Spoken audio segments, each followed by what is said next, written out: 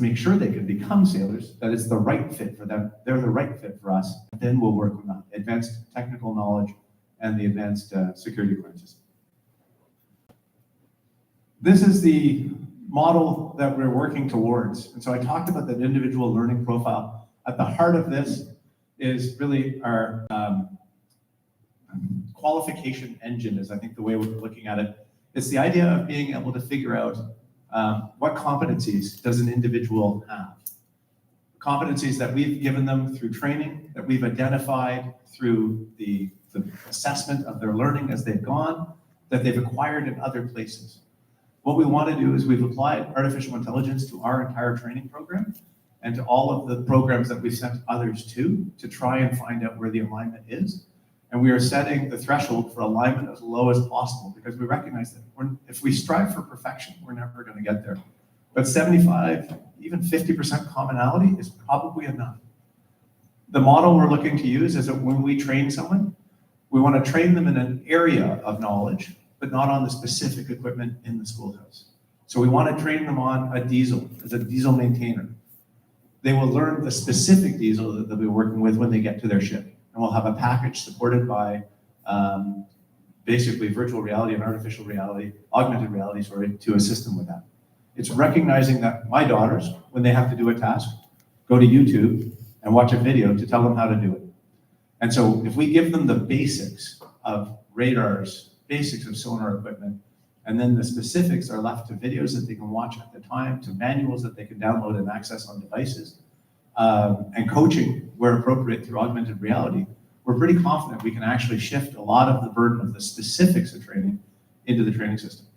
From a Navy point of view, knowing that you could be alone and unafraid in the middle of the ocean and needing to fix your radar, there have been times when people have had to go back to first principles of radar science and physics to be able to figure out how to make it work. We want them to have that knowledge so that they can troubleshoot, but that a lot of the rest of it, we don't need to train in the schoolhouse. The other things we want to do is make sure that we're leveraging the colleges and institutes of Canada to the extent we possibly can. So in the model I described, where we bring them into a Naval Reserve Division early in their training, we're going to work them through all of the things that I don't need them to go do 24/7 in a basic training base. The rank structure of the Canadian Armed Forces, the rules and regulations that we expect them to follow, how to wear the uniform, how to do marching and saluting. All of that can be done on a daily, on a 9 to 5 basis. Once they've completed all those steps, we'll see how fast they progress, because a lot of it will be learning at your own pace. Are they the type of people who go through it? We give them 4 hours, they take 1 and they're looking for more? Or are they the type of people you give them 4 hours and they take the full 4 hours? And sometimes they don't get it done within the time. All of those things will tell us the drive of the individual, their aptitudes, their learning styles. We want to process all of that. And we want to identify what strengths they have and what deficiencies they might have in their education or in their aptitudes, and what could we address through Canada's incredible post-secondary institutes. I remember getting a statistic that 90% of Canadians live within 50 kilometers of a post-secondary education institute. I want to leverage that. It just makes sense to me that when I'm 25% short, why would I provide any training by uniformed personnel when I can leverage what exists in the community already? So at the heart of this is this system designed to make sure that I can recognize everything that can be delivered outside of the Navy and align it to what's delivered inside the Navy. And equally importantly, everything that we do inside the Navy, how that aligns to qualifications, certificates, and competencies that are relevant outside. And the other thing we need, and trying to tackle the presence issue, the thing I would love to have right now is those ships sailing right past, right? If you could imagine what it would mean to be able to walk into a Naval Reserve Division, sort of wondering, I'm curious about the Navy, and then within a week, be out on one of these. These are our Orca class training vessels, 104 feet long, crew of 4, can take 20 trainees. And that's the type of ratio I really like. They're perfect for teaching all aspects of seamanship and bridge watchkeeping. And so our goal is that as people go through their training, a large component of that would be at sea. The revised naval qualification course that we're looking at for initial entry, we're the only Navy that I know of that does not do our own basic training. So we do the Army's basic training effectively in Saint-Jean, Quebec, and to a certain extent in Borden. Every other Navy trains their people in a naval environment. It doesn't mean they don't wear a rucksack and run around in the woods, because there's a lot of useful things you can learn and teach that way. Even the New Zealand Navy, 2,000 people, runs their own basic training. We need to bring that back into the Canadian Navy, and it needs to be optimized for the marine sector at large. So we're looking at making sure that there's a deck watch certification as a process, part of that process, so that if someone is not successful in the Navy, they are employable in the marine sector. And there's all sorts of reasons why someone may not be successful in the Navy that mean they could still be a really good worker in other areas. Again, it could come back to an issue with a security clearance that we can't get around. It could come back to an issue with a medical condition that we can't manage, but that others can because of the universality of service. Our goal is also to do all of the damage control, all of the naval first aid, all sea survival, all of the things that you would expect to be able to operate at sea. From a Navy component as well, there's a tremendous amount of force protection, use of weapons and things like that. At the end of this course, which we think will take around 3 to 4 months, that person will come out as a fully qualified general duties Navy sailor, able to defend a base, contribute to a ship, serve any function on board a ship that requires just a generic knowledge of seamanship. And then we would, having identified their aptitudes, align them towards what occupation they want to do. Right now, the way we do our recruiting in the military is we have 108 different occupations. Someone who walks into a recruiting center is asked which of the 108 occupations they want to join. Not what service. So it's a tyranny of choice, and it overwhelms so many of the people who come in. My preference is we do it really simply. We ask, do you picture yourself in a military uniform next to a tank, a plane, or on a ship? And now we know what color uniform to put on you. And if they're more like, no, I really see myself working with computers and doing all sorts of stuff. Okay, so are you interested in cyber? Well, if it's cyber, we don't care what uniform you wear, because a cyber operator can be anything. And so which one do you feel you look best in? Right? And so, but we need to align, we need to do a smarter job of that. So my goal is for the Naval Reserve Divisions is to bring people into the Navy and just as sailors initially. Because if I were to tell you that NCIOP, one of our jobs, is Naval Combat Information Operator, do you still know what that is? Right? Like our titles are confusing as can be. Even sailors often can't figure out what other sailors do. So we want to defer that choice to when the sailor has a better idea of what each of the occupations does, and we have a better idea of what they might be good at. And if we find that they really want to be an NCIOP, then great. If we think they've got the aptitude, we'll send them off. If they tell me they want to be a weapons engineer, and we're not sure they have the math or physics to do that, but they have the interest and the aptitude, then we'll send them to a local community college to get that math and that science that they need. And then, if they're successful in that, send them on the weapons engineering course. The other thing is it gives them agency over timing of their training. What we can say, you want to be a sonar op or an NCIOP? Okay, well, the sonar op course starts next month. The NCIOP course isn't for another 3 months. So you're going to be kind of on general duties in a holding pattern. If you really want that other occupation, wait the 3 months. We'll find something for you to do. If you want to start training right away, here's the courses that are starting right away. Again, trying to give agency, because that's one of the things that we found with today's generation, is they like to have a sense that they have control over what's going on, and to the extent we can, that's what we're aiming to do. And so, trying to sell the Navy as a high technology trade is a big part of this. We work with great equipment. We work with amazing people. The thing that we offer is the opportunity to serve Canada, to live a story with purpose. A story worth telling is how the Australians describe it.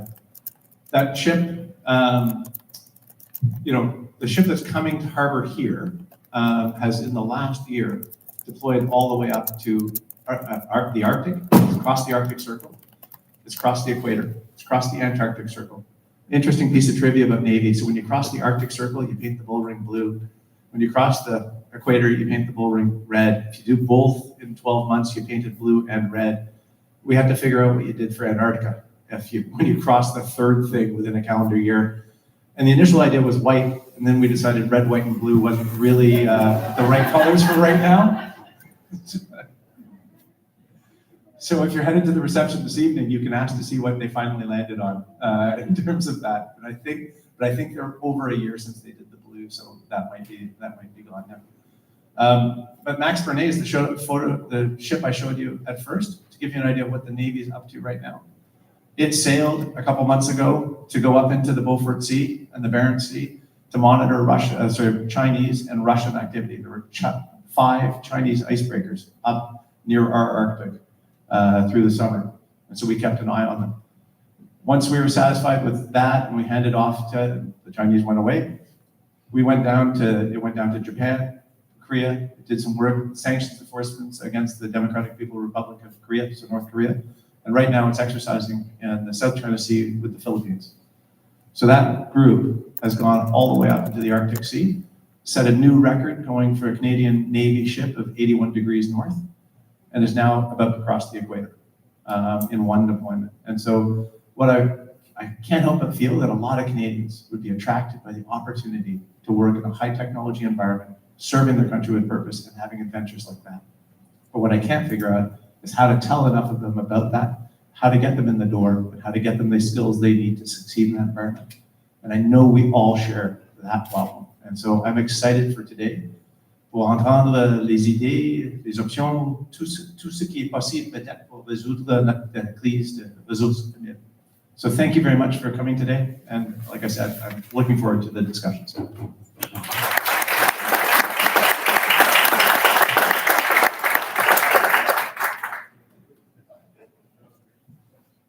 I'm always impressed that he never needs notes.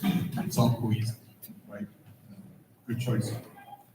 Okay, team, the way we're gonna flow through the day is first, we've heard a scene center from the Navy, from the commander of the Navy. We're gonna invite the first panel to come down, and we're gonna hear from other part of the ecosystem and the state of affairs and their challenges in kind of the same approach. And that's to plant the seeds for the other panel discussions, and the discussions are going to take place throughout the day. Reminding you, if you look at the agenda, after the health break, after the first session, we'll talk about training and education, building the pipeline. This afternoon is recruitment and retention, modernizing our approaches. And the fourth is policy and partnership towards a national strategy.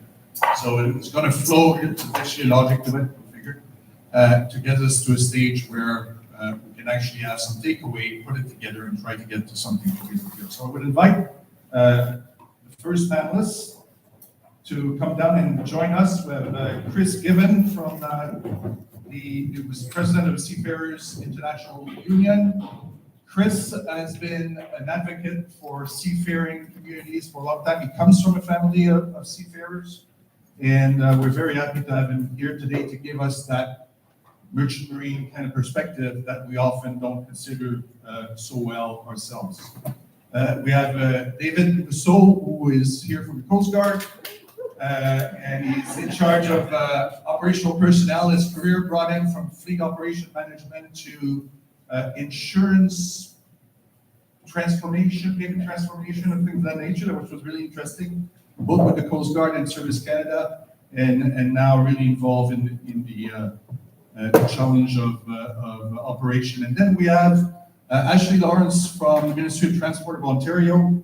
Ontario recognized the importance of paying attention to the marine sector and started with a strategy and are trying to help solve some of the problems of, I'll call it maritime blindness, which is the old term that we used to use. So we look forward to hear from that as to an example of what the province decided to do to move us forward.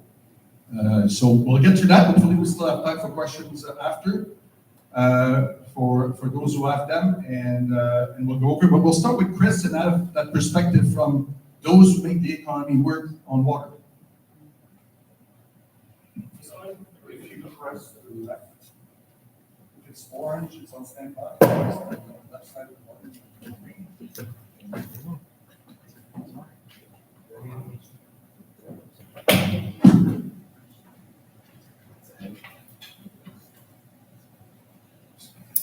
Everybody hear me okay?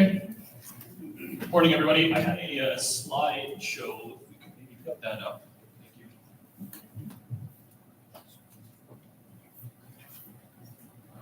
Okay, excellent. Is Thank you very much for having me. My name is Chris Gibbon. I'm president of the Seafarers International Union of Canada. I just want to say thank you to the hosts for putting this event together. I think it's going to be a really informative day for everybody. It's an honor to be on this panel with the other distinguished panelists. So thank you very much for having me. I appreciate it. So who are we? So for those that don't know, the SIU is Canada's largest maritime union. So we represent the majority of unlicensed or rated seafarers across the country. We've been in operation since 1949. We are an autonomous affiliate of the US-based SIU North America, which is headquartered just outside of Washington, D.C.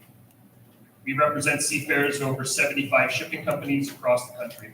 We're headquartered in Montreal with offices in Quebec City, St. Catharines, Ottawa, and Vancouver.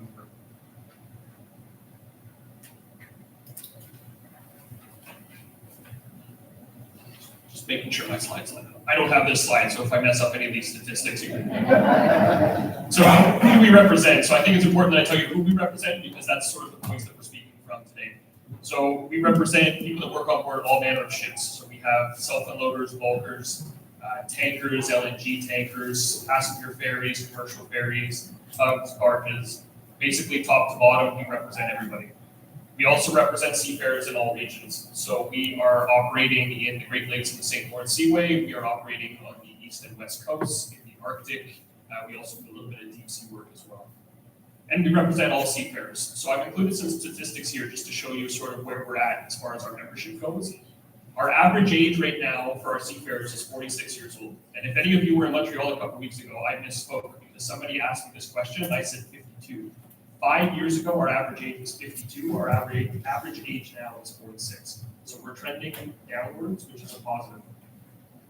We are also, I forgot my statistics here. So 30% of our membership is under 35 years old and 13% of our membership is female. So if you look at the international shipping industry, the percentage of females in the industry is around 5% or around 13%. So we're doing okay on some of these metrics, but there's always room for improvement.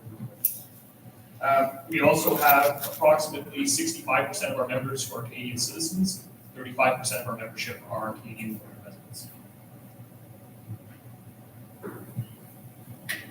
So to get to the issue at hand.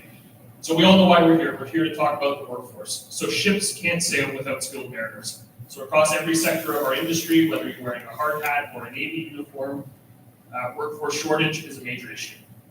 Aging workforce, limited awareness of maritime careers amongst young Canadians and the general population, that seems to be our biggest issue. There's also a limited ability to upskill our current seafarers to move them up the ranks into officer and engineer positions. A lack of opportunity for training limits ability to safety crew vessels with new technology and new fuels. Recruitment for all of us is from a limited pool. We need to address issues in the industry that make the career less appealing, specifically for women and young people. And federal investment in shipbuilding now needs an equivalent investment in the people who will crew, operate, and maintain our vessels. So I want to speak more specifically about some of the things that I mentioned in the previous slide. So I want to talk a little bit about the younger generation. So what we're seeing right now is a different generation with different priorities. So in 2015 until 2020, our union ran a program called Be a Seafarer, where we actually had the companies involved pay for entry-level seafarers to come in, do their basic training to be able to get them on board. So we offered a free program where we brought in people that were interested in a career at sea. We actually sent them down to our sister union in the US to go do their training in the US at their union-led school. They came back to Canada, Transport Canada would approve their certificates, and they became seafarers. We ran that from 2015 to 2020, and during that time, we did a lot of market research on what was important to younger Canadians coming in. So one of the most important things that we identified was that young Canadians wanted to be able to remain connected even if they were at sea. So internet was extremely important. Internet actually ranked higher than pay. So that was the number one priority. One of the things was alternate leave systems. So we have companies right now where we can go as long as 3 months at sea with 1 month off. We have other companies where 28 days on, 28 days off. But what we found was a lot of younger Canadians didn't want to be away from home for so long. So they wanted to have different leave systems that would allow them to be home and have a better work-life balance. Good salaries. So I have been to 3 events this month that are focused on workforce development. And I know a lot of the ship owners in the room feel confident that they're paying as much as they can possibly pay. They're paying more than they've ever paid. Why does anyone want to work in the industry? Here's the reality. So does everybody else.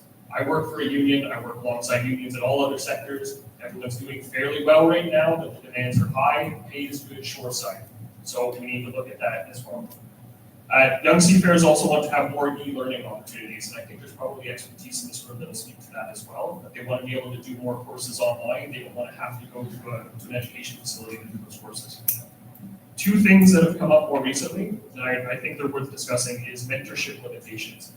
And anyone that was at the CMCF conference last week in Ottawa would have heard testimony from someone who said, it's hard having someone on board to mentor me. What the attitude is from some people is, I didn't get to learn that way, so neither do you. That still occurs. So mentorship is an important part of developing young seafarers, but we need to find the right people to be able to do it. Certainly there are good people out there on board that want to help the younger generation come up, but there's also older people, often older people who had a hard time getting in. They didn't have anyone to watch over them. They didn't have anyone to help them out. They don't want to help the next generation out. The other thing is accommodation limitations. So ships are being built essentially with smaller and smaller accommodations. Ship owners want to maximize the amount of cargo that they can carry, maximize profits. Crews are shrinking. What happens is there's not enough cabins or berths to put cadets on board these ships.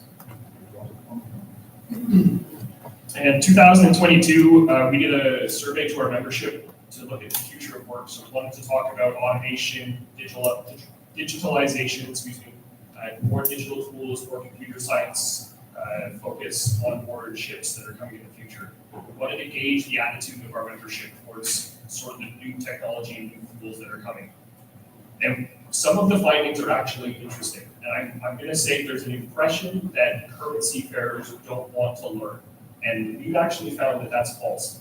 So I'm just going to take a couple stats that we found. There's a question, so can new technology improve the quality of work at sea? So can new technology address things like fatigue, boredom, or safety issues at sea? 83% of our members believe so, that it can. We put another question to them, a statement. I will need additional training and skills to work with more technology. 90% of our seafarers agree with that. So they're not opposed to working with new technology, but they certainly feel that they're going to need more training to be able to do that. And another question, or another statement, I am interested in working with electronic systems or computers more often. It's 68% agree with that statement. So I think there's an opportunity not only to bring in a younger generation, but to also look at our current mariners who are wanting and willing to learn about new technology and do new things. And I think there's a false impression that sometimes they're not really ready for that. I think that's actually not true. And one of the, I just wanted to mention this, because we talk a lot about automation in the sector, and there's this fear of automation.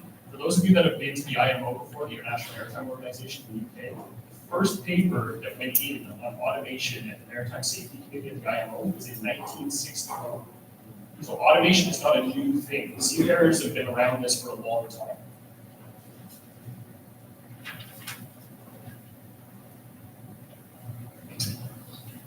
So on barriers and inclusion, there is issues in the industry that I believe we need to address, specifically to make it more appealing to other people to come into the industry, but also to address issues with retention. So in 2024, our union did a survey on harassment and bullying and published a report. Unfortunately, we found that 46% of seafarers reported being subject to harassment at some point in their career, and that was 58% of women in the 4 years preceding that survey. So there are some major issues in the industry. Those issues are front and center right now, and I very much believe that we are addressing those issues, and I know that there's been issues with the Coast Guard as well, and I know that there's work being done.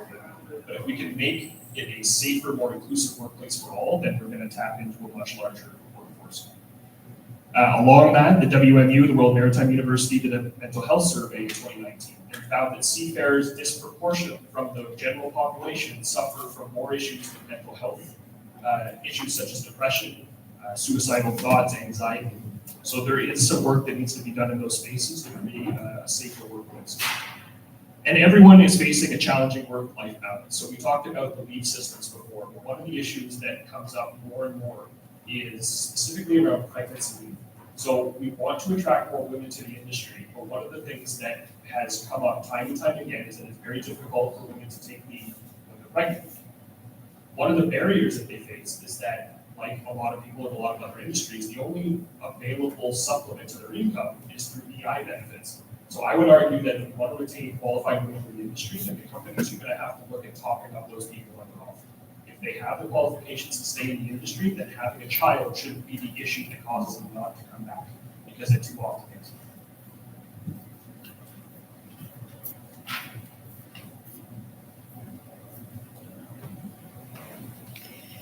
I wanted to speak a little bit about cabotage as well. So this is an issue that's near and dear to my heart. Apart from being president of the SIU, I'm also the chair of the ITF Cabotage Task Force. The ITF is the International Transport Workers Federation based in London, UK.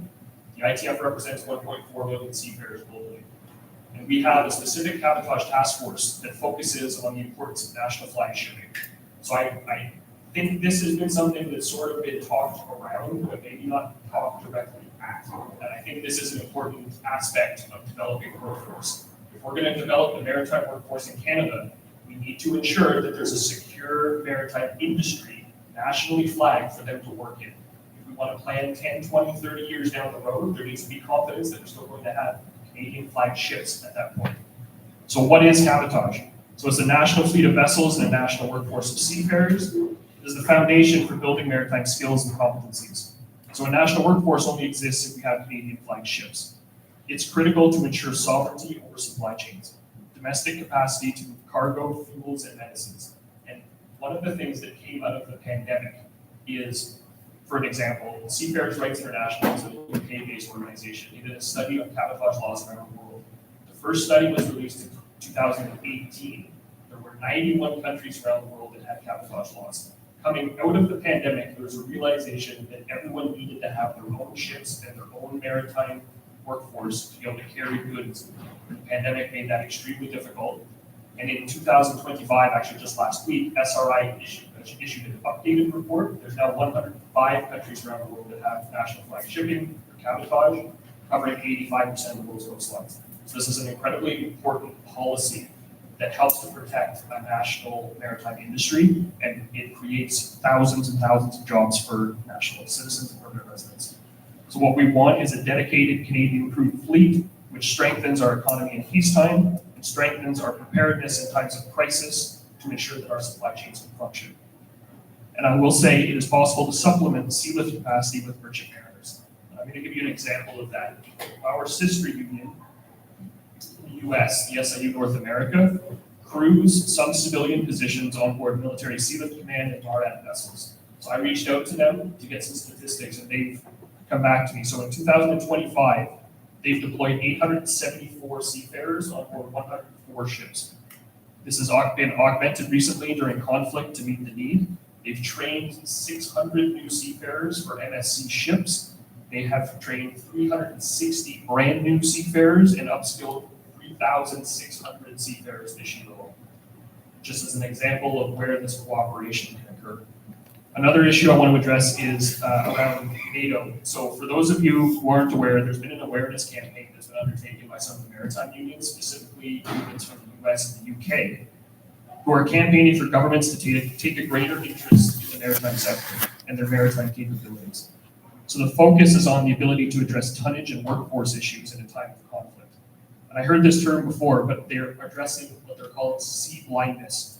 So it refers to a lack of understanding of the importance of the sea and shipping to a country's economy, security, and identity, including awareness about crucial contributions that maritime workers make.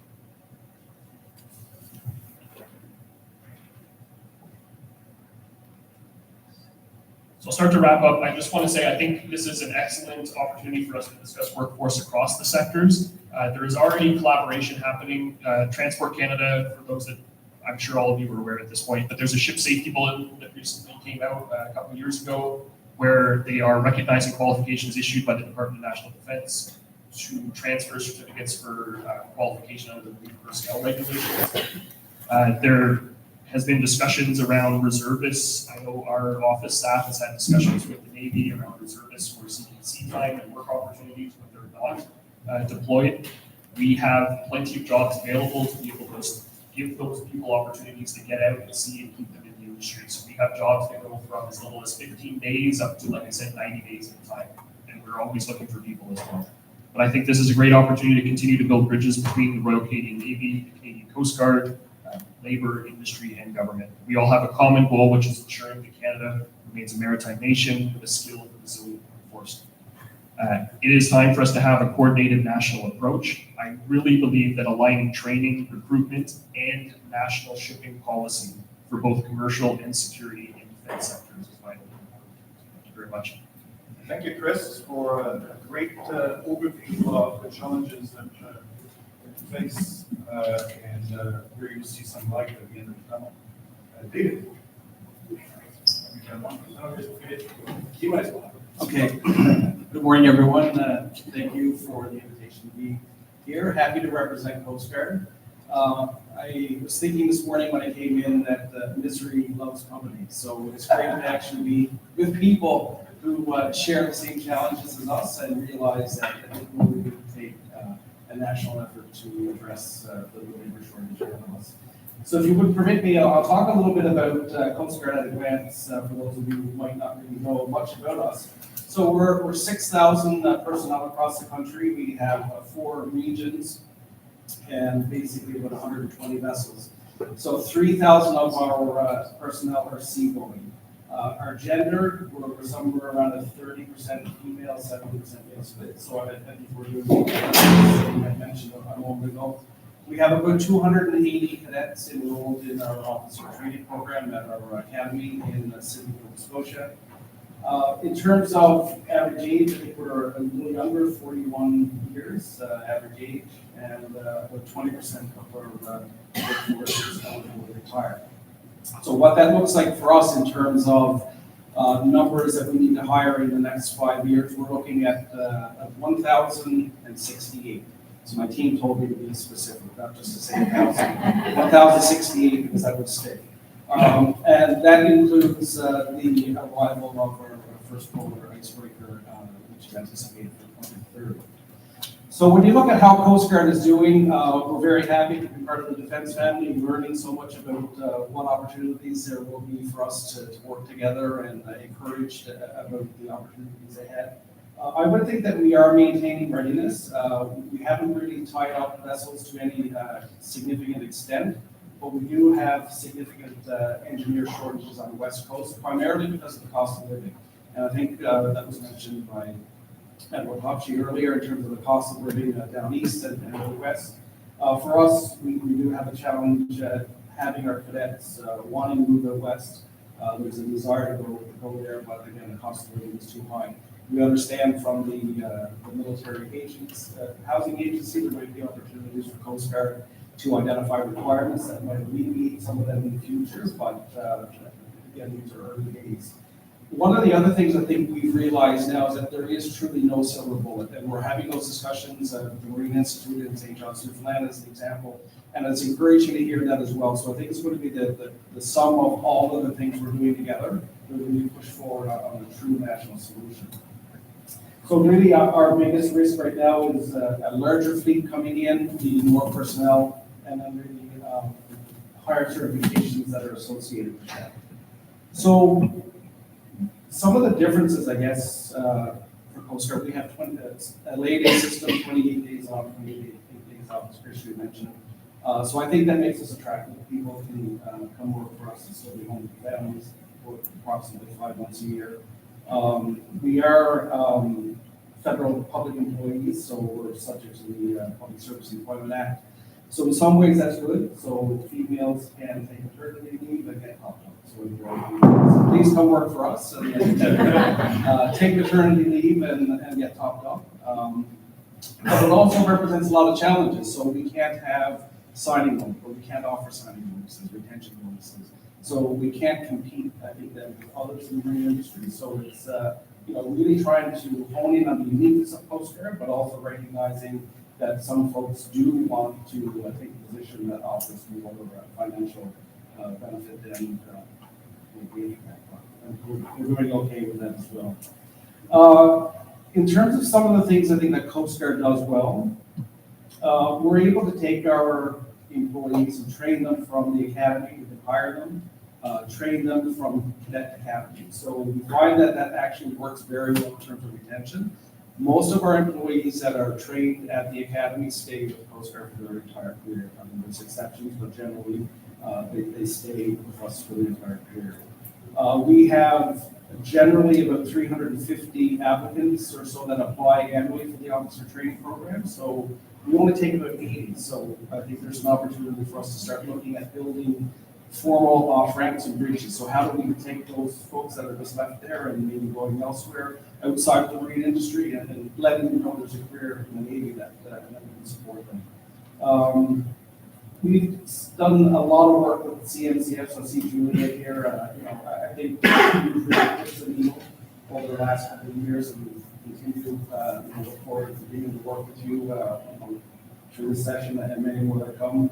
But I'm reminded of a unique program that our team put in place called Adopt a Ship. So it's focusing on grade 5 and 6 students so they can follow one of our Coast Guard ships, talk to the staff, meet with instructors at the academy. And that's really about just trying to improve, I guess, improve the awareness that there are marine industry, marine positions in the marine industry. But one of the challenges of that is, are we investing in the right place? So I've always been told you need to talk to students when they're in grade 1, the courses from grade 10 to be get into the marine institutions. But then somebody said, oh no, students are making their decisions when they're in grade 5 and grade 6. So one of the questions I think that I'd like us to sort of delve into later in our sessions today is, do we have the right matrix in place to measure? So students that we're meeting through Adopt a Ship, we started 5 years ago. It's probably another year or so before they might come to the Coast Guard College or might go to the Marine Institute. So are we investing our time and energy in the right places? So I'd like to talk about what the matrix might look like, and how do we measure success or the return on investment? So again, is this the right place to continue to invest our time? And I don't know if there's what research might say. So what does research say in terms of where we should be targeting our investments for school-aged children? So is it grade 5 and 6, or is it truly 9 and 10 as an example? We're leveraging a lot of automation as well, so using VidRecruiter, understand that that's used within the defense team as well. So looking at expanding our reach to guidance counselors across the country, just letting them know there's events in the area, being able to take an automated career profile so people can come in and register their profile and learn about things that are happening in Coast Guard and hope that that translates into working with Coast Guard in the future. I mentioned a moment ago we're doing a lot of partnering, so a lot of great work with the Marine Institute in St. John's, Newfoundland, Georgian College in Ontario, and Arctic Marine, obviously in Arctic, and RCN. So we've had a lot of great success with the Marine Expos and want to continue doing that. And again, I just to go back to the comment I made earlier, those seem to be great opportunities to increase visibility and outreach. What does it translate? Are we getting 5% or 10% that walk through the doors and say, I want to sign up? So one of the pictures you mentioned a moment ago about harassment and sexual misconduct in the fleet. One thing Coast Guard has done well, we did an exit survey a number of years ago of retirees leaving Coast Guard. And it was identified that there were issues in the fleet with harassment and sexual misconduct. And as soon as we brought that to our management board table, our commissioner had indicated that he wanted an immediate response. So we wrote a letter of expectations, seagoing personnel, and then initiated what we call a safe at sea response. So we do have a fully established peer network now within the fleet to assist with individuals who are experiencing any bullying or harassment. Our senior directors of fleet are in the audience today, so they've been spending the last year in their regions, meeting with every employee on the vessels to talk about the expectations, because it's important if we're going to be going out recruiting that we give our recruits what we're telling them they're going to get when they arrive. We can't be selling a wonderful place to work and they show up on a ship and actually find out that it's actually a very horrible place to work. So we want to make sure that we're actually delivering and that works in terms of being able to retain the employees that we're Some of the challenges, I guess, for us is, we can only take about 80, as I mentioned earlier, 80 of the 350 applicants that we get annually for our officer training program. So, working better with the Marine Institute, so maybe we can offer conditional job offers to folks and fund part of their training and ensure that they have a position with us. We have 1,068. We can guarantee employment at the end of the training. We're also not really well represented from an employment equity diversity perspective.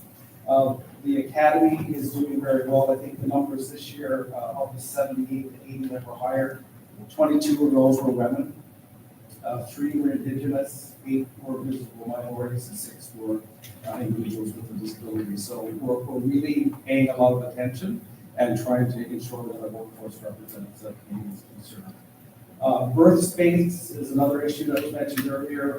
We suffer from that as well, so we try to open up birth space as much as we can, but we have limitations, and I think many of us around this in the hall today have talked about the need for more training from a traineeship perspective. So our college can do a little bit, but there needs to be something more from a national perspective to make sure that we can get people in the pipeline and train from a national perspective. Career advancement for us, we probably don't do a good job as we should. We understand, I think, the certifications within the fleet, but ensuring that our personnel understand how they can go from the fourth class to a first level. We need to do a better job of doing that.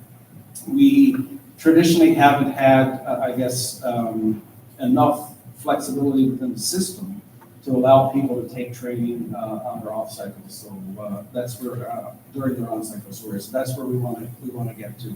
So when they come in, rather than go on ship, we'd actually send them on training, and that's linked to what we call our crewing factor, where we have a percentage of. For every position we have either 1 or 1.5 additional people to backfill our positions. So we're trying to do a lot of work in that space, but it's difficult because at the end of the day, we don't have enough flexibility to allow people to do training because we need to have some professional operations. So I think I'll leave it there. The question, as I mentioned earlier, I think I'd like to talk a little bit more about today is around matrix and are we in the right space at the right time. Is that going to help us with our issues recognizing that the need is now, but we still need to keep our line of sight on maybe the long term. And I guess then the other piece is around, I think I would call it the sum of all parts. So the more I'm getting to know folks in the marine industry, we can't afford to be duplicating effort. We just need to understand who does what well. How do we bring everything together in an ecosystem so that we can ensure sort of an end-to-end, line of sight or training path. We got our folks in so that we can address the 82 or 8,300 seafarers that we need to hire in the next 5 years. So thank you for the questions now, and thank you very much. Thank you, David. Much appreciated. We'll shift to Ashley now and see. It was talk at the beginning to Angus' presentation about the fantastic work that was done at Irving Shipyard with the cooperation with province and city.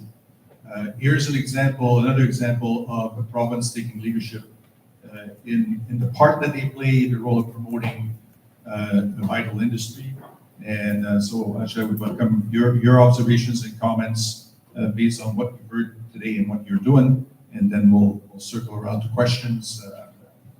Thank you very much, and thank you very much for inviting me today. It's an honor to be on this panel and to be here on behalf of the Ministry of Transportation for Ontario. Our role as a government in marine is fairly recent, and this was something that the government heard from stakeholders for decades, right? Ontario is a marine province. We're bordered by all the Great Lakes and by James Bay and Hudson Bay in the north, and while we're not a coastal province, that marine is integral to our not only geographically but to our economy, contributing over $280 billion annually to our GDP for the marine sector broadly, with an additional $60 million from ship and boat building. So I think the release of the marine strategy in October of 2023 was really the government's first very public step in terms of acknowledging the importance that the marine sector plays as a province, at the provincial level and Canada as a whole. So my office was established as one of the key first commitments under that strategy. So we are the Ontario Marine Partnerships and Development Office. And so we are really meant to serve as the one window for marine sector stakeholders into government and to do a little bit of demystifying on both sides. As I said, government is new to this, so we really are looking to learn from industry, from partners like the Navy, Coast Guard, the SIU, to hear about where the issues are, where the challenges are, where the opportunities are, and where the province might play a role in the context of federal regulation. So our office is really meant to be that communication window with industry, and also to serve as sort of the outward-facing communicator of what we're hearing. So we participate in binational committees with the Great Lakes St. Lawrence region, states as well. We participate obviously in engaging with our provincial and federal colleagues, and we engage regularly with industry, nonprofits, with the CMCF, and others in this room, just to really make sure that the province is carving out the right space for the government. So again, thank you for having me today. So I'll start a little bit with a high overview of the marine strategy itself. The first pillar is about recognizing and enhancing the marine's role in the provincial intermodal transportation network. So that's obviously very squarely within the role of the Ministry of Transportation, but is an important step for government in that much of the focus had been on airports and highways. So we, as a province and as the Ministry of Transportation, want to make sure that marine is considered as a vital part of that movement network, not only for people, but for goods. The second pillar is related to investing in infrastructure, and I'll talk a little bit about the government's new Ontario Shipbuilding Grant Program a little later, but we're really focused on what the needs are in terms of infrastructure and economic development support. The third pillar is, I think, the one that's most relevant to this conversation. It is about enhancing the diversity and the talent pipeline for the marine sector workforce. We had heard loud and pretty clear in the engagements that led to the development of the strategy that the marine workforce was a challenge faced by the industry, especially as the industry looks to expand and really raise its profile and its importance above and beyond what it already is in terms of its economic and social contributions, and now with an increasing focus on defense. So we have made a little bit of progress here already. We work across, as representatives on the Ontario government, we work with our partner ministries, so education and colleges and universities and research experts. And we've already integrated marine into the curriculum for grades 9 and 10 geography. But you raise a good question, like, is this the right entry point? But so far, marine careers have been added to some curriculum for high school, but are of course open to learning more about where there might be other opportunities, maybe earlier opportunities to introduce marine careers to students in Ontario schools. Another thing that we're doing under this pillar is working with other ministries like immigration, labor, skills development, and trade to make sure that marine is considered as part of broader economic sort of job development, job creation programs for government. So that's something that we've committed to under the strategy and really do quite regularly, is engaging within government to share what we're learning, so that when the people who run these programs get an application from a marine sector stakeholder, they understand its importance. So we play a little bit of an education role there with government to be able to sort of orient different ministries to the importance of marine and in particular.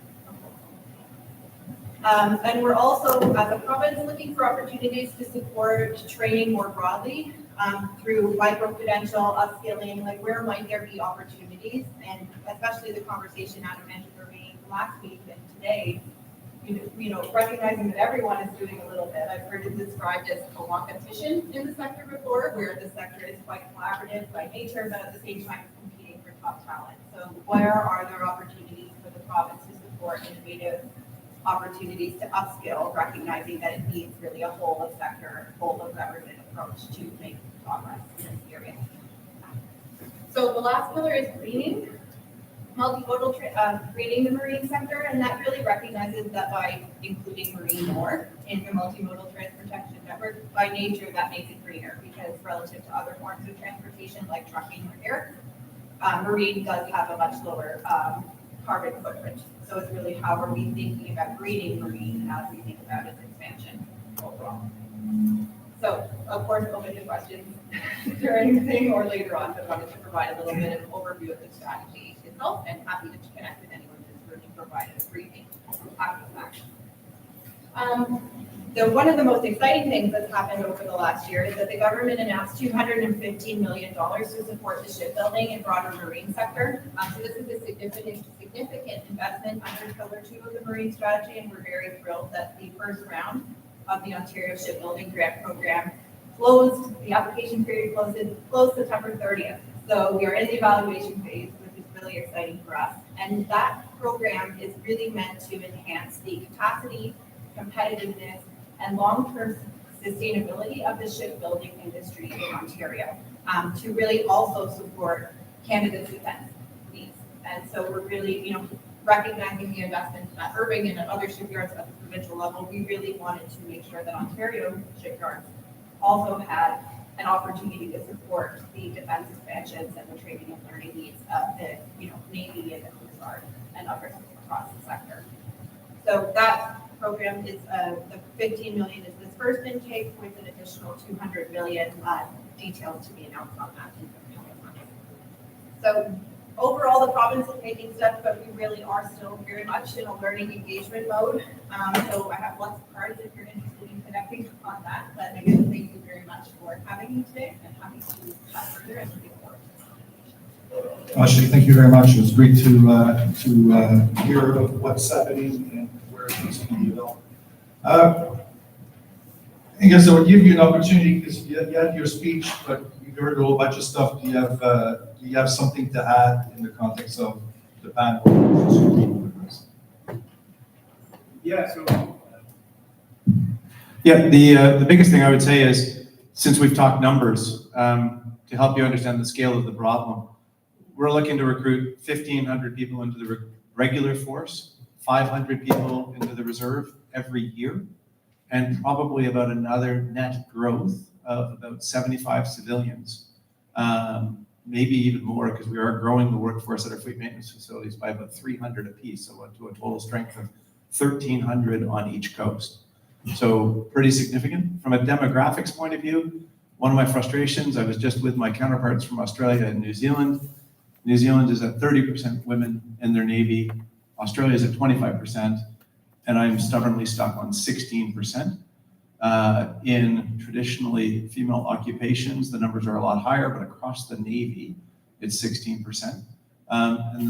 But what the signs of hope are that for operational occupations in the Navy, in the military at large, naval warfare officer, so the officers who drive ships, are the highest percentage of women in any operator occupation.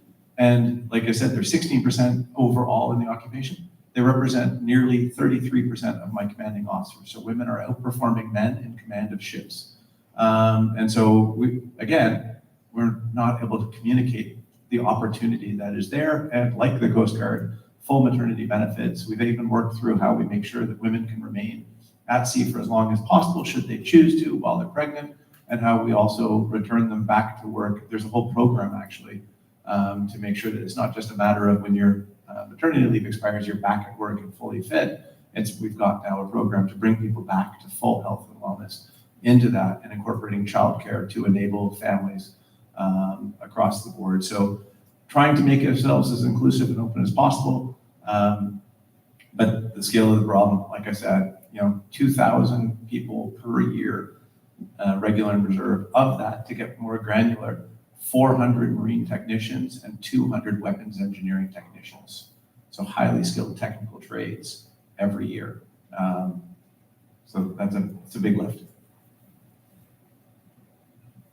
That's a good order book for community colleges that could deliver there are real jobs. We pay for them to go through. So the subsidized training and education program will pay for people to complete a 2 or 3 year technical diploma program.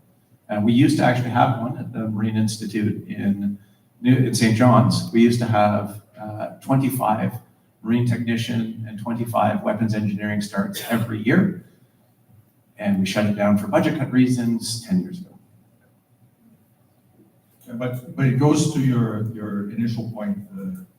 and I think we've talked about it across when it comes to maritime blindness.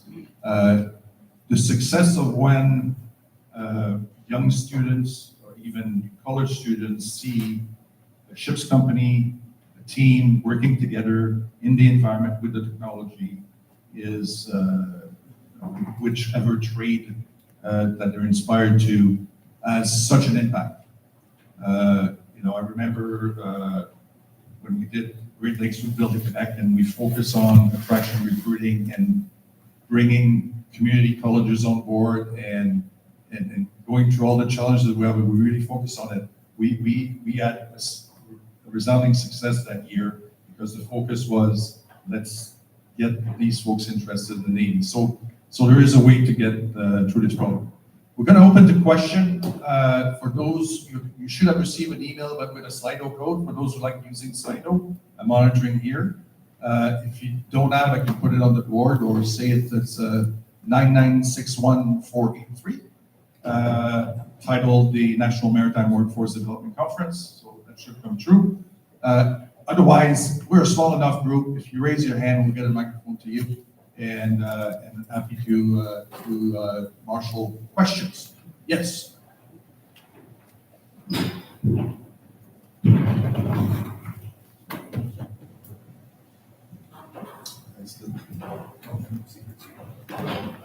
How's that?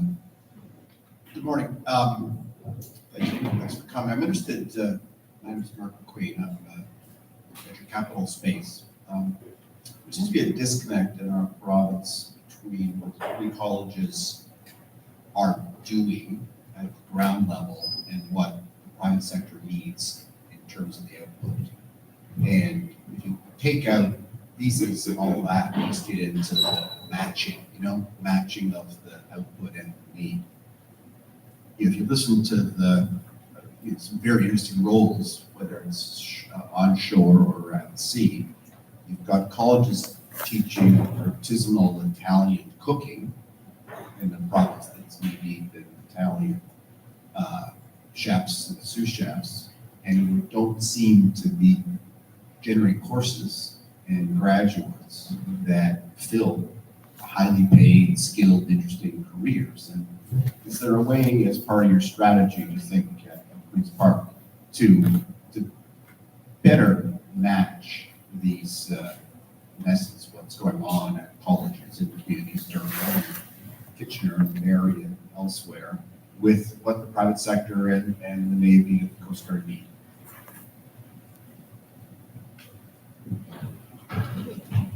Thank you very much. So I work for the Ministry of Transportation, so I can speak to what we're doing. So we're happy to feel like we are doing what we can to raise awareness about marine careers. And again, to the specifics, it's one thing to say we need people in the marine sector, but what does that actually mean?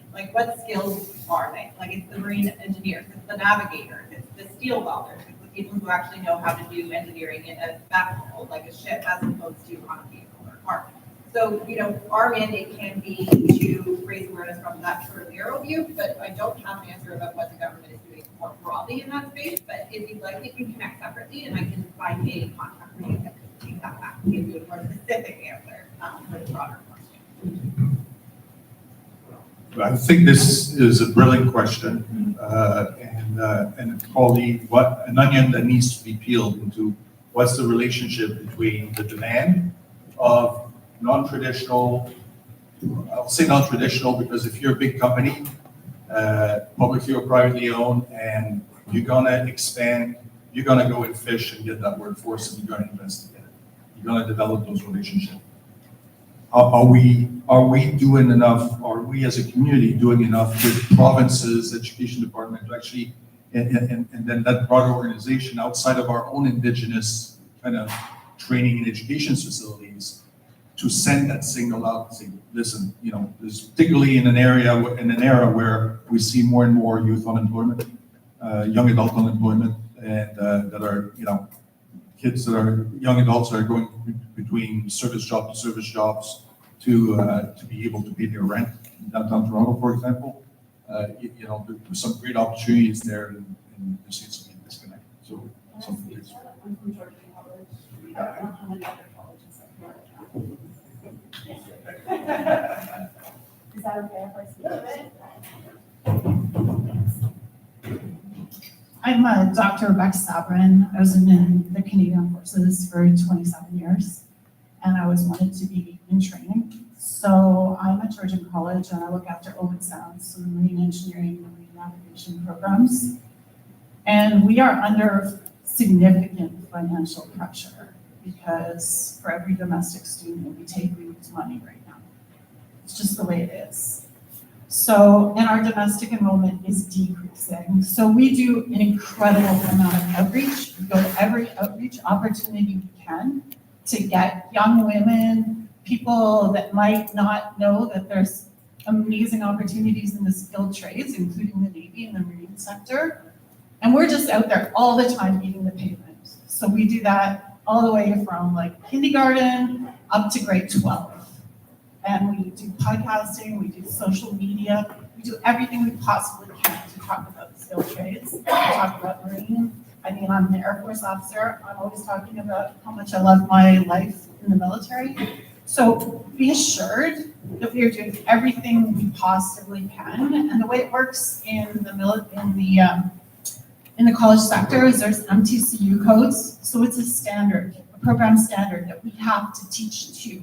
And then every 5 years we get audited, and they pick a certain number of programs that they audit. The PCAB audits us to make sure that we're teaching to the vocational learning outcomes and the experience levels. So some ways that industry can get involved is through sponsorship, like Haas, which is a big CNC company and automation company, and Siemens. They will give money to colleges so we can train on that equipment.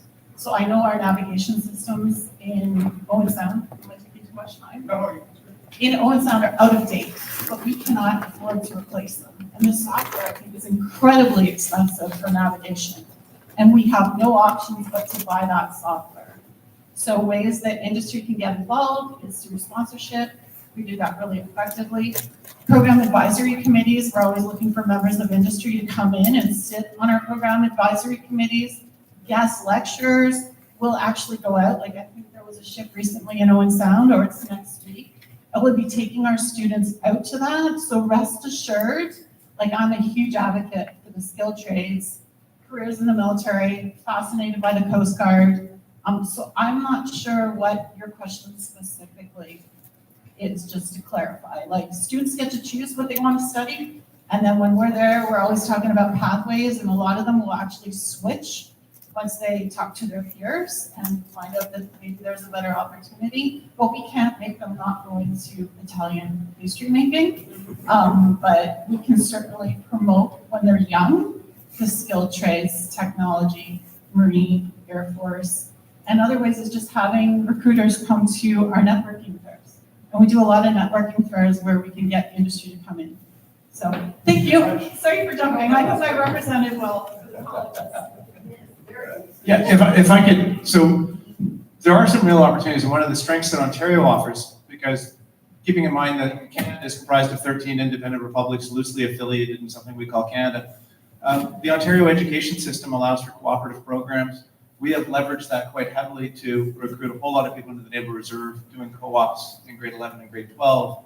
What I think we're missing the opportunity is to get in there and get those people who've expressed an interest in the Navy to align towards technical training if they're interested in that, which we can then subsidize. For simulators and for navigation aids and things like that, this is something where I'm looking to put that type of stuff into every Naval Reserve division, and we can work out a way that we could then build the industry overall by using that capacity. Because again, our training times will not necessarily align. Reserves are evenings and weekends if it's available during the day for colleges. There's, I think, real opportunity potentially there. And the other one that I think the untapped resource is, we've got Rear Admiral retired Jennifer Bennett here from the Navy League of Canada. The diversity of cadets across Canada, Navy League cadets are ages 9 to 12, and then full Royal Canadian Sea Cadets or cadets and Army cadets up to the age of 19. It's a free program, and a lot of new Canadians are in that program, and they're all looking for education opportunities. Culturally, we have to move away from the idea that everybody needs a degree to be successful and get more people into technical trades. But the cadet organizations, I would encourage everybody to get out and meet your local cadet The diversity is absolutely incredible, and they are very cost-minded, so if we can find ways to subsidize them and get them into things, I think that's a real avenue we should explore. Thank you. More questions? You go. You got one. Good morning, I'm Garrett Nye, Vice President, Director of the NATO Association of Canada. The questions for the Admiral. You touched on two key points in your presentation today. First off, you mentioned about the tyranny of choice at the recruiting center. So I'm looking around the room, I don't see any green uniforms and blue uniforms, so I'm going to say, it is pretty hard to put the onus on a young person walking into a CFRC to say, I want to be in the Navy or Air Force or the Army. So, and also you touched on the fact that the Navy would like to repatriate its own basic training into the Navy. So with that in mind, would the Navy, would you consider the Navy repatriating its own recruitment process, its own enterprise, to say, it's not a CFRC, it's not a joint environment where whoever walks in, whoever the recruiting sergeant or TO grabs that person becomes that element. It's in fact to be wholly owned by the Navy. The person says, I'm going to walk into the Navy Recruitment Center and join the Navy itself. So have you considered that as an option? So the vision I would offer for recruiting the way the Canadian Armed Forces should be doing it, right now there are approximately 25 Canadian Forces recruiting centers across Canada. Every one of them is a physical location, and the process requires you to physically walk into a bricks and mortar building. I'm trying to recruit digitally enabled Canadians. My vision would be that all of the recruiting is done through an online portal, and perhaps the first time we actually meet the individual is the day that they are enrolled. So all of our Naval Reserve divisions should be enabled to be able to do recruiting for both the regular force and the reserve, and the same for Army armories. Those are the touch points in the present. So because those who are happy and know what they want to do should enroll online. Those who aren't sure and would like to experience it should be able to go to an Army or a Naval Reserve division. The Air Force Reserve is a bit different, but there are some opportunities there. And then if they like it, start the application process. The other thing I think is the tyranny of choice, but it's not Army, Navy, Air Force. There are three really good and different options, right? So serving your country in uniform with a military component in a civilian sort of non-weaponized role, or just as a civilian in the Marine sector. These, I wish more Canadians knew about these choices as well, so I think that's part of the challenge. Yes, Kevin Raymond, je suis directeur principal de la flotte Garde-Côtière Région du Centre. The SIU was saying average age is going down, which is positive. Mr. Musso said the same thing about Coast Guard, and I think Admiral Tachi would say the same. However, this also means experience is going away, which too often results in more injuries, more incidents, and sometimes that's the reason why people just leave the organization and they turn over their career at sea.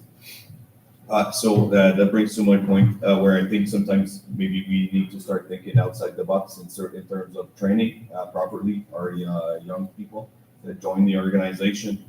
When I think of Coast Guard, for example, young cadets coming on board, they're too often easy targets for harassment, like as I was talking about. The culture is everywhere in the maritime industry. It needs to change. There's a lot of work still to be done in all organizations. Admiral Tachi was mentioning leveraging training at different level, not only in-house. So maybe my question would be targeted towards Coast Guard and Navy. With us joining the defense family, how do you guys envision the future in terms of cross-training opportunities? Maybe Coast Guard's been doing it with UK Navy as well as French Navy, bringing people on board our ships, but sending some of our folks. We've got different strengths and weaknesses. So I think, and I remember reading articles from you, Mr. Tachi, on your vision, but I'd like to know nowadays where we're at with that. Yeah, I'll start. And so one of the first things we did when Coast Guard came across the Department of National Defense, my training system reached out, and we were building a capacity to do Arctic navigation training and icebreaking training within the Navy. We have now stopped that, and we will use the Coast Guard training because you are the experts in that area, and there's no reason for us to replicate that. We're looking at how we would do shared maintenance facilities and other things, so it doesn't touch on training. We've got a really good exchange program with the US Coast Guard, where we send a number of our officers and some of our sailors to their ships to operate. We're hoping to do the same.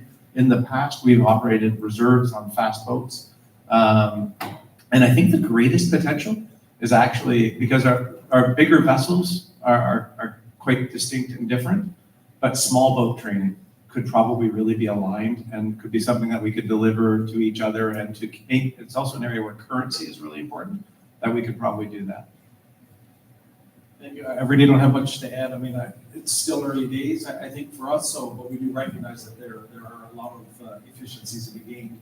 One piece I think that we're recognizing already from a safe at sea perspective is more training, 24/7 access and support. So I think those things are immediate.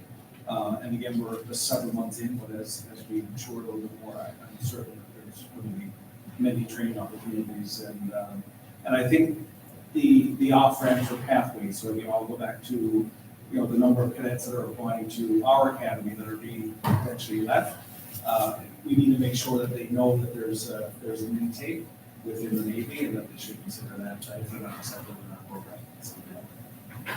Thank you. And last but not least, in our questions this morning, Sandra Madison. Thank you for being with us today. Well, thank you. Okay. Yeah. Okay, sounds good.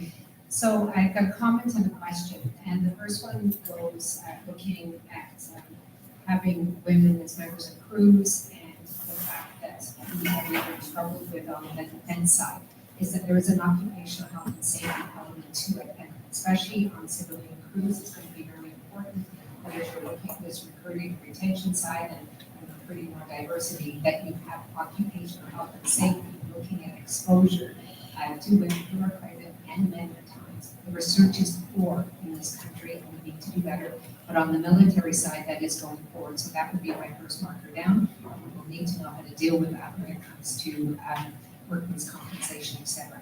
That's my first point. We have two jurisdictions here. We have federal, and we're talking about workforces, and we have provincial. And Chris, I'm going to go to your comment. These are excellent comments about how you are looking at training. And you gave us a number of examples from online to the US, to different colleges, et cetera, across the country. And this is where I'm going to pull in the Ministry of Transportation here. As you know, when we're trying to look at interprovincial trade barriers and interterritorial trade barriers, one of the big challenges is the standardization and the acceptance of educational qualifications and safety qualifications for different provinces. It has proved to be a trade barrier that impacts and drives cost. So my question to both of you on the civilian side, I'm going to ask you, have you thought about that? Because we have certain colleges from across the country, safety qualifications are the affordable because that is an interprovincial trade barrier. Now, just a reference on the federal side, because they're covered by slightly different regulations, they're able to afford. But if we're trying to get an integrated workforce that can manage between whether it be a federal workforce like the Coast Guard and the Canadian Armed Forces, and moving into civilian, which has a provincial requirement, this is kind of the question that I'm just looking at barriers. Thank you. Thank you very much for the question. To be perfectly honest, I can't think of any issues we've had with that, only because our certification is at the federal level. 95% of our contracts are on ships that are federally regulated, so the interprovincial issue hasn't been an issue for us, but certainly if you want to speak to that. Yeah, similarly, we've heard about provincial immigration nominee programs and where there are barriers and challenges that might be addressed by provincial intervention. So recognizing international qualifications for, and allowing Ontario employers to have those qualifications recognized and allow people to stay, and then eventually get their permanent residency to preserve the talent pipeline. But we hadn't heard about the interprovincial trade barrier issues. We'd be really interested to learn more about that. Right. Excellent. Hadn't come on my radar yet. We'd really like to hear more about it. I think it'd be interesting to look at in your sector, if not unlike at the federal level, as folks migrate between jobs in different part of the country, is the challenges of the stops moving with them. and reestablishing themselves professionally and things like that. That's surely been a big issue for military families as well as Coast Guard. Most Canadians don't move between provinces. So most Canadians never experience the realities of all of the different things that change in every province. And that is why I continue to describe our 13 independent republics.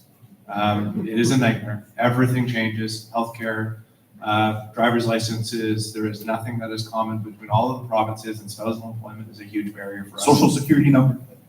There's one thing. Okay, that's the federal thing, right? So, Okay, I want to thank you very much. You've been a lovely panel. You've been very engaging. You've opened yourself to share to a level that will enable great discussions today.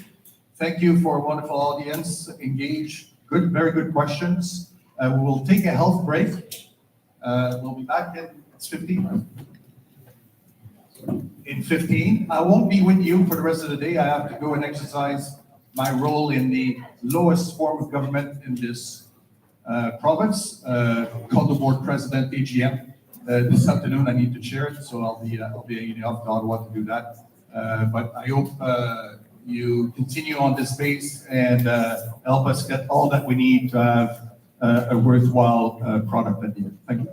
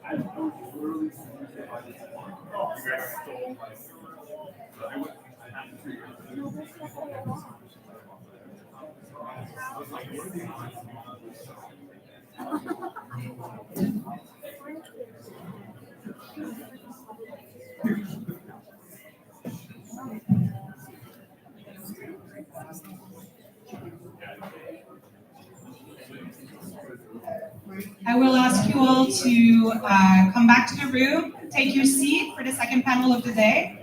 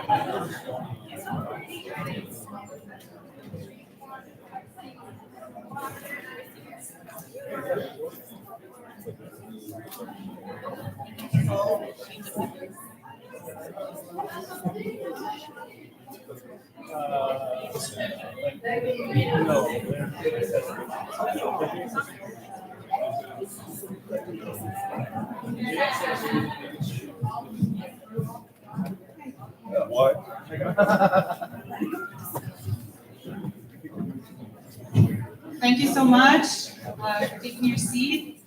Good morning, everyone. For those of you that haven't had the chance to meet just yet, my name is Gaëlle Rival-Fichet. I'm the Executive Director of the Conference of Defense Associations and the Institute.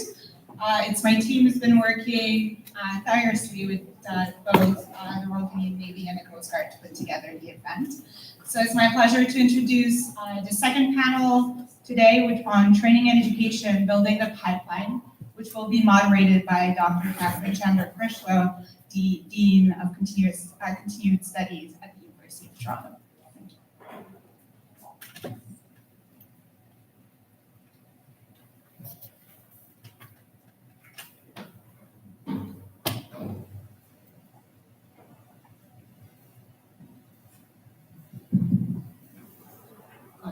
Thank you, good morning.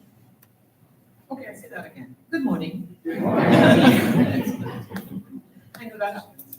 I'm really excited to be here, and even more excited that we're the second panel.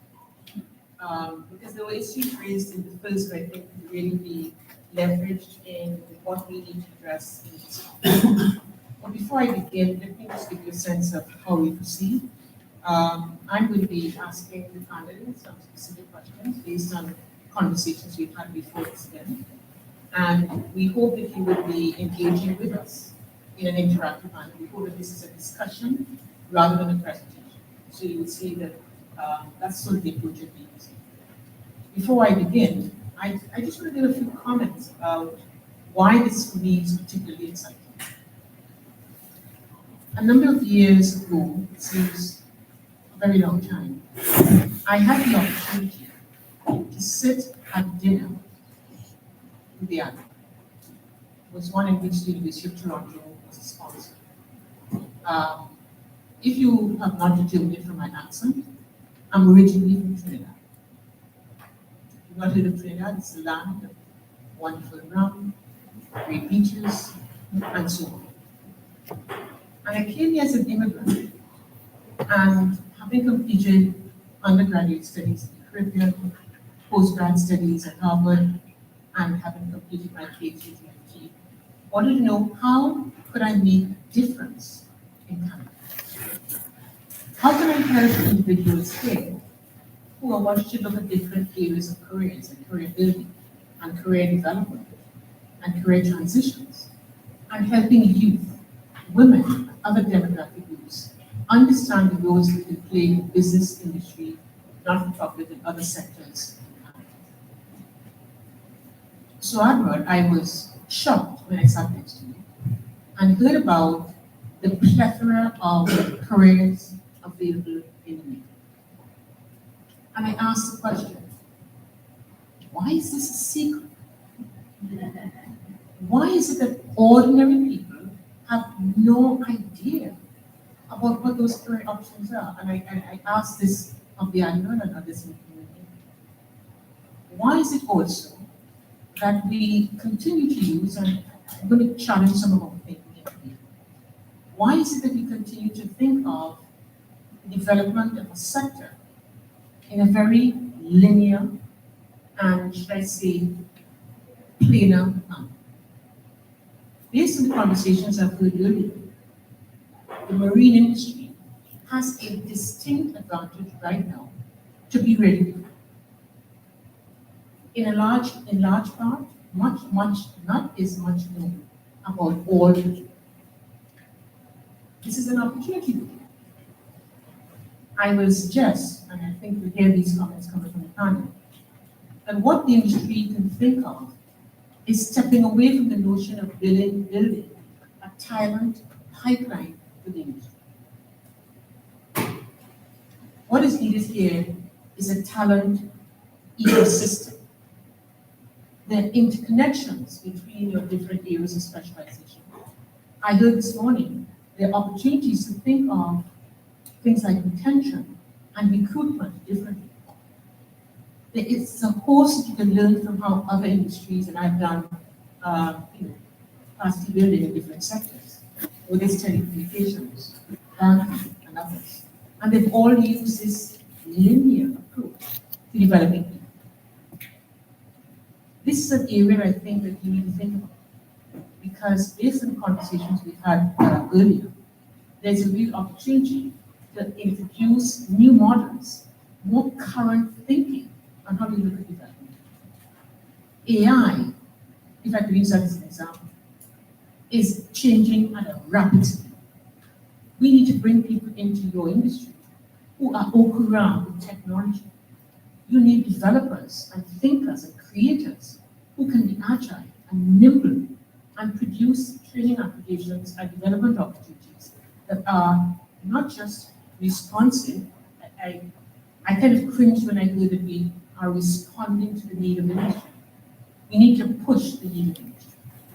And until we begin to, in general, I'm using the we in the general sense, until we begin to think of those things in that way, I am mindful that we may adopt some of the paradigms of the past, which we know are not working in different sectors, and you can begin to implement them, and you may see very little change. I know one word that stuck with me in a major sense: metrics. How would you know you're making a difference? And I think that's something that this industry can address upfront. So I thank you all for inviting me to be here today. I'm not going to take much more time on the panel, because I think you have some interesting things to hear from this panel. And I urge you again, as you think of these things, think of the major points that we need: youth, women, diversity, inclusion, being more available in terms of accessing people, but people being able to access you, because you are the industry. So I will stop there and begin with the panel. We hope to have enough time at the end so that we can ask them any questions. I urge you also to do this. Ask the most difficult questions you can. Jennifer, you're looking at me rather strange. Yes, sign up for that. But I think this panel has such a depth in terms of understanding the concept of training development, specifically for your needs. So I turn it over from here on to the panel. Thank you for listening in, and I very much look forward to your questions at the end. And David, why can't I begin with you and ask you to introduce yourself to our audience? David?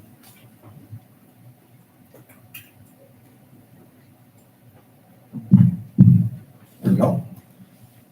All right, well, good morning, everyone. And again, similarly, thank you very much for the invitation to be here today. And it's an honor to be part of this panel. I'm very much looking forward to the questions afterwards. So I'm with the Canadian Coast Guard Academy, recently relabeled the Academy. So for the past 60 years, we have been known as the Canadian Coast Guard College. Very, very much aware of the concerns with regards to recruitment, retention, but primarily I'll be talking about training and how to make training accessible for our entire fleet. And when I say training for the entire fleet, it's actually, I should be even more broad with respect to that. So in recent years, the Academy has expanded to not only train fleet, but as we have seen in earlier presentations from the talk this morning, it's not just the fleet that makes operations go. It's every shore-based position is also critically important. And so we are also taking a look to see what training we can provide for the entire organization. So Mr. Musso had mentioned that we are roughly 6,000 strong. We are trying to make training available for all of our 6,000 individuals within the organization.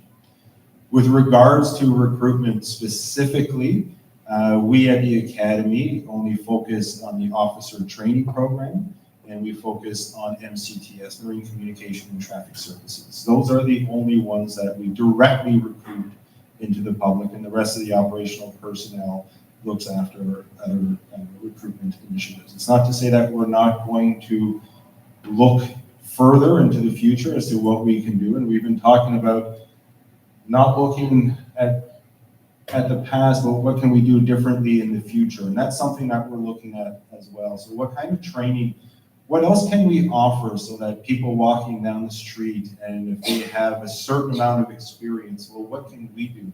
What's that bridge that we can offer with regards to training that would bring them into the organization?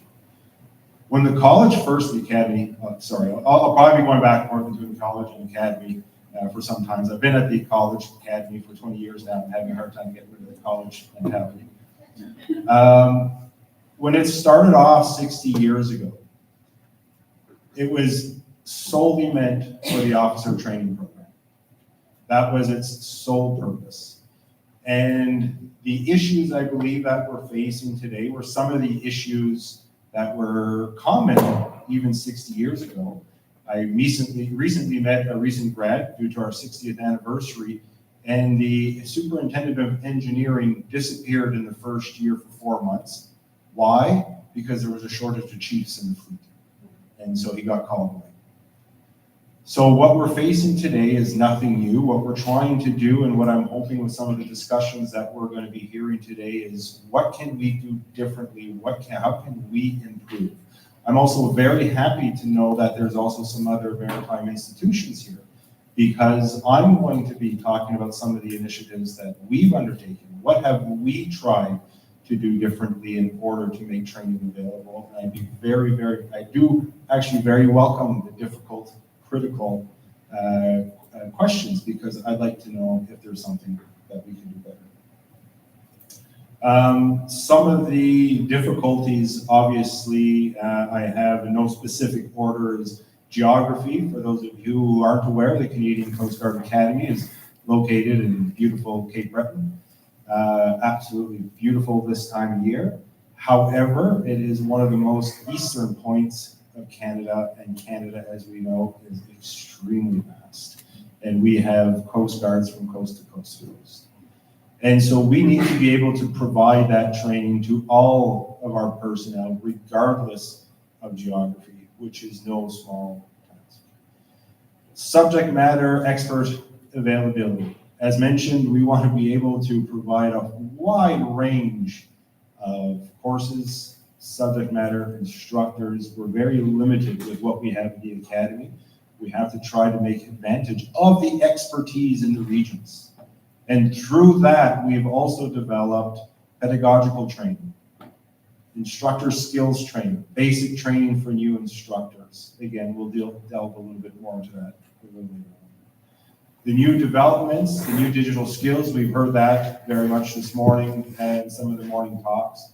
That is also huge. We have to make sure that we stay relevant. The cost, as mentioned from Georgia, for simulators. Well, that's, you don't just go buy a simulator off the shelf from Walmart and then install it and there you go, right? So there's a huge cost initiative also with regards to this new advancement to digital skills. And same with our D&D colleagues, now that we're all part of D&D, bilingualism. So everything that we offer before it goes onto our course catalog, we make sure that we have a French course outline and an English course outline. But then that comes back to subject matter availability. It's very, very difficult. That's one of the hurdles that we really have to overcome. And I'll look at good friend Kevin Raymond in the Central Region. He has a vast array of highly qualified employees that are looking for training in their maternal language, which is French. And so we have a responsibility to address those concerns. So I think I'll leave it there. I don't want to take up too much time, but sort of set this stage as to where I'm coming from. So I'll be addressing training, but again, it's not to say that I'm not unfamiliar with recruitment. Recruitment is, God bless the people who have to deal with recruitment, because that is an unbelievable challenge. I have gone a couple times to the recruitment fairs. There's one every year in Toronto. I'm pretty sure it's still going on. I went for 4 or 5 years in a row, where it was all the guidance counselors got together. It was at the hotel near the airport. And you have roughly about 250 guidance counselors, and you're sitting at the booth and you're in front of the booth and you're trying to drag them, and the guidance counselors are saying, well, I don't think my students would be interested in that. How do you get them interested? Other than physically grabbing them and pulling them to your booth? And we're trying a whole bunch of new things. We're talking with virtual rear. We now have a virtual FRV simulator to try to make our booth more attractive. So very aware with that, but I think there's always a hand-in-hand between recruitment, retention. I don't think you can speak about one without talking about the other. Recruitment, retention, training, ongoing, they all go hand in hand. I'll focus more on the training aspects, how to make it better. Thank you. Good morning, bonjour à tous. Je suis très heureuse d'être ici parmi vous. I got a preemptive introduction courtesy of Admiral Topshe. I'm Rear Admiral retired Jennifer Bennett. I'm currently the national president of the Navy League of Canada. If you don't know anything about that organization, we were founded in 1895 with an initial mission to increase the awareness of the need for Canada to have its own Navy rather than continue to be part of the Royal Navy. We continue to fulfill that role now through our maritime affairs portfolio and engagement. But we're also responsible for 2 youth programs that are marine oriented, as the Admiral referred to as Royal Canadian Sea Cadets, and there are currently 8,423 with more on a waiting list.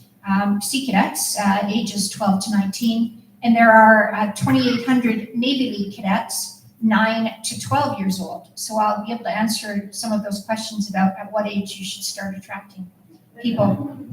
Part of the reason why I'm here on this panel is because I led a dual life. I was a teacher, an educator, and an administrator in my civilian career, while at the same time serving for 45 years in Canada's Naval Reserve.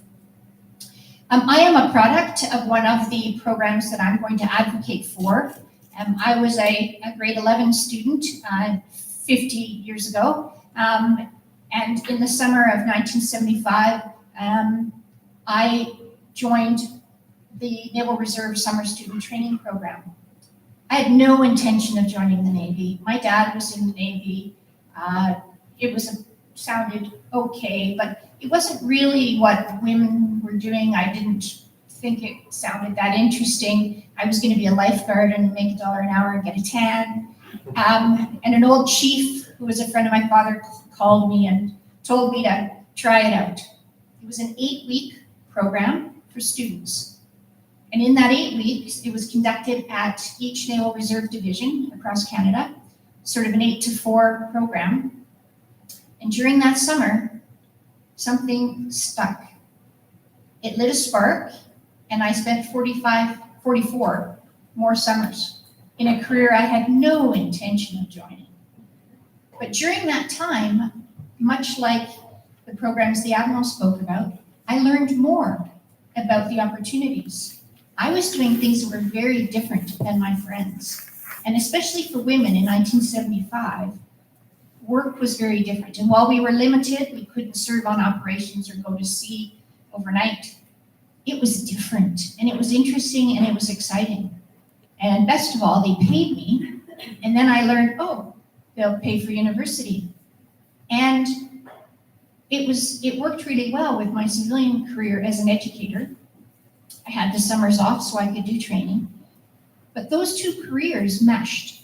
Part of the reason I'm on this panel is because several of my appointments within my time in uniform were in the training and education system of the Canadian Armed Forces. So I bring a unique perspective, understanding the civilian side of things, now responsible for 2 youth programs, but my background in the military, having seen how training and education works, and some suggestions on how we can make that better. Thank you very much, Jennifer. I just want to comment on one of the points you made about the work you've done with youth. In the work that we are doing at the School of Continuing Studies, we continue to ask questions of different groups. Youth is one of them. And I can tell you, the groups that we had no idea the Navy operates on land. So we keep talking and using terms that the younger generation just does not understand from the perspective of how can I build a career on land in the Navy. So it's these fundamental concepts I think we need to think about, and to think that also, unfortunately, the parents are worse in that understanding.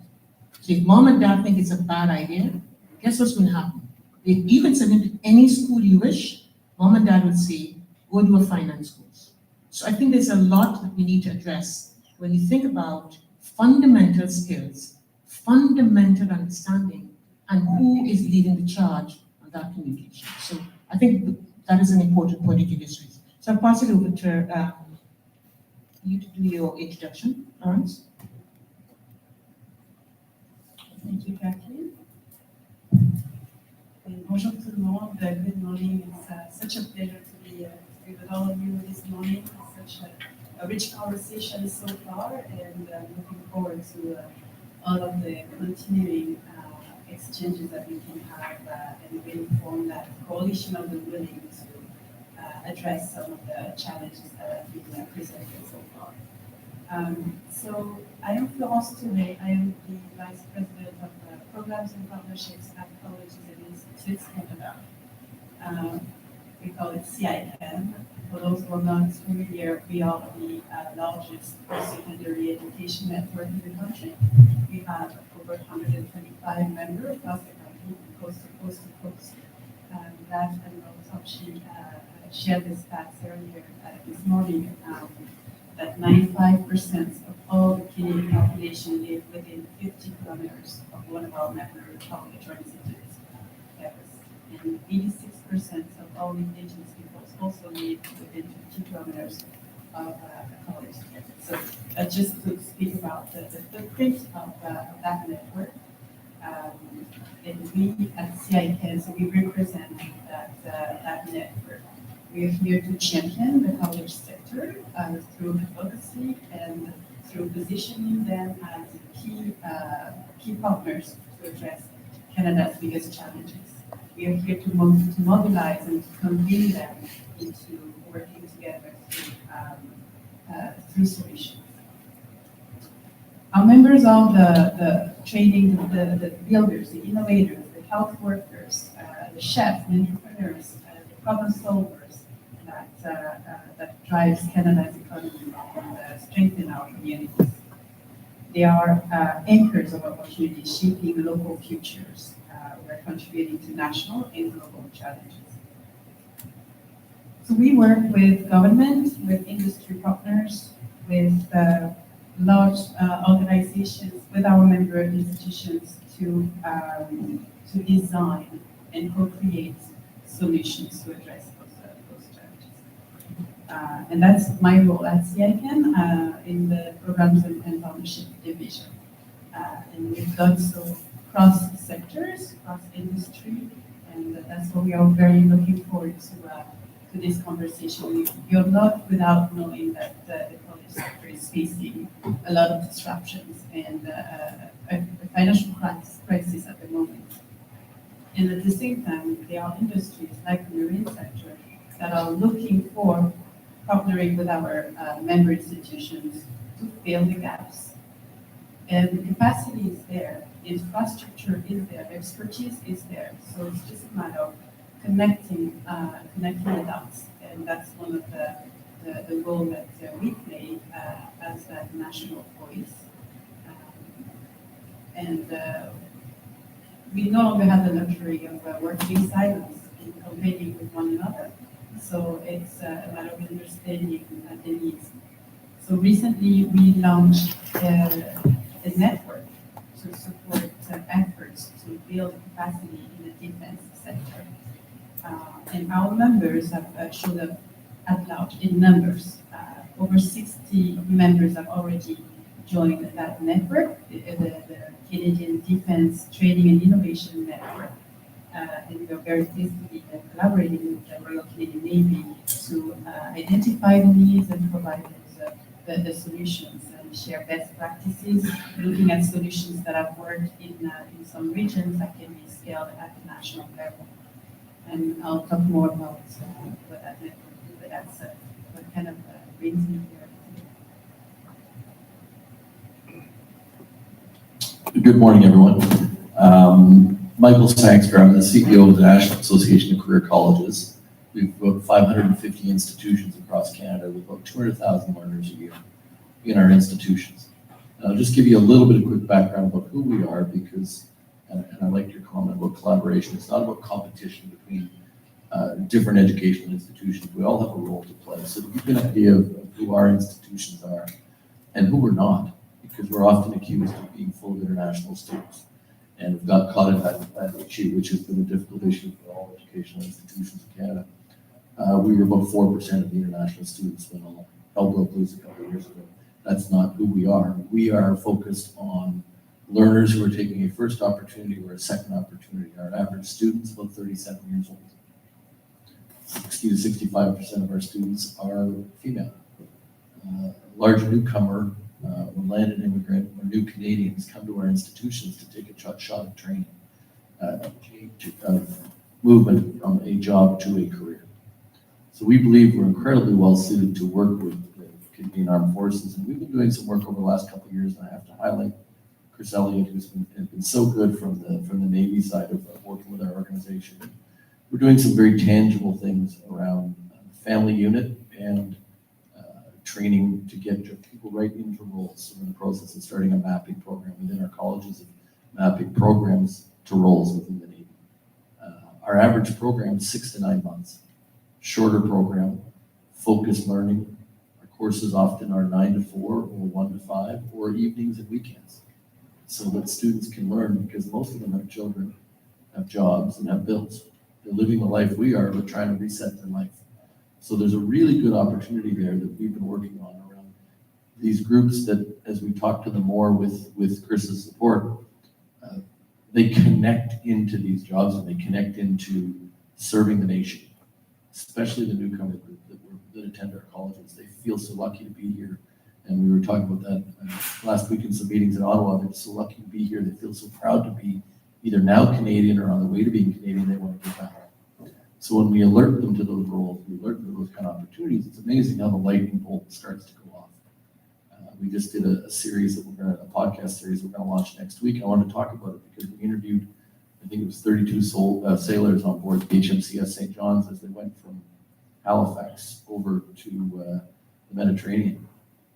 And we talked about every role, and now we're going to move and try and interview the civilian side of it, because this is our recent learning as we spend more time with the Navy, what those roles on the civilian side, and what are those opportunities for our colleges to graduate people in quickly. So if you think of a shorter program, a quicker opportunity to get someone, and someone who's a little bit more mature, that could come right into working in the CAF, we're very supportive of trying to do more of that kind of work.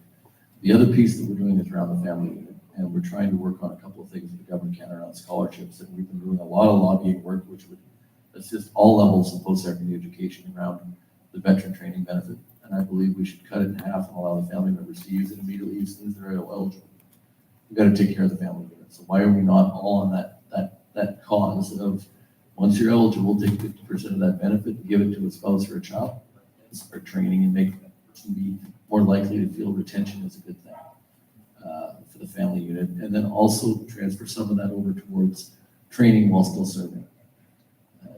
If you spend, and you are all more experts than I am, but the more time I spend around the CAF, the more I realize that big deal. And if we can help people figure out what the transition has been by training them while they're on the job, maybe they'll have a chance of surviving in the role or staying in the role longer and continuing. So that's kind of my little introduction of who we are and what we're doing. But to me, it's all about basics here still. Every time we get Chris or someone else into one of our colleges, we get someone who puts their hand up. And we just did a recent survey of our members, just a quick little one, and we're not. We believe that there is a much larger group of our students interested in roles in the armed forces than we thought. And we did 10 colleges, and the average was 60. Careers were. Bad microphone here. I think everybody can hear me okay. We've seen a much higher interest in careers in the armed forces than we thought.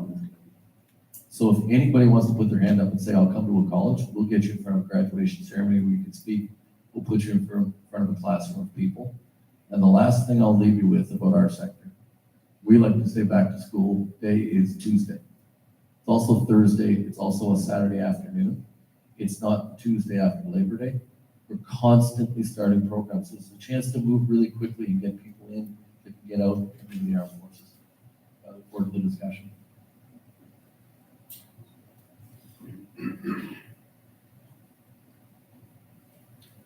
Thank you very much, Michael. I've been remiss if I didn't say, as the sole representative of the university on this podium, that we place and in the ethos of collaboration and co-development and co-creation. This is one of the things I talked about, thinking about our models differently going down. We're not in competition. We are losing talent because we're not necessarily collaborating on our strengths, but what we've done in the past.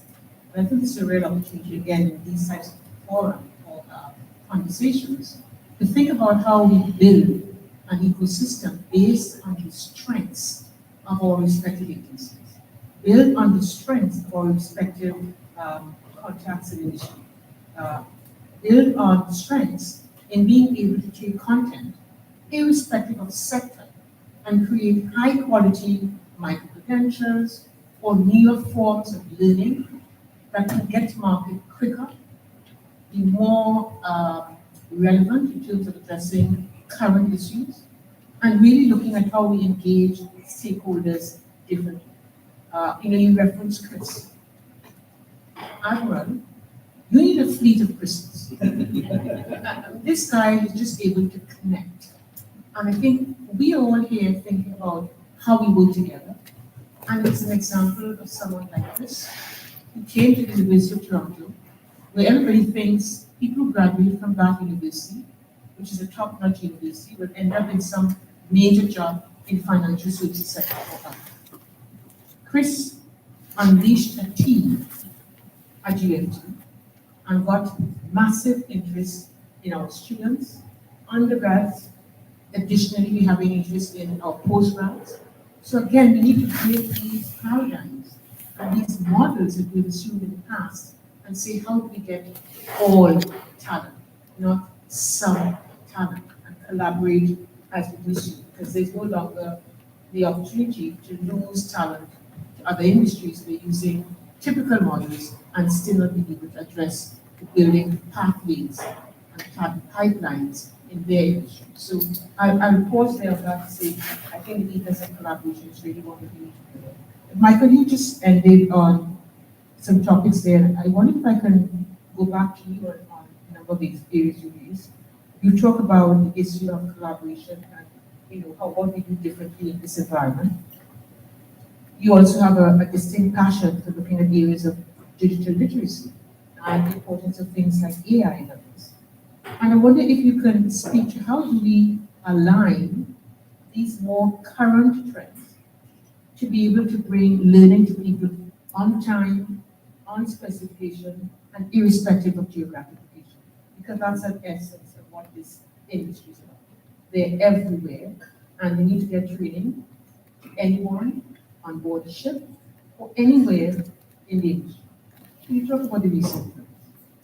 Happy to join in on that. I appreciate your comments on collaboration. And I know our friends from SciCan feel the same way. We don't compete for students. We compete to make sure we're training the workforce our country needs.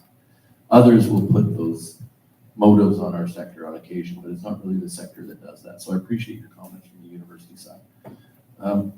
Our biggest challenge on training side is often, and I don't like to blame government, but it's government regulation that we work under, that we serve under. All of our programs have to be approved. We don't worry about that. It's a good thing because we're privately funded education. So we believe the regulatory system is important, but we're often very slow in getting approval, sometimes a year and a half for some of our programs to get out to market, which in AI and some of these programs have already missed the opportunity or to upgrade or to move forward. But the move that happened during COVID to online learning in our sector was extreme, to say the least. It was a drastic change for our sector, and we were allowed to do it, and now we are. And that has opened up the opportunity to do a lot of that training anywhere. We've got colleges sitting in one in Cape Breton, as mentioned earlier, that's training students from all over Canada on AI, on cyber, on IT. So we've worked really closely with companies like CompTIA and others to make sure that we're building world-class curriculum that can be accepted by any employer. So that's one of the things that we've been focused on, is making sure that we're getting the right partners at the table to get those tools in place. It's funny you mentioned that. The other one we're spending a lot of time around is financial literacy. And this always catches people off guard, but we've got a partnership with an organization to make sure that our students understand financial literacy, because we don't teach it. And we talk about teaching AI, but one of the biggest disasters to students is often when they come out of their financial situation, when they get out of university, they have no clue when they get out of a community college or a career college on how to manage their money. So it's a different topic, but it's one of those things that we could do now. So, but in the AI world, it's one of the things that we're teaching. The vast majority of the work that we're doing around careers that will head into the armed forces are around skilled trades, are around soft skills, are around those things that the Navy tells us they need. I was joking with the Admiral earlier, but I actually sent one of my chefs from a restaurant I own to the Navy because he needs that structure, he needs that role. He needs that place because he's a bit of a hot mess. And I think in the structure of the Navy, he'll do very, very well. So I guess that would be kind of my high-end conversation. I don't want to talk too long. That's fine.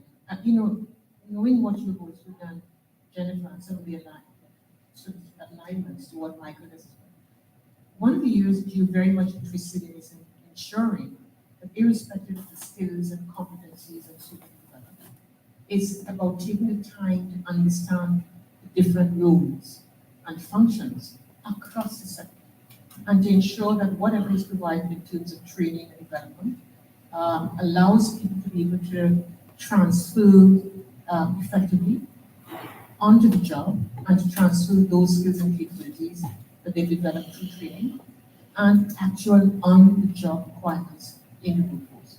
Could you speak to that a bit about those skills and competencies and the roles and responsibilities across the society? I'm happy to speak about that. I'd like to first pick up on something that Catherine said when she challenged even the title of our conversation, our panel. It said, building the pipeline. A pipeline implies a linear system in which there's only one entry point and one exit. I use an analogy often when I'm speaking to people about, and I challenge career path and ladder of success. Those are all linear. There's an interesting analogy in the book leading up. It talks about how we should discuss careers and career paths and mobility, training and education as a jungle gym. A ladder only allows one person at a time to succeed, and there's always someone in your way.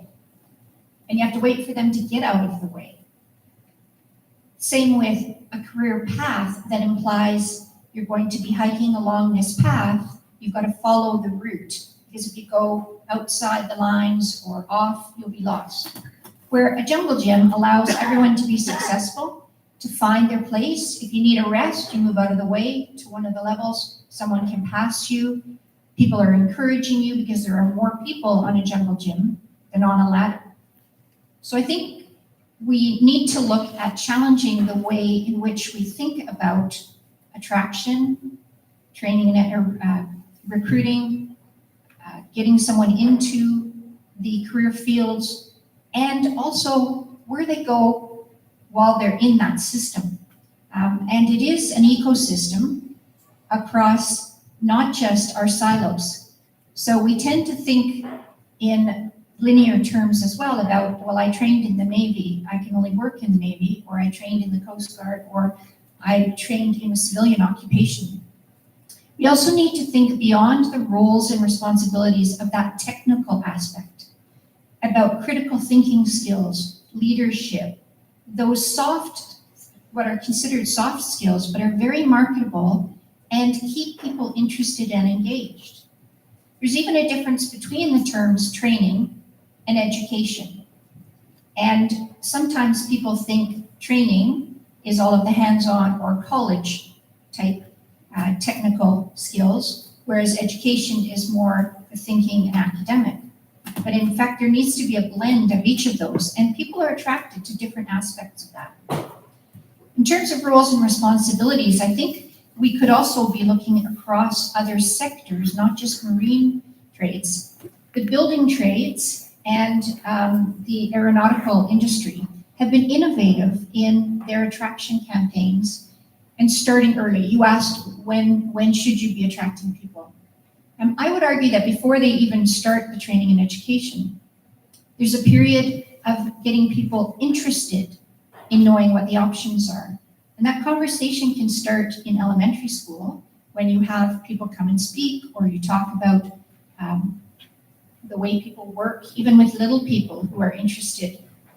We sometimes forget about those aspects, and we avoid in particular the Canadian Armed Forces because there is that sort of warfighting capacity. But you can talk about people in uniform as helpers.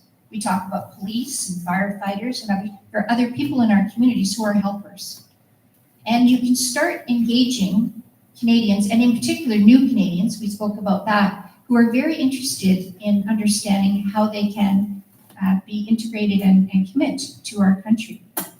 There are over 70,000 youth involved in Sea Cadets, Army Cadets, Air Cadets, and the Junior Canadian Ranger program in hundreds of communities across the country.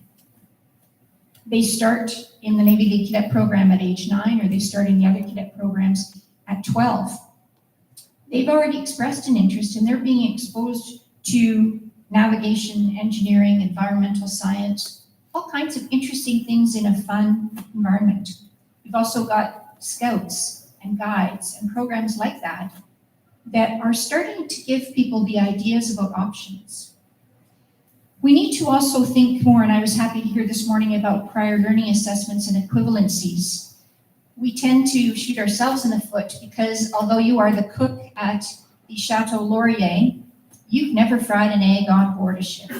So we need you to go all the way back and start, and you need to learn how to, yes, eggs Benedict, that's lovely, but we need you to fry and scramble an egg on a seagoing platform. There is a father in this room whose son wants to be a dentist in the Navy. He was accepted to a university in the UK, a very prestigious program, and he would like to join the Navy and be part of the Navy.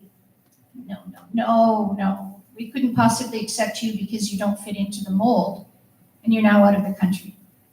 So we have to be more welcoming and engaging, and it starts even before the training and education. So I would suggest that it's awareness. It's getting people to think about the opportunities.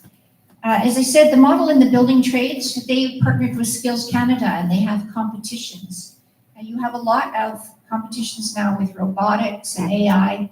Why not have us as sponsors in those to encourage thinking about our opportunities and our lines of work?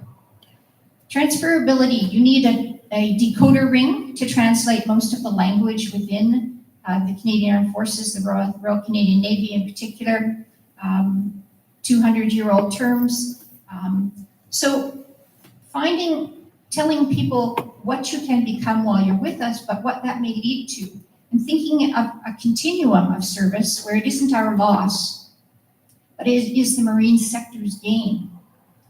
There are some interesting programs as well, partnering with industry for job sharing or opportunities so that you spend 3 years in the industry and then do 2 years in the military and you go back and forth to keep your skills current. Those have been very successful, in particular with medical and technological trades and occupations there. We need to recognize and incentivize that continuum to give people reasons to stay. So we often think of training and education at the front end, but we need to be doing continual learning. We also need to consider that the most senior people in our organization are the most out of date. So you need to facilitate leading up to make that organization successful. And in a rank-based structure in which there is a hierarchy, that sometimes doesn't fit the norm, but those who are starting their profession are far more knowledgeable and have way greater hands-on training than any of us who may be leading them and making those decisions. I would say that the roles and responsibilities as well, we need to make those broader rather than I am a pipe fitter, I fit pipes. No, I can't do anything but fit pipes, and I fit these kind of pipes that are painted gray. Look at what those other skills are. Allow people to see other opportunities, job sharing, job shadowing, looking at what those skills are and translating them will allow us to have greater diversity. Speaking of diversity, I forgot to mention that over 50% of cadets are female. So a good target. So I'll just sum up by saying that in terms of roles and responsibilities, sometimes we tie those to seniority. I think we need to be more diverse about distributing responsibility and allowing people to lead up. That's what keeps them interested and engaged, even in a rank-based structure. If you think about the bridge of a ship, the officer of the watch is making recommendations to the captain. They are leading up. The helmsman is giving information. The communicators are giving information. You need to empower people and encourage that.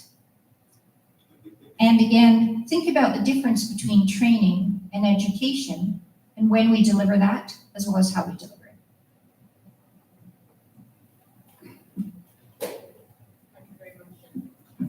In talking about roles and responsibilities and skills and competencies and strengths and all, I'm reminded of your particular interest, David, in looking at not just training and education, but continuous development.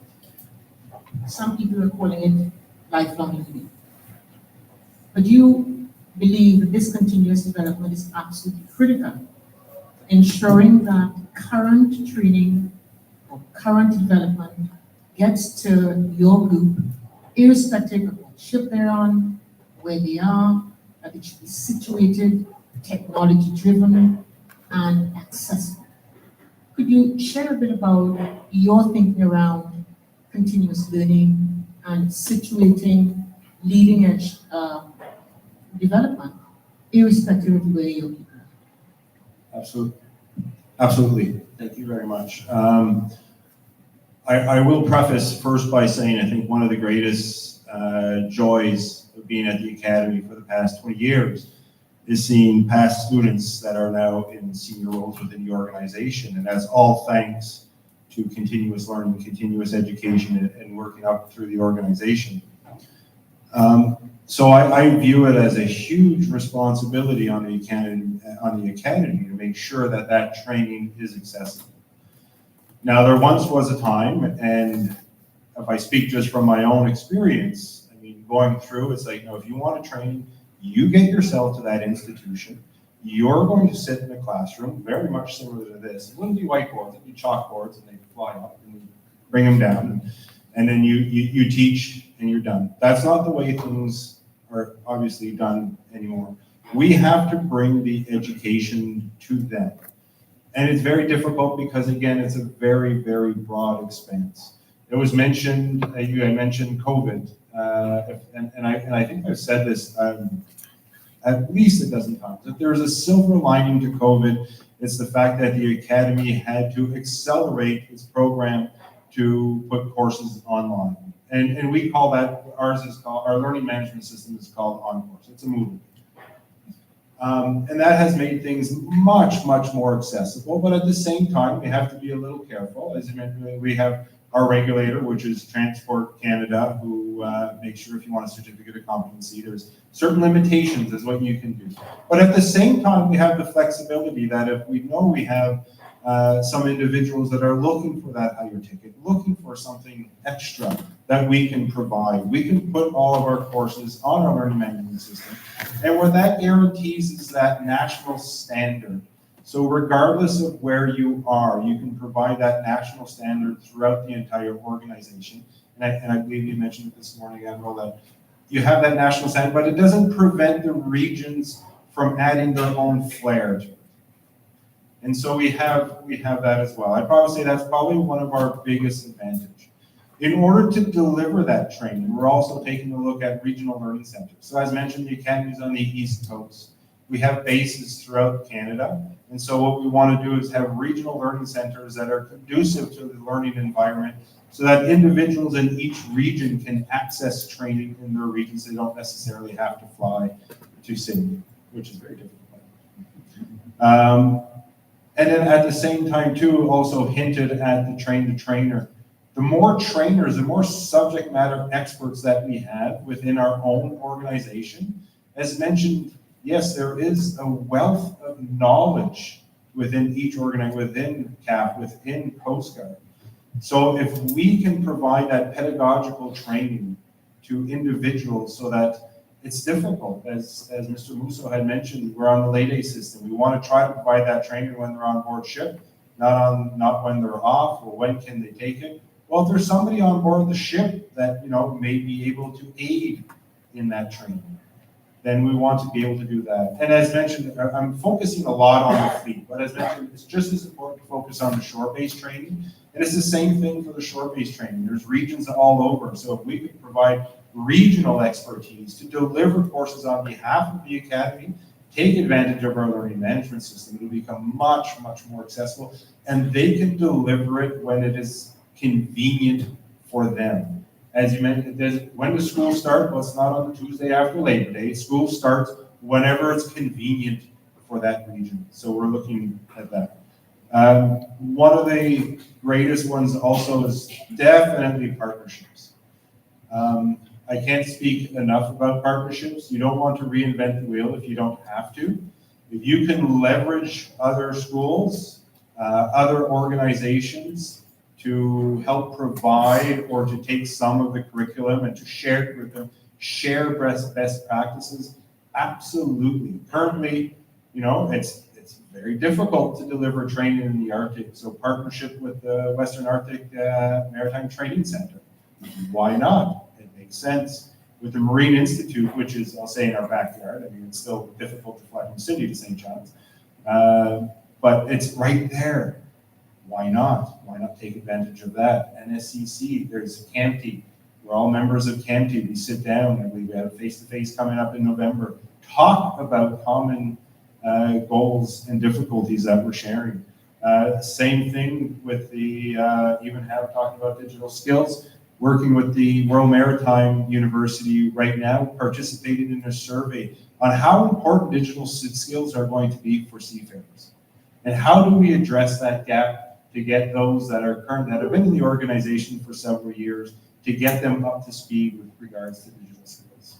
So everything that we're trying to do, and again, this is where I am truly open to feedback, to comments, what has been done in other academic institutions in order to try to make training as accessible as possible. That has been on my top of my to-do list for, I'd say, at least the past 4 years, just trying to get, and we had a fantastic engineering chief engineer, Bruce March, and I always remember the words that he said is, how do you eat an elephant is one bite at a time. And so that's what we're trying to, like, it is a monumental task to try to make training available to absolutely everybody, but how do you tackle it? Just one step at a time. What can we do differently? What haven't we thought of? And that's where I'm looking forward to all the partnerships and how can we make it more and more accessible. And we want to try to, I'm thinking of the partnerships with regards to the regions also and the advanced certificates and moving up. And I'm thinking now more towards the recruitment as well. As mentioned, we primarily recruit just for the officer training program, again, at the academy, at the officer training program and for MCTS. We want to broaden that. We want to be able to go in anywhere and just say, okay, well, what is your skill set? Is it something that we can use within the organization and provide training to bring them into the organization? I think one of the great initiatives that started a few years ago is the command course. And that is, as we see that there's a younger generation and people are moving quickly through the organization, they're perhaps missing some of the skills that one would have required through natural experience as you took your time to go through the organization. But this command course is not only for within, but it's also for hiring from without. So if you're looking to a career, well, within the Royal Navy or within the Canadian Coast Guard, yes, we're all seafarers. We all have a ticket. We all have this absolutely valuable experience, but there are some certain skills within each organization that are very unique. And so that's what we're looking for with the command course as well. So simulators, huge. We now have portable polar code simulator. We have international MOUs with the Norwegian Coast Guard. They've already been taking our oil spill response curriculum, putting it on their landing management system. We're certainly all for best practices. And where those best practices come from, we're happy to explore every single look and plan to find out where we can go. And we're happy to reciprocate as well. So definitely more to come, but definitely private industry.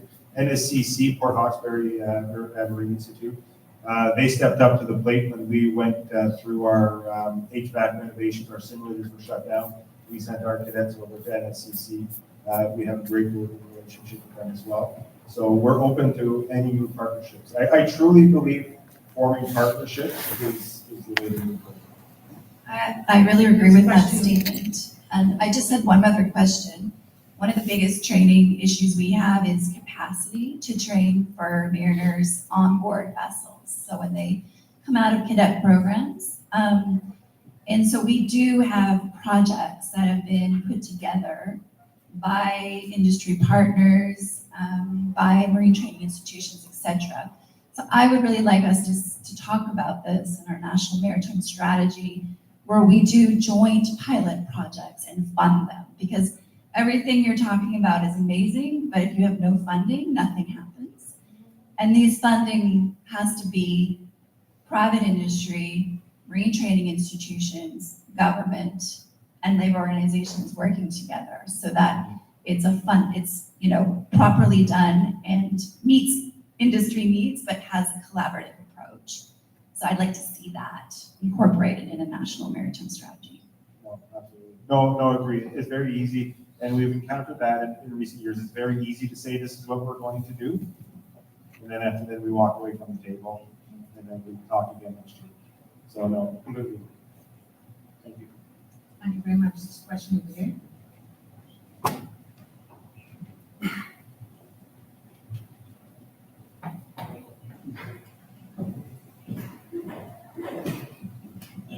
Hi, my name's Andrew Cardozo. I'm a senator from Ontario. And I come at this more from a skills development perspective at large, not very familiar with the Navy and Coast Guard. I'm wondering if there have been mentions earlier of the competition you're in with every other sector you can think of, whether it's skilled trades or medicine or whatever. And I'm wondering if you've thought about a wider approach rather than just the Navy and Coast Guard, and looked at recruiting for the Canadian Armed Forces at large.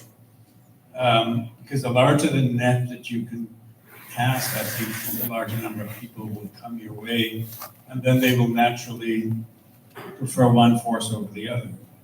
But I wonder if you looked at a larger approach so that you can compete better in the overall competition for talent. I can speak to that.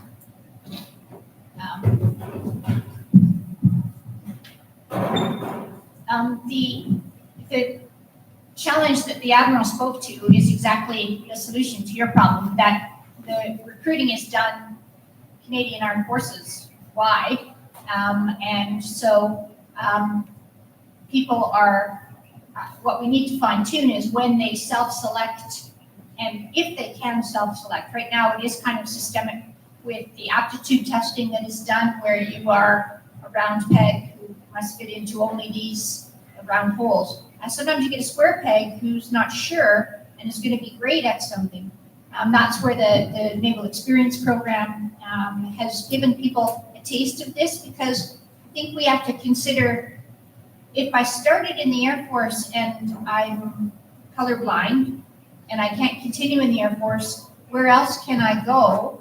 And those opportunities provide flexibility. So there is already a strategy for Canadian-wide recruiting. I think where the system starts to narrow is at which point are people either selected because of aptitude that is a written test, as opposed to being able to show their aptitudes.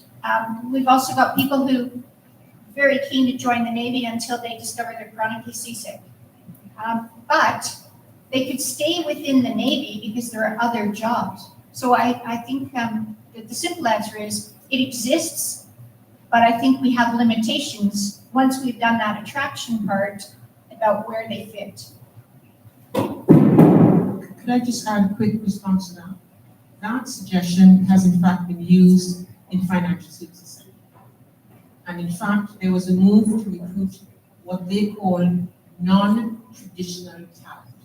And they were looking at broader skills and competencies and bringing them into areas that were emerging in the sector. So I think there's some learning in terms of what has been done in other areas and has been driven by roles, responsibilities, skills, and competencies. So I think there is an interest in that here already, and I think that's an opportunity to look at the new sector. I also just want to add something to that question. I think, and yesterday I was attending another event organized by the Future Skills Center, and the Federal Minister of Employment and Families, Minister Patty Hyde, in her address, she was addressing that question too. I think in Canada, we need a long-term talent pipeline strategy, cross-sectoral, and this federal government is investing in national workforce alliances, really again to bring people together with that coalition of their winning. And the post-secondary education sector is part of the solution, but we need sustainable funding, long-term funding for these to have the capacity to address those needs. But it's to look at it from a cross-sectoral standpoint and bring the skills, this ecosystem partners together to understand what are the common denominators and understand what are those roles and responsibilities where we can plan ahead for the recruitment, the training, and the mobility. This is the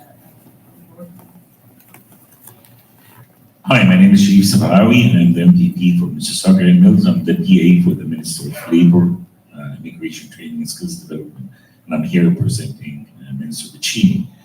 And as IT faculty from George Brown, at some point I'm an IT professor here. When I look into education, I look into the lucrative sector. Like when we are in IT, got massive amount of people coming into the IT because it was lucrative. Everybody can get a job. In sectors like military, Navy, all those sectors, they need to feel that lucrative job approach. Like they need to know that they have a career, and after career, like we are in the ministry have the SDF fund, which is Skills Development Fund, which we give to some organizations to take the veterans who got out of the duty to rehabilitate them to another skill close to aligned with their skill set to the civil commercial part. And my question is, why don't we create programs which have, I would say, 50-50, like 50 commercial, 50 military, because only the military and the Navy have the tools to train them in specific areas of that training, not the commercial chips. So we need like cooperation from the military, from the Navy, for example, to give this extra piece, but we have now a bigger pool of students and people who are into Navy generally, but they can be specialized into the Army or military part of it, because even in the US, like as an IT in the US, you go to any technology company, you find all the executive level and design level engineers are ex-military, trying to use the skill set. Like we have a lot of veterans who have a very big skills accumulated over years, can be used to train and get to speed new students, and that have to be dealt by the Navy. Similar program like our provincial program, which can serve that part, but similar.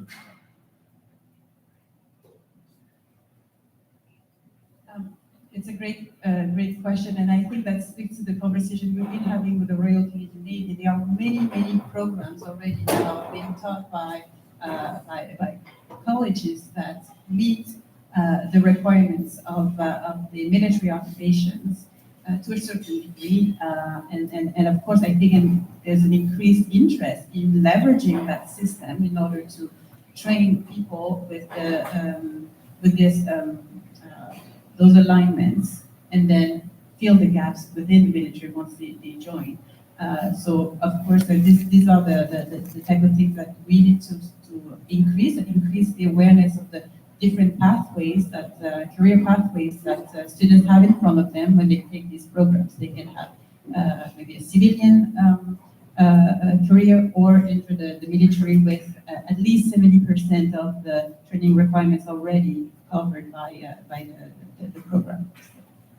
Yes, and there is a platform that is run by the Canadian Armed Forces, Education Employment Equivalency, that tracks all of the training programs offered by our member institutions or the post-secondary education and the military training requirements, and then gives the percentage. Once they are recognized, that provides a faster pathway. We have one question here, and it's probably the timer. please continue the panel who's going to be here. So if you have any further questions for them after this question, please raise your hand. Thank you. Rebecca Patterson, also an Ontario senator. And I want to go back to one of Admiral Bennett's comments, and she talks about bringing Canadians home. They haven't found the educational opportunities in an area they want to do. They've gone offshore and they cannot return home because there isn't a way of transitioning back into bridging, training, education, whatever it is. I come from a healthcare background in the military, and one of the areas that is being looked at in both the civilian and the military sector is how do we bring in more people with specialty education. And IRCC is just getting itself reorganized, and they actually have that fast track, highly trained folks. But in order to do that, especially in the maritime industry, whether it is military or it is on Coast Guard or the civilian side, is how do we look at equivalency of qualifications? And it's easier on the healthcare side because there are provincial colleges and our governments at the provincial level deal with it. I am wondering, is there a role, organization such as both of yours, to help with a fast track for the maritime industry, not only to bring Canadians home, but also to bring highly skilled people from other countries who wish to work? Thanks. Maybe I'll go first and go quickly, and I'm going to speak on behalf of SICAN, which will confuse them. But what went on with the international student crisis a couple of years ago had a massive impact on the community college sector and the university sector. And they're now left in a financial situation that's incredibly difficult. And they adjusted to a situation where they were in, recruited international students, 7-to-1 to 2-to-1 retirees. We've got a problem. We need international students here. We need to train them here. We need to do a better job of recognizing these students. It didn't impact our sector as much, but we have great sympathy for their sector because they're now in a world of hurt, and we need them training people as we are training, as the university sector is training as well. So I think there is a role. I think we're all playing that role, and you've actually seen a lot of friendship and partnership develop in talking to government about how do we find a pathway out of this, because we desperately do. The other thing I've got some optimism about, and it relates back to me, to Donald Trump, is that he's made us more unified and knocked down some of those walls province to province. We're not even good yet at recognizing someone from Alberta coming to work in Ontario.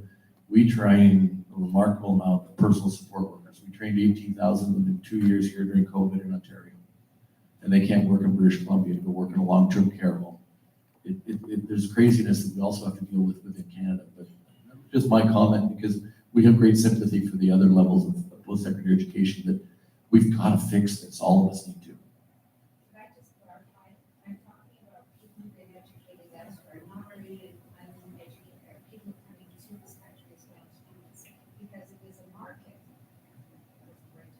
Maybe an opportunity as well, not only to fix a skill gap, but also looking at maybe staying away from that conversation about foreign students coming in and bringing people who have education and needs the bridging training. So with that, yeah, no, and I was trying to do that transition with the reference to the provincial stuff. We've got to do it better on the national level of recognizing the doctor or comes from another country.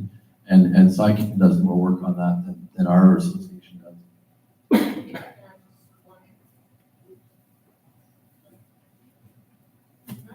think if I can have one comment that shows where we think there's an opportunity. We are the only higher education institution that does foreign credentials assessment in Canada. So it doesn't matter where you've been trained. You could have been in Norway, Malaysia, London, whatever. We do foreign credentials assessment to determine that the qualification that you got in this jurisdiction for this role is equivalent to this education in Canada, which has this rule. So when we talk about this sort of ecosystem approach, there are things that are sitting within higher education that I think can be leveraged very easily, because we suffer a loss of talent from people who are here. I would argue we don't do a very good job of attracting talent, bringing people back home, as Jennifer talks about. So I think that sort of assessment of foreign credentials, looking at equivalencies, we also look at how those credentials can be defined into alternative careers. You may have been trained in X, but when you use the competencies and skills modeling, or even what David is talking about continuing education, it pulls you into a different area in this industry, and even the person coming in has no idea where they can fit. So I think this industry is one that really, really has the potential not only to retain talent, but build a robust attraction talent for Canadians abroad. I think that's an opportunity nobody's touching and can be done very effectively. I know we are way over time. I really wanted you to be able to get questions from our panel. I thank you very much for being here. They're going to be here for a while, so please feel free to pepper them with whatever questions you might have. I thank you all, and I thank the panel.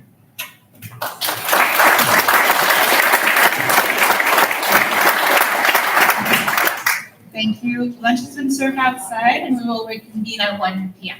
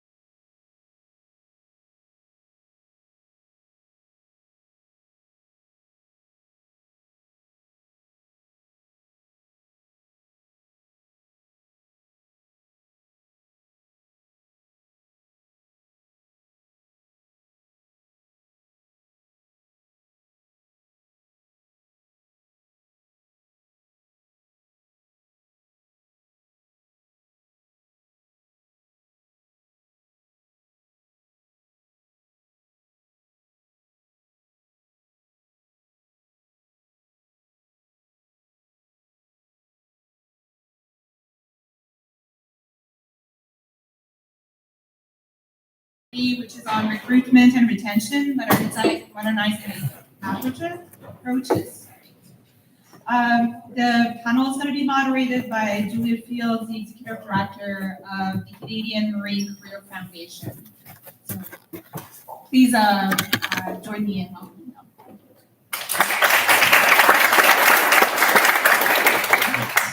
Thank you, everybody. Thanks for having me today.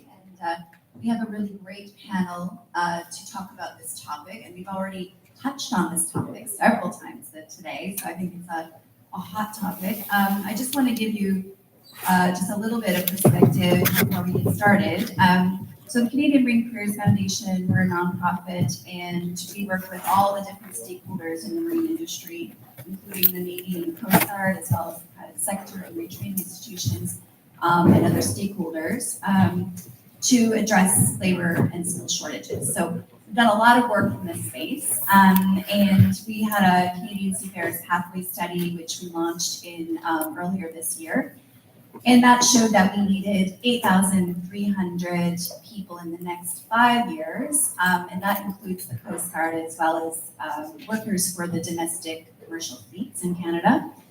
And that's a big demand. It doesn't seem like a lot for people who are not in our industry, but the study showed that only our training institutions were only going to deliver 40% of that.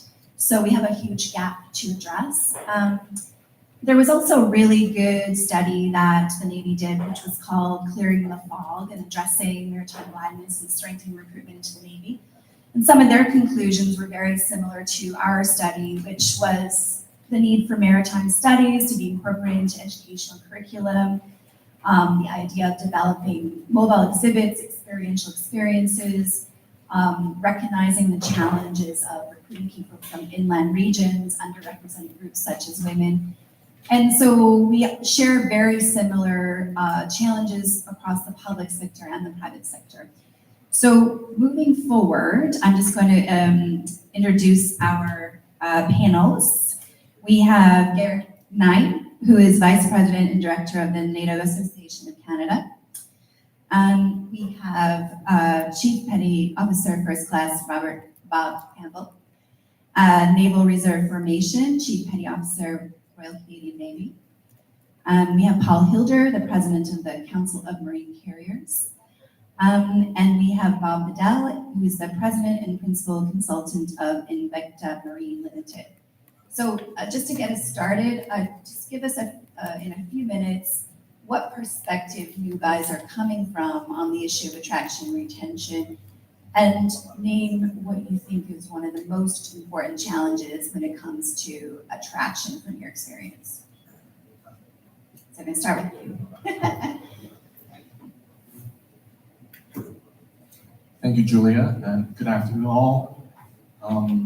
So it's interesting you're asking me what perspective I come in, because we've covered a lot of ground this morning from various speakers and panels. I don't think there's actually a discussion on the marketing side. So that's my professional background in marketing, and previously I've worked as a consultant for Cansoftcom in developing its marketing strategy for 4 years. So I'll tackle today's discussion namely how to market to diverse populations. You mentioned those in inland parts of the country, women, indigenous groups, and others. And the one thing I want you to leave away is that we're not targeting even younger children, especially on the non-naval side. Because I understand on the naval side we have issues with child soldiers and various regulations and laws we have to comply with. But for our friends on the merchant side, there should be Theodore and Tugboat out in the harbor, up in Hamilton. So we have a warship, we have AOPS, but where's the eagle? So that's my part.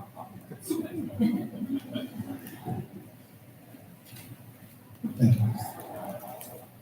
Thank you. So my perspective is going to come from a couple of angles. So I'm a citizen sailor, similar to retired Rear Admiral Bennett. So I have a civilian career, which I'm not going to be talking about today because I'm wearing a uniform and my boss is sitting right there.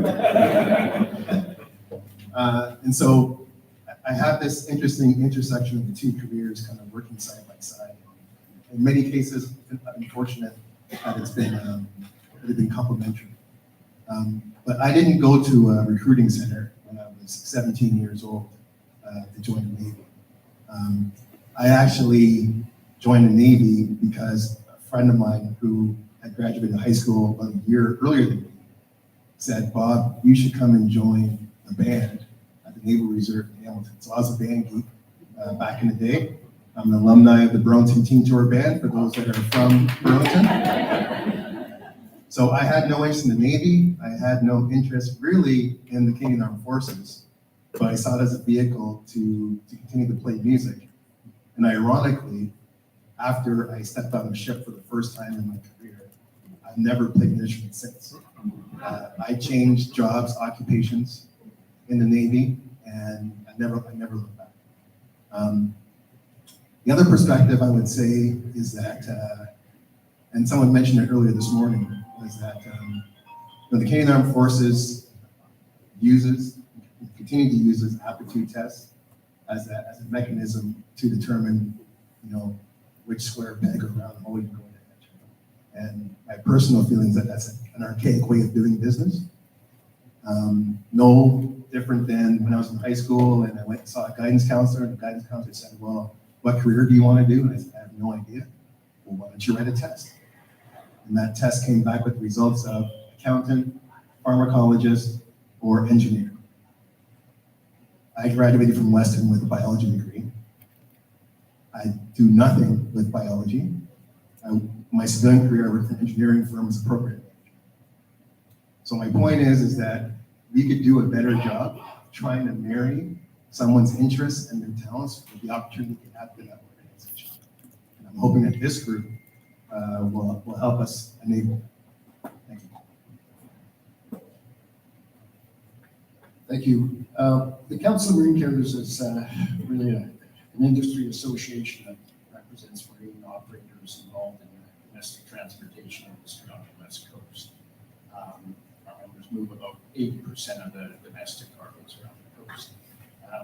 Unlike most shipping, most of that is done on small tug and barge. We represent tug and barge industry, marine construction, constructors, ship assist and escort sector, and a little bit of intermodal. For the most part, our vessels are what we call small tonnage. We have a few under 3,000, a few operators under 500 gross tons. The majority of our vessels are under 150 gross tons. So unlike operators on the Great Lakes or international or photos that Chris had in his presentation today, we're really the small vessel fleet. I've spent my entire life basically around that sector, and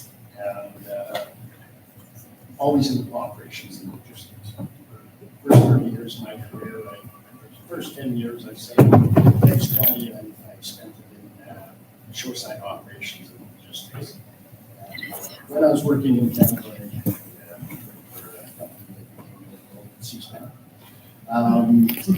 but their marine division, not the shipyards. So 2016, I worked at CDA to transform their operations from a forest products related company and foray into energy. So there was a lot to do. And being an operations guy for years, personnel, human resources was never a thing. Right? It was a fun, getting the cargo on, getting boats moving, and that. Other people look after that. One of the files that was given to me, of course, or a number of them, was career development training. There was commercial obligations, there was safety, changing the culture. But we found out that the most important, not most important, but the most challenging was going to be the human factor. We, at that point, had a very mature workforce. The average age of a master was, I think, about 55 at the time. I spent 6 years there, and we never got it over the people started. It was, I think, about 58 when I left there in So it's a problem that, you know, being in the industry, when you're that close to it, you don't see it. And again, the other thing you don't see is the lack of industry events. Until that point, you're around your fellow sailors, fellow colleagues, you know, all you think of is when you go our general public and students, there is no identity. And that's what we've got to change.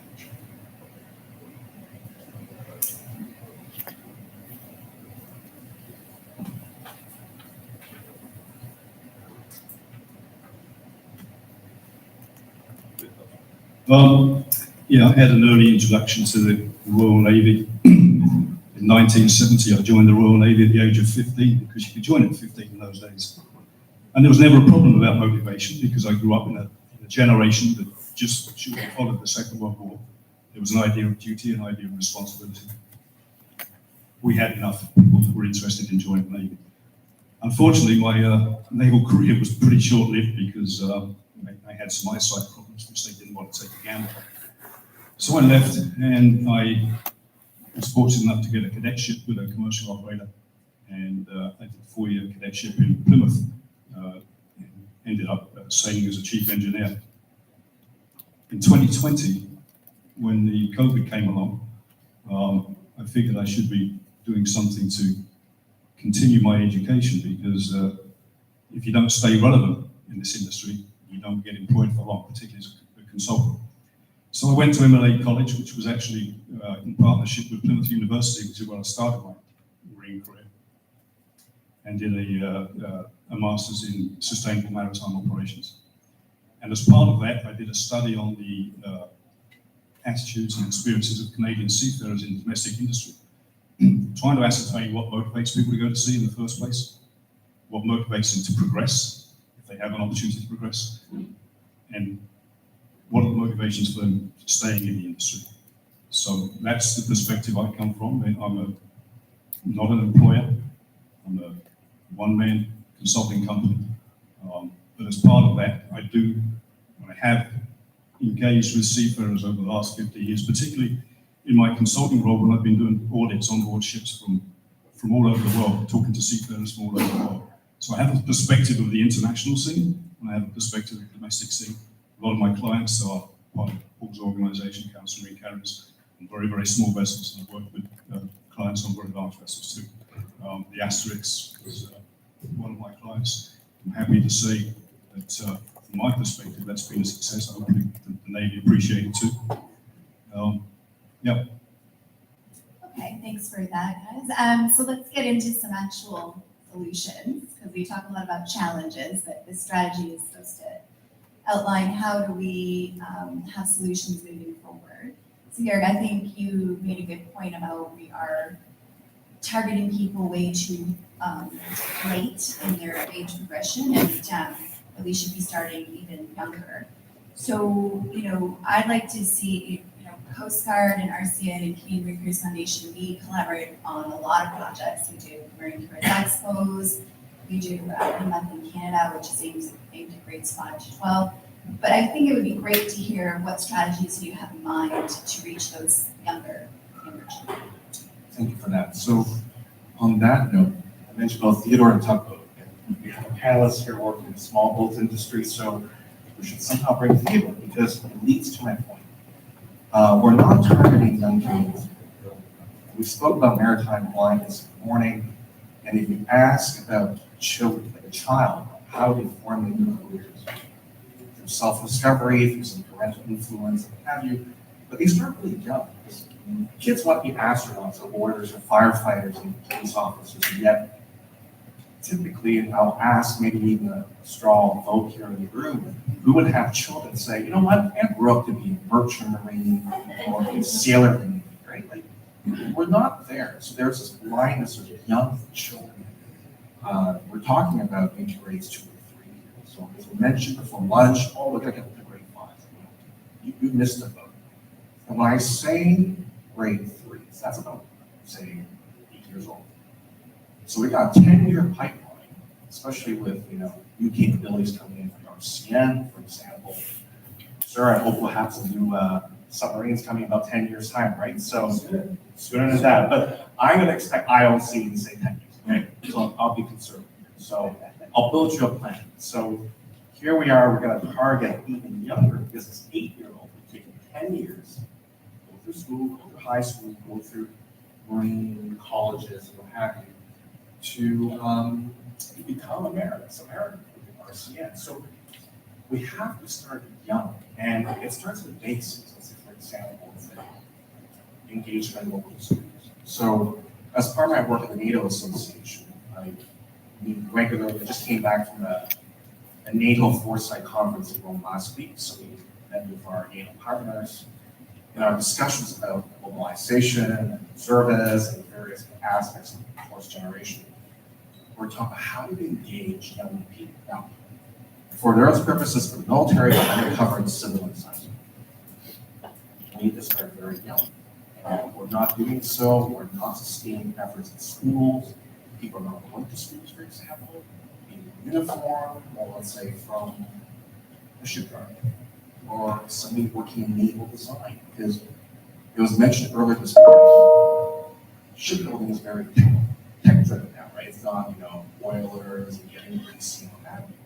But yet kids are not exposed to these opportunities within the naval sector when you're at that 6, 7, 8 years old range.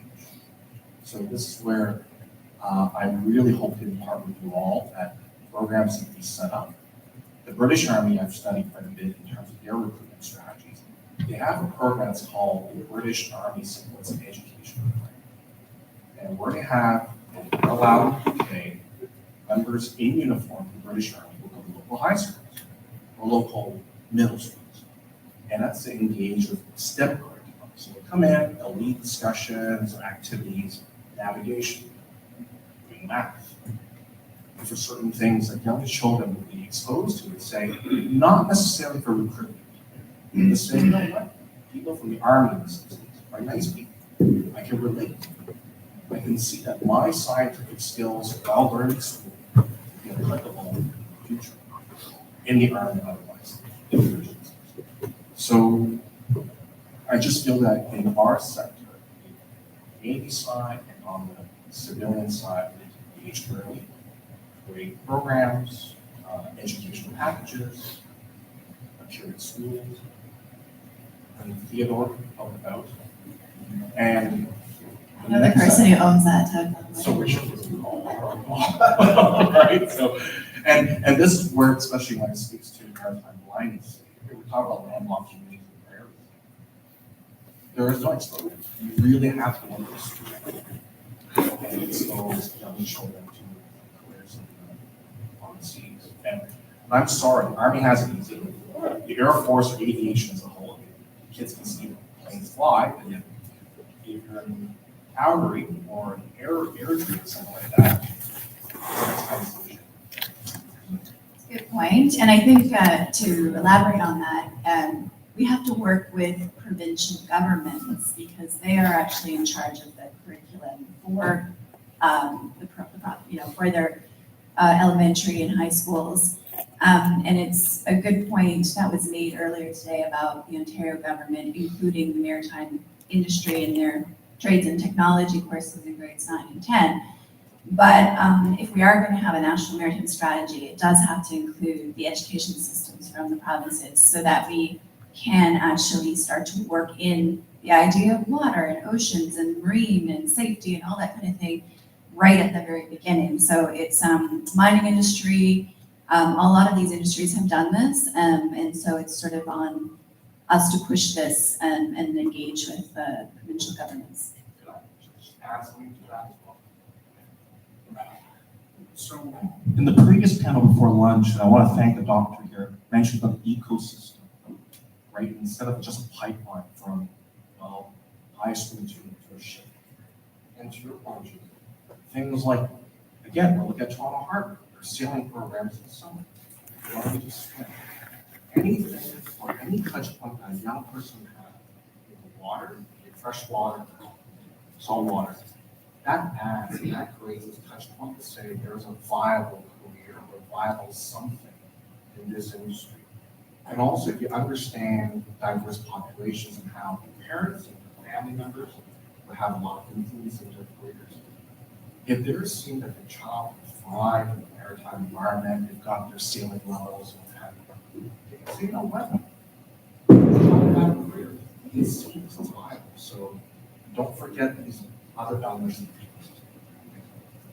So building on landlocked, obviously the Naval Reserve has different strategies to try to reach the Arctic and different parts of the country. Can you expand a little bit on what's been tried, what works, what could be adopted by a broader sector? Sure. We'll rehearse one.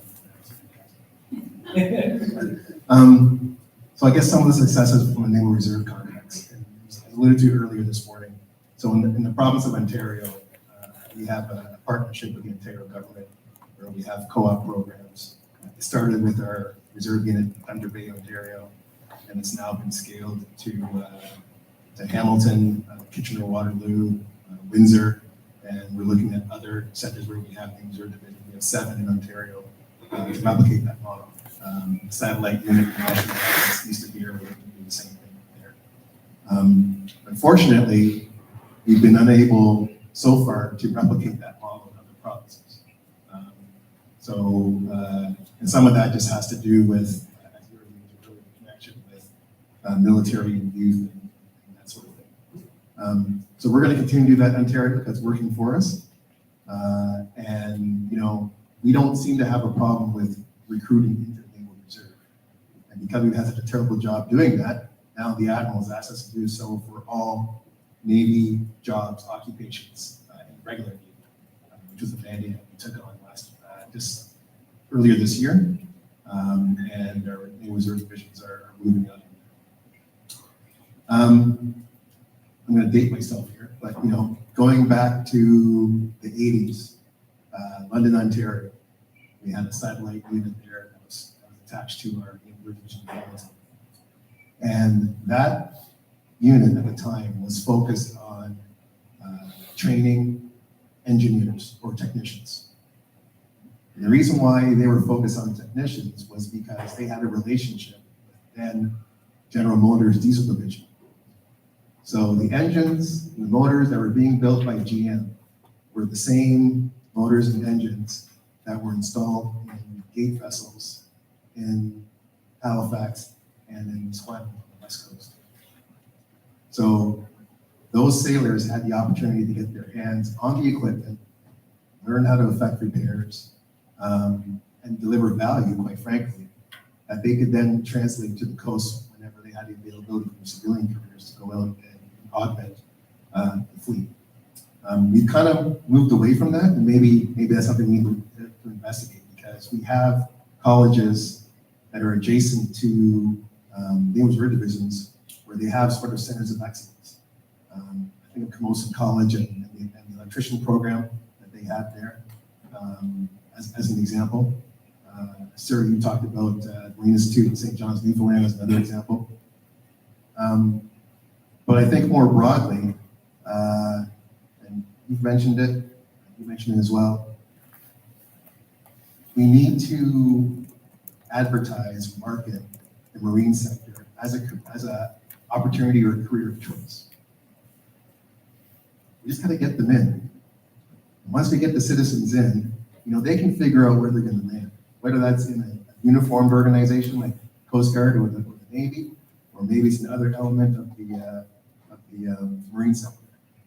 You know, my kids, my teenagers rather, those of you that have teenagers know what I mean.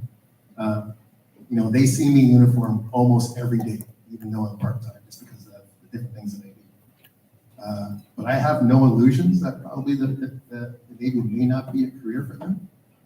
But then all of a sudden, my 15-year-old son saw a YouTube video for the Canadian Coast Guard inshore rescue program. And that caught his attention. And he was like, Dad, why can't the Navy have, you know, videos like this? This is awesome, right? You've got these high-powered, you know, vessels, ribs going around the lakes or in the Okanagan and things like that. And they just made it so attractive. 15-year-old is now thinking, maybe that's something for me. And maybe the Coast Guard is not for them, but maybe a career in the marine sector is something that's worth looking at. I think that's a great point. And I would even say we need to expand the marine sector to include shipbuilding, ship repair, marine lawyer, marine engineer, marine accountant, ocean tech, on a vessel, in a port, terminal labor operator. To me, like when we do campaigns at CMCF, we're trying to expose the entire industry and all of the opportunities, and there's a place for you no matter what your interest is. So I think we have to do way more of that. I think your point is really important. I kind of have this idea in my mind of us almost like, when you have something on the back of every single truck that says, trucking is great, or like, come and have a career trucking. Why couldn't we do that in every single port, terminal, vessel, Coast Guard? Like, imagine the power you would have if you had, imagine marine, the portal, the phone number for the job board, whatever it is, and everyone was pushing in the same direction. I think you would just have so much better exposure. It's on every hard hat in a shipyard, every, hard hat on a vessel type of thing.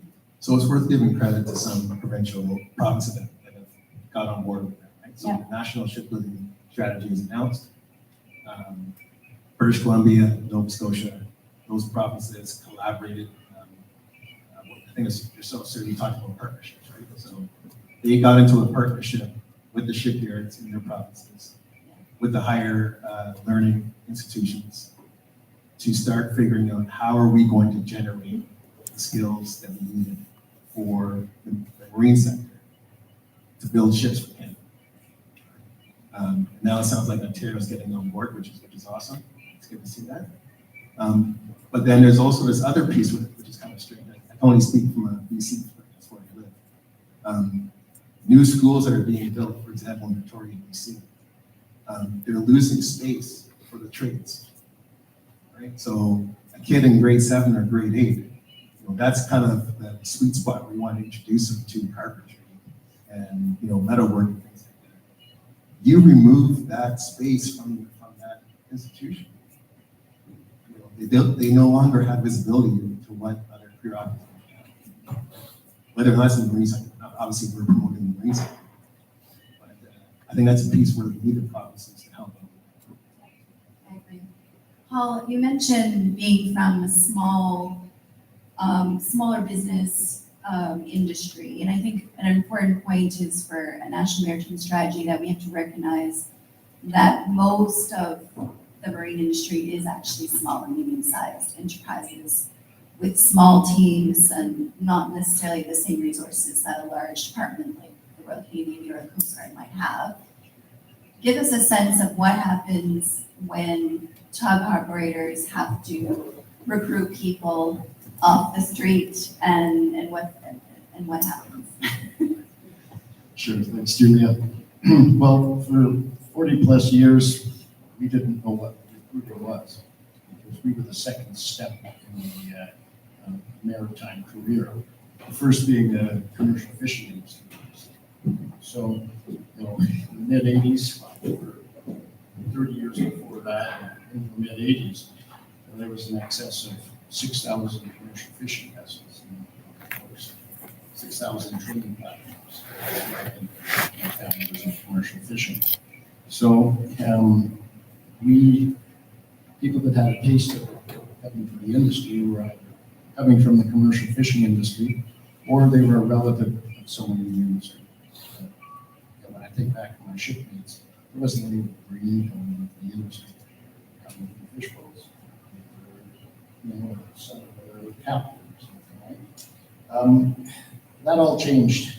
Mid-80s, 6,000. By 2000 or early 2000s, that was cut in half. 50% of the fleet was gone. And today, there's probably less than 500 active vessels. So that pipeline, so to speak, is completely dried up. So we don't see fishermen, and the few that you do now, they just grab them up. training ground was anywhere from the Fraser River to Salish Sea, North Pacific, even Bering Sea. We couldn't train them than that industry was doing.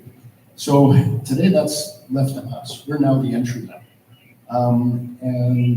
As you say, we have some international members, national, international corporations that are members, but for the small, or for the most part, it's small and medium-sized business. And where 20 years ago, our retention rates were 70, 80%, if not more.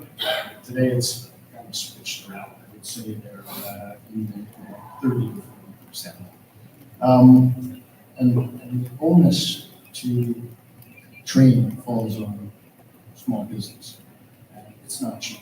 I see fishermen coming into the industry, a couple of days from the organization, sending the work. It was probably better than most of the decades we had working on the tanks. Today well, we took, for instance, the Bridge Watch program. So 10 or 12 weeks of schooling, which is a wonderful opportunity. Most of them have never tasted life on board a vessel. And the vessels that they're schooling, they're expecting 600-foot anchor or something large. And on the West Coast, when they come out of those programs and they come into the small vessel sector, there's definitely a 60-foot type of, not a 600-foot freighter. We have to actually continue everything we learned there. So we've started, a lot of our members have started their own programs, training programs, direct entry, take them right off the street. And that's what we've got to do. We've got to give them a taster first. We've got to get around transport capital regulations, work with them to get people out on boats. Let them have a feel for it before we start training. Our members now spend anywhere from, some of them are just a few days, but typical, when you see SPAT as an example, after you have your bridge watch, that's another 16 days of training. One of our members tells me he spends 700 hours before he clears a deckhand. Because these are people coming with absolutely no experience, no knowledge. You get people having to do that, 16 days, that's a huge experience. So it's very tough for industry to with that, especially when you're getting into uncertain economic times like we're now. So we have to come up with a better method and work with Transport Canada to do tasters, micro credential courses, online. It's the only way to do it. Once they're safe, once they've got the basics, then you put them out for a few days, 9 hours, and then we can into as I like to call it, our industry operating watch domestic health. Yeah, so the Navy had this great naval experience program where people can enter, they can get a taste of all the different aspects of the Navy.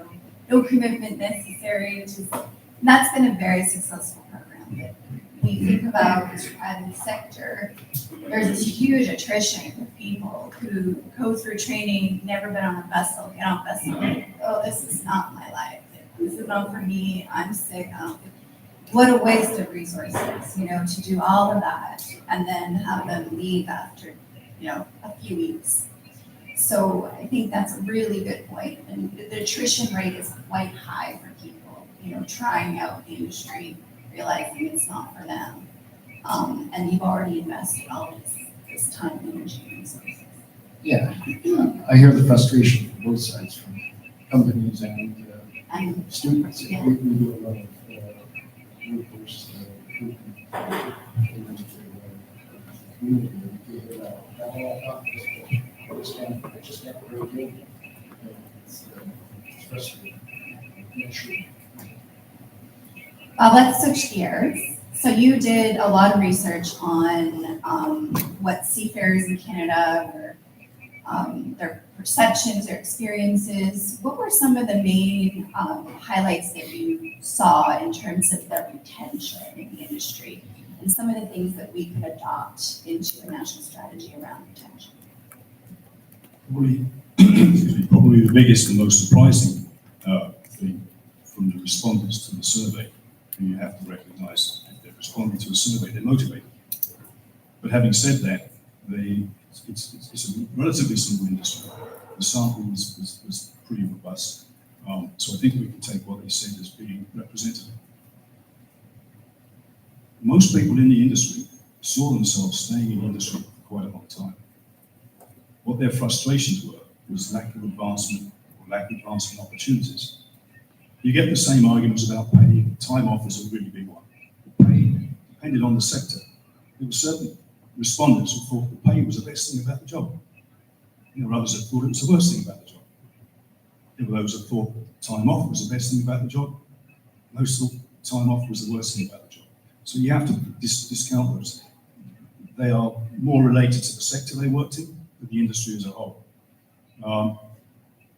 One of the biggest things that I found encouraging was over 50% of the respondents wanted to progress. They were prepared to spend their own money and their own time to go to school to progress their careers. They had frustrations about how they would do that. The infrastructure's not there, the courses aren't there, there's no consistency. They felt they were being let down by the system, but they wanted to do it. Add to that the 17% who had reached the peak of whatever their jobs required, didn't need any additional training. That's 67%. I don't know many industries that have that many people that are motivated to progress. So I think that's a positive.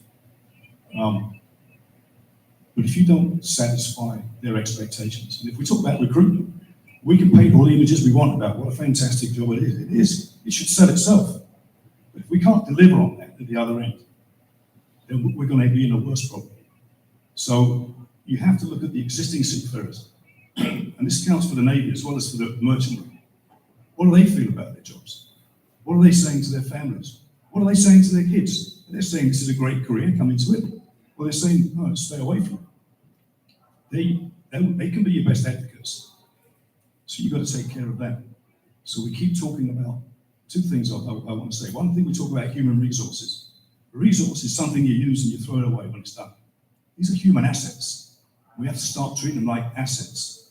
So when you have an asset, you maintain it, you invest in it, you hope that it's going to last you for as long as you need it. You don't just buy it and then just let it run down. So the idea that employers or industry cannot afford training to upgrade these people, or cannot provide the places, or the education system cannot provide the consistency and reliability of being able to book time off. Book time off so you're going to go to school and then get there and find the course has not been cancelled. I mean, that's something that's shooting ourselves in the foot. So that's one of the biggest frustrations, not being able to actually complete. I did say there was another point, but it's already just gotten to me. I'll come back to it later. Okay. I just want to make sure we have some time for some questions from the audience. We haven't really tackled the idea of inclusivity, which is obviously extremely important for us moving forward.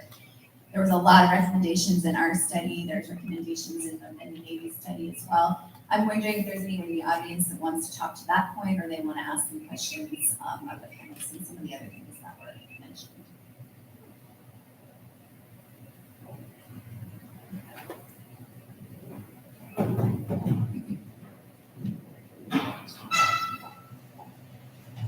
Thanks.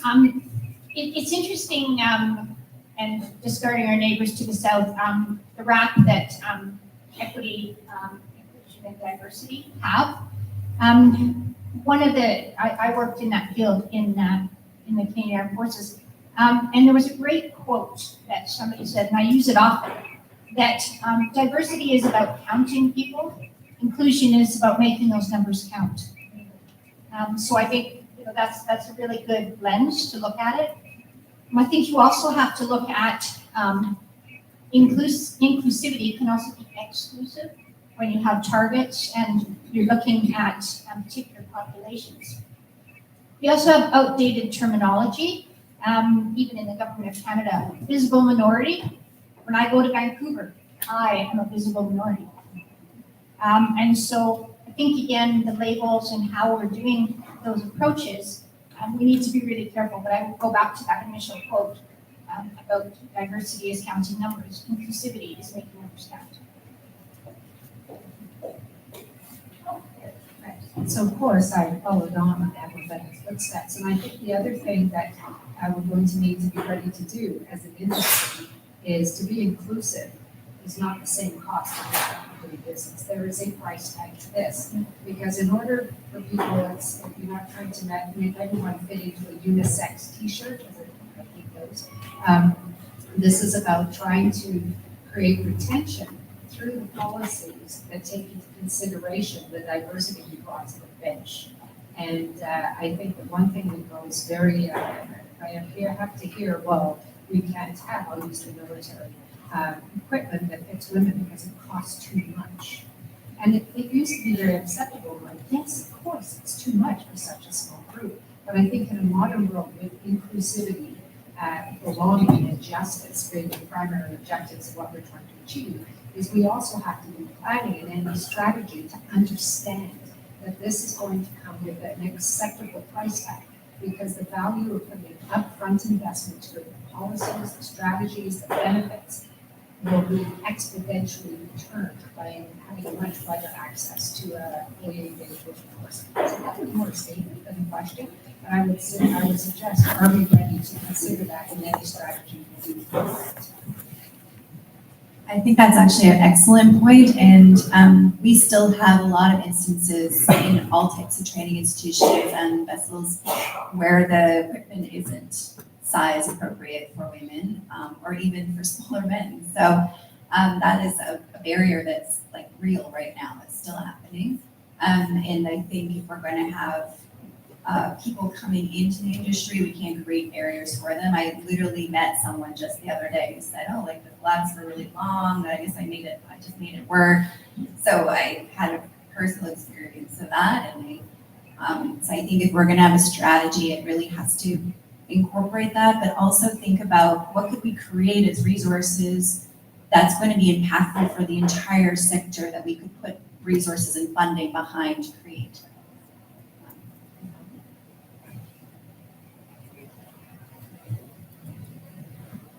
So I would just say that one area of diversity that we have not been very good at is economic diversity. We used to recruit a lot into the military and into trades from lower economic classes, and we seem to have lost that. I don't really know why. And part of it is, I think, on the military side, is that we've become very strict about any issues with alcohol addictions or anything else like that. And we are trying to work through how we can get to a place where we can give people who are willing to try, can be given the opportunity to succeed. But I do think when we talk about diversity and allowing people to maximize their potential, we're missing out when we don't look at this one class level. I think that's an excellent point. We're currently doing a training program in Ontario. All of the people that we're putting through the program are job seekers and they're unemployed. And they have like real barriers of entry. They can't pay to go to the course in Owen Sound. They don't have $200 to pay for boots to go to be on a vessel. They don't have $200 to pay for a marine medical. I mean, these things are real barriers for people, for many people. And right now, I feel like all we're hitting is middle to upper class, and you're really cutting out quite a lot of people in the talent potential pool. So, want to jump in, Bob? Yeah, I think that taps into the last point that I forgot a while ago. We keep talking about cost. Why aren't we talking about investment? This is investment. We're investing in ships. We should be investing in people. We're investing in our national security. We're investing in our sovereignty. We're investing in our defence. There's a cost to all of this, sure, but it's the investment. And if we don't do it, then the opposite's like that. Just want to make one other point. Chris mentioned this morning about having a national fleet. The fact that we don't have a national fleet. Everything that we export goes on foreign hulls. If, regardless of what's going on down south, if we were to divert 10% of the exports that we send to the US, 10%, if we were to export that overseas, we would need 400 ships. Now, are they going to be Canadian ships? If so, they'll need Canadian seafarers. And we couldn't do that overnight, but we'd need to have a strategy to have a national fleet. So it's worth thinking about, what's happening in the rest of the world does impact us here, not just militarily, not just in terms of defense and sovereignty, but in terms of basic economics. Those jobs should be Canadian jobs. That money should be coming into Canadian pockets and Canadian coffers. Anyone else who has an So I just had one question. I'm not sure if you're familiar with Dirty Seahorse. It's a terrible name. But it's a women-run company that makes clothing that suits women's needs and to the point of having like feminine product pockets so you're more comfortable. And they're really at a lot of trade shows. I suggest everyone look them up. The other thing that we do in the college system is we'll have a fundamentals, a one-year program just to introduce people to something. So I have like a pre-engineering, which is a taste of engineering programs. I have a pre-construction to get people into the skilled trades, and we introduce them to 7 skilled trades, and then normally they'll move on.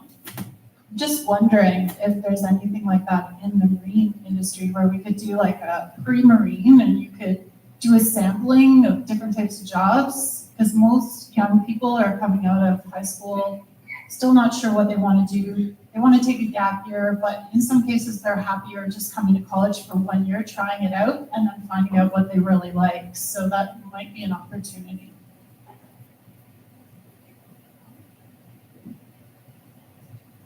Funding is our number one problem, right?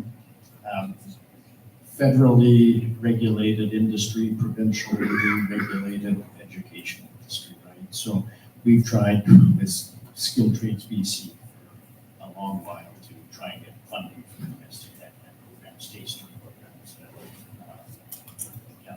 trades discovery programs. So we get grant funding for those programs, right? We don't. Like when a domestic student applies, we get grant funding, like a weighted factor of a certain amount. They pay a certain amount, the government pays the college a certain amount. So we do that with like pre-engineering and pre-construction fundamentals. Is that federal funding? CCAM might know more. It's provincial, it's by Ontario. So look at like weight factors, so carpentry has a huge weight factor, so if you want to get as many carpentry domestic students as possible, but we could consider like a pre-marine 1-year fundamentals program for people to just try out different aspects of marine and decide if they want to go into a 2 or 3 year program. Yeah, the time is one of the issues that we run into, because 1 year as an Eastern learning program is difficult unless you do engineering and all that, and placements for in our industry is difficult. So it comes down to a lack of money going to, in our case, Skilled Trades BC, who haven't had any funding increases. They don't really want to add any more programs because they're just cutting the pie smaller, let alone the seats. It's just a real lack of funding for existing trades. So, the colleges, we have program innovation committees, and what we do is we try and crystal ball where industry is going, and then launch a program that would take 2 years to actually get ministerial funding to run, and then we'll run it. So it's not, there's no cost to you, it's done through the ministry. So is this in BC? Oh, this is in Ontario. Yeah, so- All the provinces, though, all the But all the provinces provinces have it? exactly the same, like, the colleges will try and anticipate demands, and then we will actually develop that program and launch that program and get paid by the province to offer that program. So, There's definitely a lot more opportunity to keep that discussion going, maybe after, explore that more, I think is an important idea. Well, I was just going to say, I think Naval Reserve can actually be in the neighborhood of that from a partnership standpoint that we have to reach across the country. So I'd be happy to have that discussion with you after this. Kind of bring it back to the collaboration talk. Yeah, talk about can help as well. I think as a sector, we need to standardize on who's going to be the regulator, right? Because we're still in this weird space where the Navy has their Coast Guard based on transportation, and then small boats. Right, exactly. So, maybe I'm just simplifying it, but being a marine technician, marine engineer, working with these electric plants, or gas turbines, they're largely all the same, right? The designs are all the same. So if there's an accreditation, Transport Canada, that a citizen can use, irrespective of which specific spot within the sector they're going to, that's going to help from a retention standpoint. And then from a Navy perspective, what's going to be unique to us is just the warfighting piece, which we can teach on its own. Right?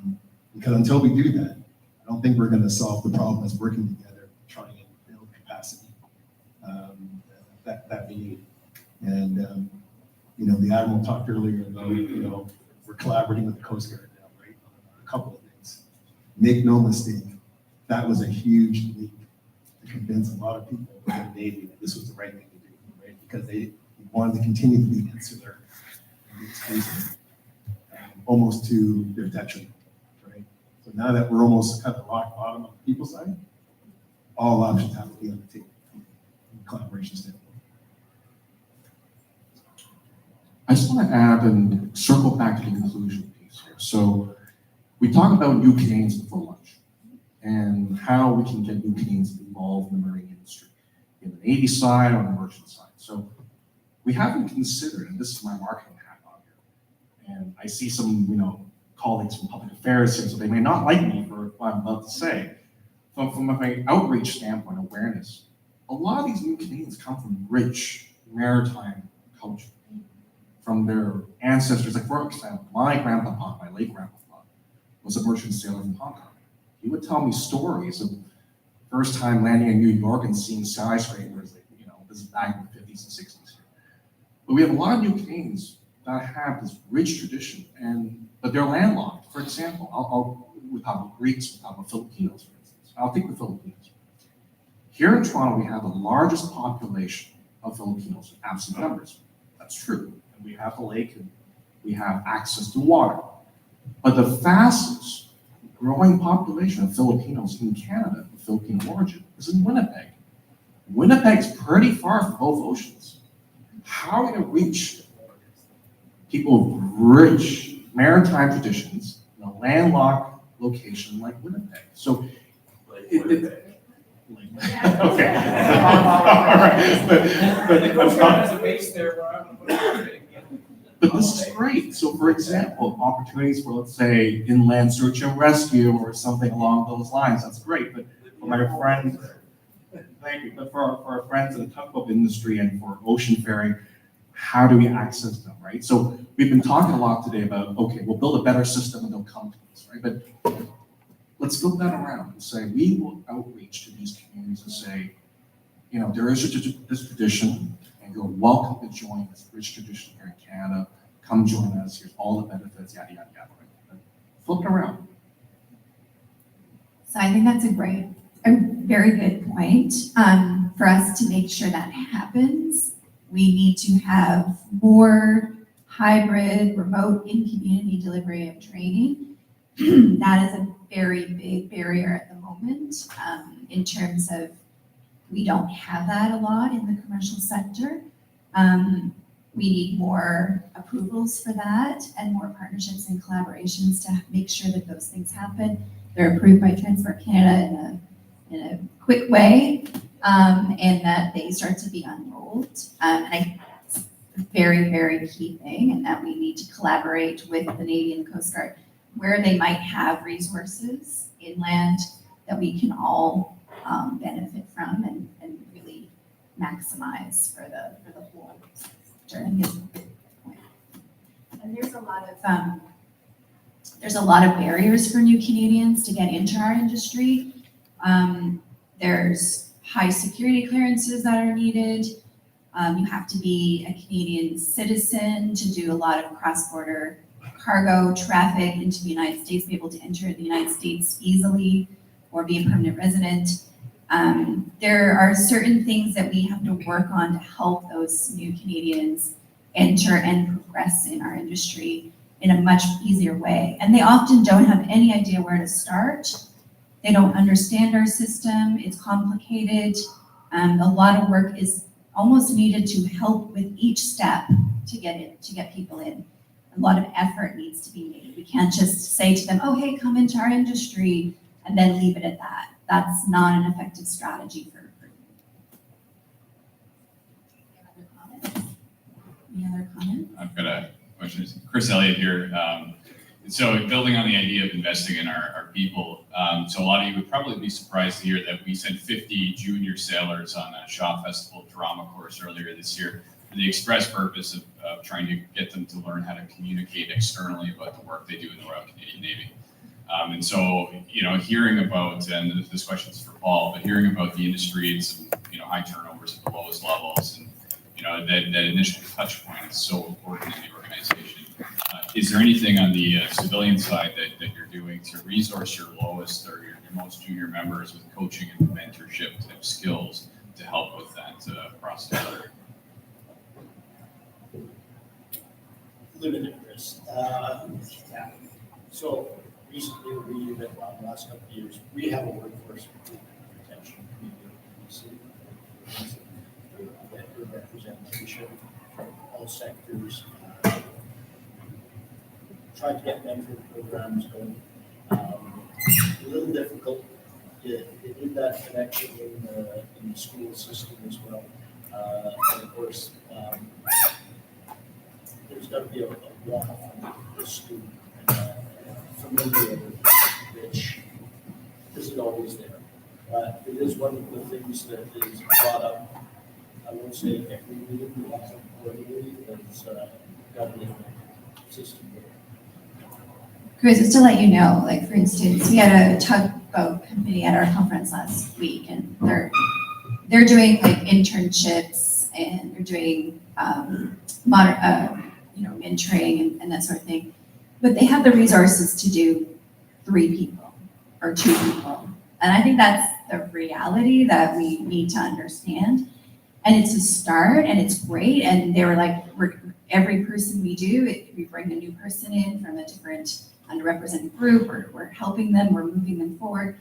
But I think we need to figure out how could we resource a mentoring system that would be of help to everyone. Where does the resource happen? And so that's what the collaboration piece is, because it's not just industry with their hand out saying we need help. I think industry also has to invest in these things as well. But if we collaborate on these projects that are more impactful for everybody in the industry, we would have more resources to work with. If we're just doing it one company, one person, one company, one person, it's going to take a long time for us to move forward. I was thinking of this conversation, and again, thinking about the models that we use to develop people.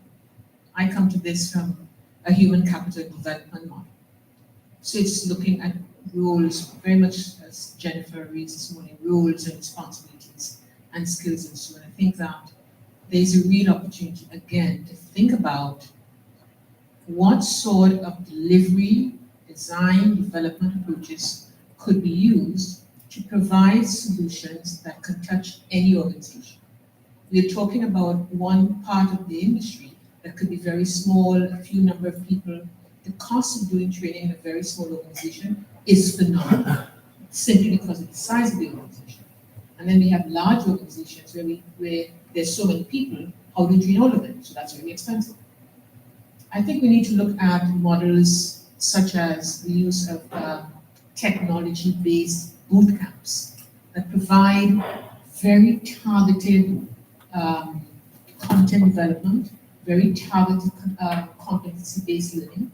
It doesn't matter what type of organization it is, but everybody can benefit from it because it's a boot camp that can be done in a small company, however that company wants to run it. Similarly, in a large organization, develop it once, use it multiple times. So the notion of cost of training, cost of developing goes away because it's being produced not for an organization, it's being produced for the sector based on the roles that Jennifer identified or whomever. It says this is the role, and this role needs this skills, competency models, and so on, technology-based. It could be a Davis seaboard, wherever he is, similarly on land, Manitoba, it doesn't matter. So I think we really need to embrace the notion that technology can provide new models that we were not using in the past.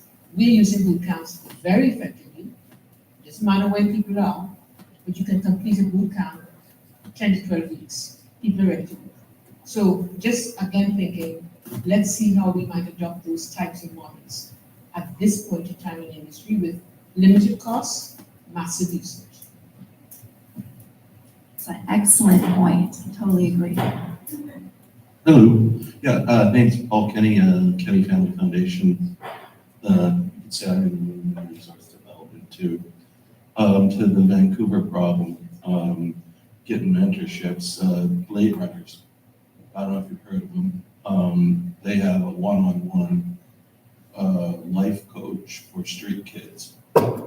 And they get them into the trades, the construction trades. And if you talk to anybody in the construction business, they like getting Blade Runners because, their mentor is a retired tradesperson. And if need be, he'll knock their door down, pull them out of bed and throw them in their boots and get them to the work site until they learn how to do the job right. And I'm just saying is that if you're looking for a model for mentorship, just phone up Blade Runners. They're a part of ACTS, the First Nations group down there at Park Royal, the big tall building on the south side of the road. It's a really good program. I've funded that for many years. And to get kids into it, and if you're saying, you're having a hard time, you're teaching them how to work, get in there, having someone there to pull them out of bed and throw them in work boots, that works. And then that's a little idea I had for the foundation is develop a curriculum for grade 6 and 7s on green, and you can put it in math. Plotting a course on a chart is a lot of work. TV makes adult children, that's math, and the whole bit, and they can go on their final test. And that's it's a great idea. I mean, when I did my Power and Sales Squadron back 30 odd years ago, we had to plot a course too. So, I mean, it's just a great way to get kids into the naval world or into the marine business. Those are just a few little ideas I had off the top of my head. Anyway, that's about it. Thank you. Those are great ideas. And we actually do that with the BC pilots. We have we do a program called Remonth in Canada with Canadian Geographic, which is curriculum based and it's aimed at grades 5 to 12. And one of their activities is to chart a course and to deal with the tides coming in, and it's a whole math equation, and we just created something like that. And it's very well we have really good response from teachers to that program. I think we had 120 classes from provinces across the country and over 3,500 students that have registered for it. And so, does anyone else wanted to say anything from the panel at all, or I think, are we out of time?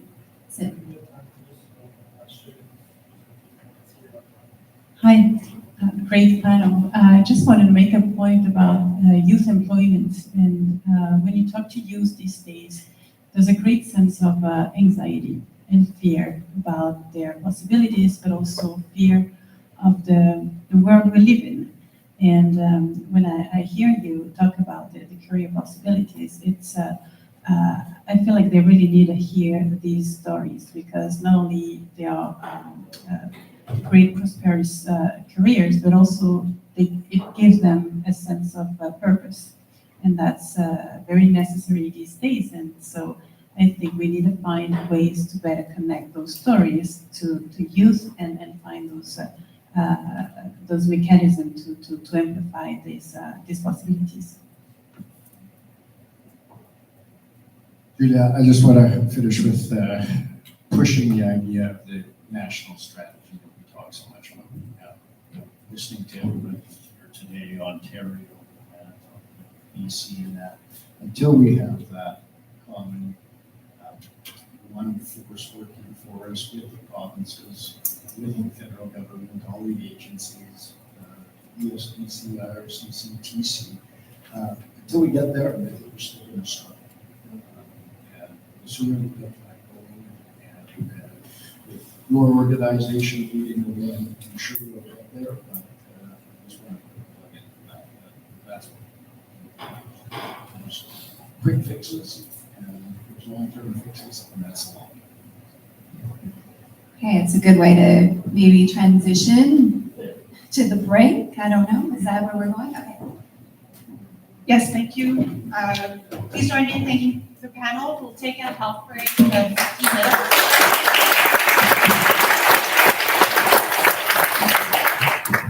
We'll take a health break of 15 minutes and we'll convene at 2:30 for our last panel, which will be followed by breakout sessions. Thank you.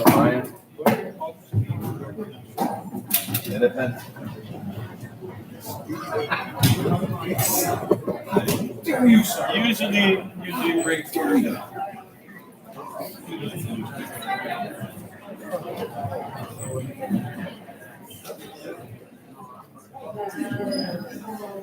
What you drop, you basically.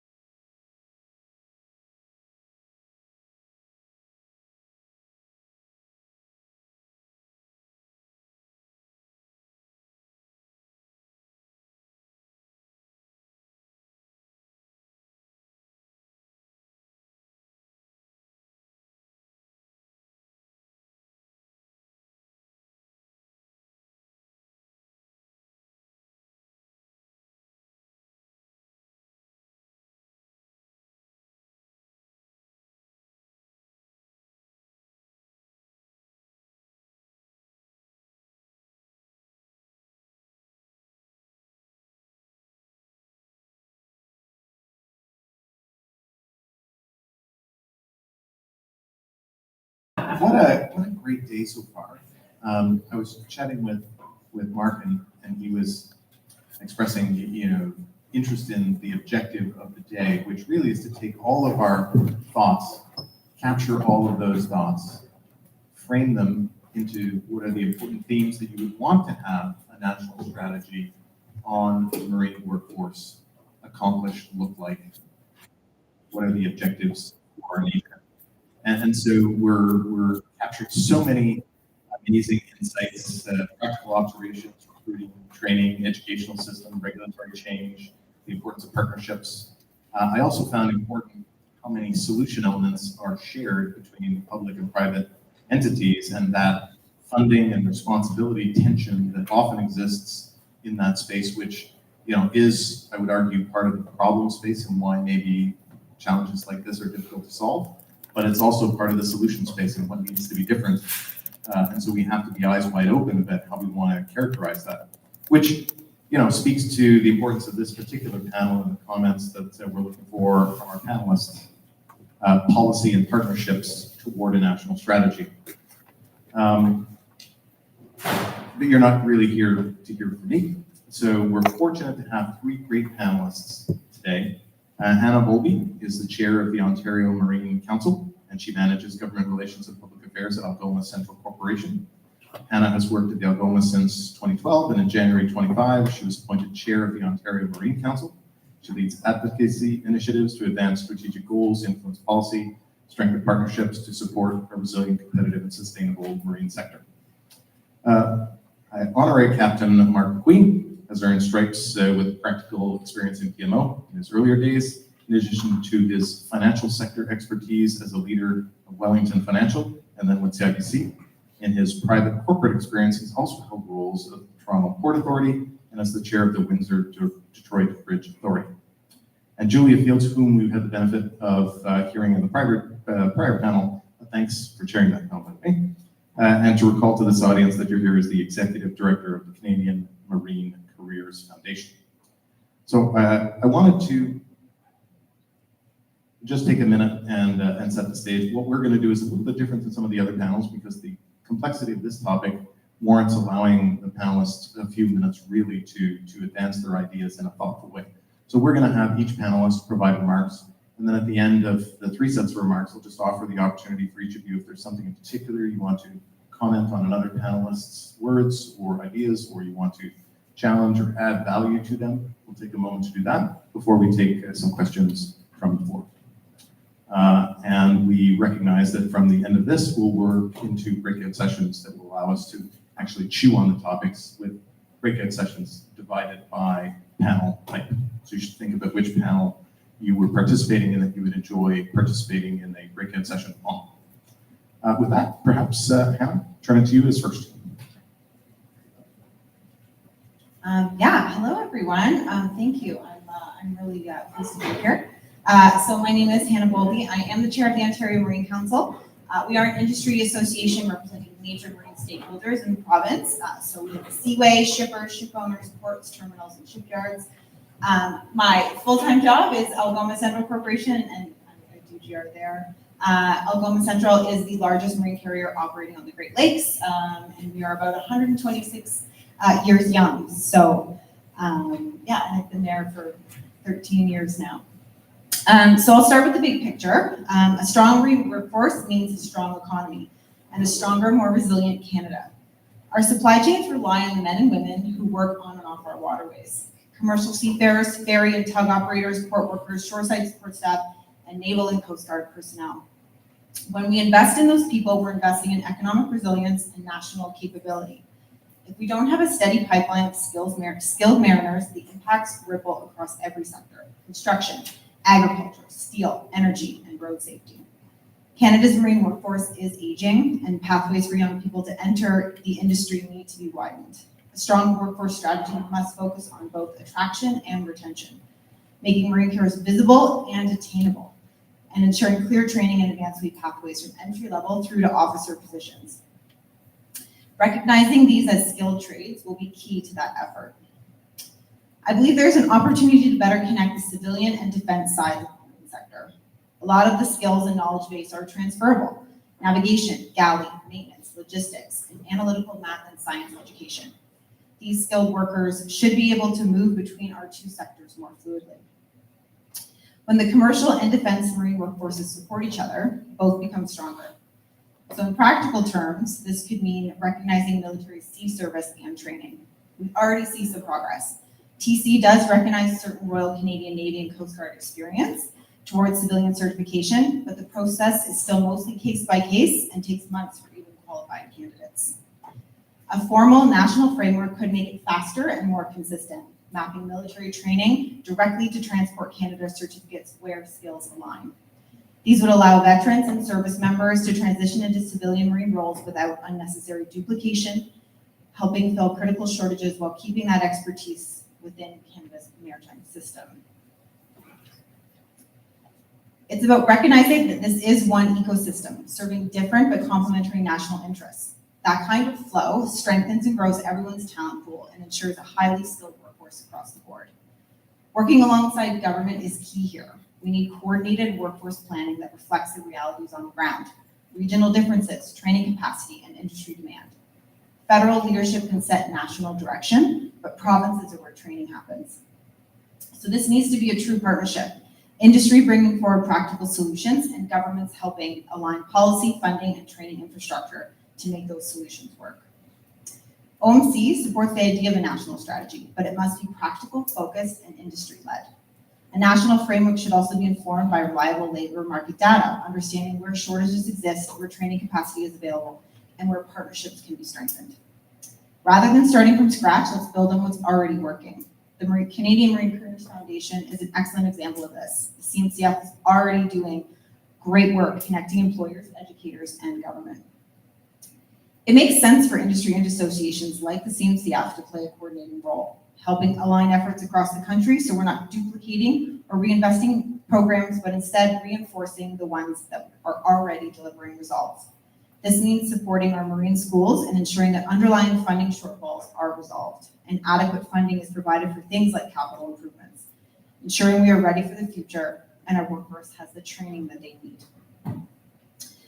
One of the most effective things government could do is officially recognize the marine sector as critical to Canada's economy and security. That recognition matters. It unlocks access to funding, training incentives, apprenticeships, and workforce development programs that other in-demand industries already benefit from. It would also send a clear signal that Canada values the people and the skills that keep our economy moving forward and ensuring we are ready with a qualified workforce as we look to unlock growth. During the pandemic, the marine sector kept Canada's supply chains moving when others shut down. That resilience was only possible because of the people on board and in our ports. We can also be more efficient with the training assets we already have. There are simulators, instructors, and facilities across the country in both civilian and defense institutions that can be better shared. Opening access and coordinating usage benefits everyone. More training hours, lower costs, and a stronger pool of skilled personnel across the sector. Shared use agreements could be developed between institutions like the Coast Guard Academy, military training centers, and marine schools. A coordinated calendar or national platform could help schedule simulator time or specialized training modules, improving access and cost efficiency across the sector. Shared access helps maximize the use of existing assets and strengthens national training resilience. Finally, we can't overlook the importance of real experience and mentorship. You can't learn this industry entirely in the classroom. Students need opportunities to get on board, to see opportunities firsthand, and to learn from experienced mariners. Those mentorship relationships are what keep knowledge alive and inspire the next generation to build their careers in this sector. Securing onboard placements is often the biggest challenge for cadets and apprentices. Incentives for employers, such as tax credits, training subsidies, or recognition programs, could significantly increase opportunities and strengthen mentorship across the industry. If we want a resilient economy and a secure nation, we need a skilled, competent, and supported marine workforce. That means coordinating our efforts, recognizing the sector's critical role, and building on what's already working. With the right recognition, coordination, and the right investment, we can ensure that the marine sector remains resilient, competitive, and a solution to building our nation. Canada has the opportunity to lead by example, to build a national maritime workforce strategy that reflects our geography, economy, and values. We have the talent, the training institutions, and the partnerships. What we need now is alignment and urgency.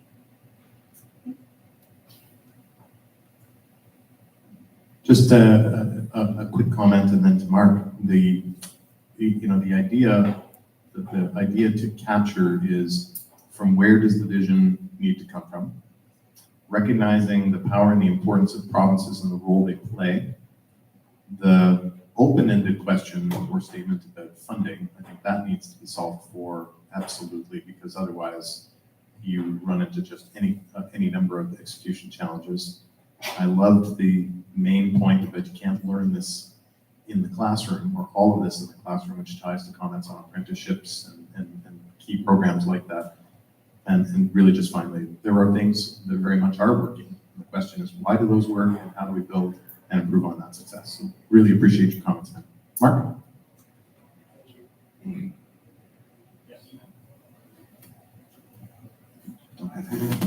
So my life is flashing before my eyes for a bunch of reasons.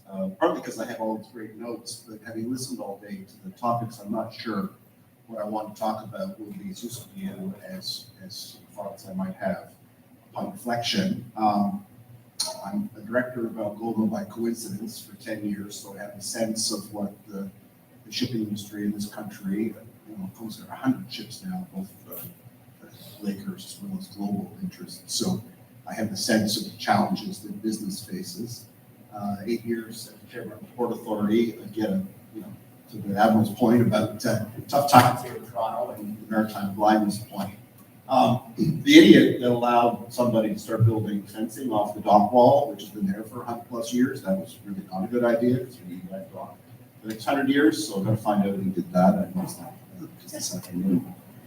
And at least up until today, the Navy's been kind enough to have me around as the honorary captains for 13 years, and to bring together as a venture capitalist and basically for 5 years in the Brewery government back when the MCDDs and the frigates showed up, which of course, to great relief, you think about how long those ships, Canadian ships, have served our country and how many sailors were able to deploy overseas and to do the business in the Navy in our country in a whole bunch of different places.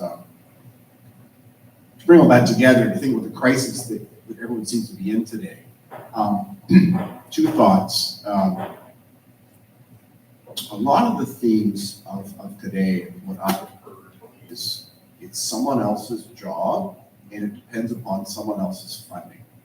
And in the venture capital sector, I'm in the business of giving grow their companies, and through that shared success, everyone benefits, new jobs and innovations, and intellectual property gets created, and the economy grows, and profits get distributed pension plans that pay for those pensions.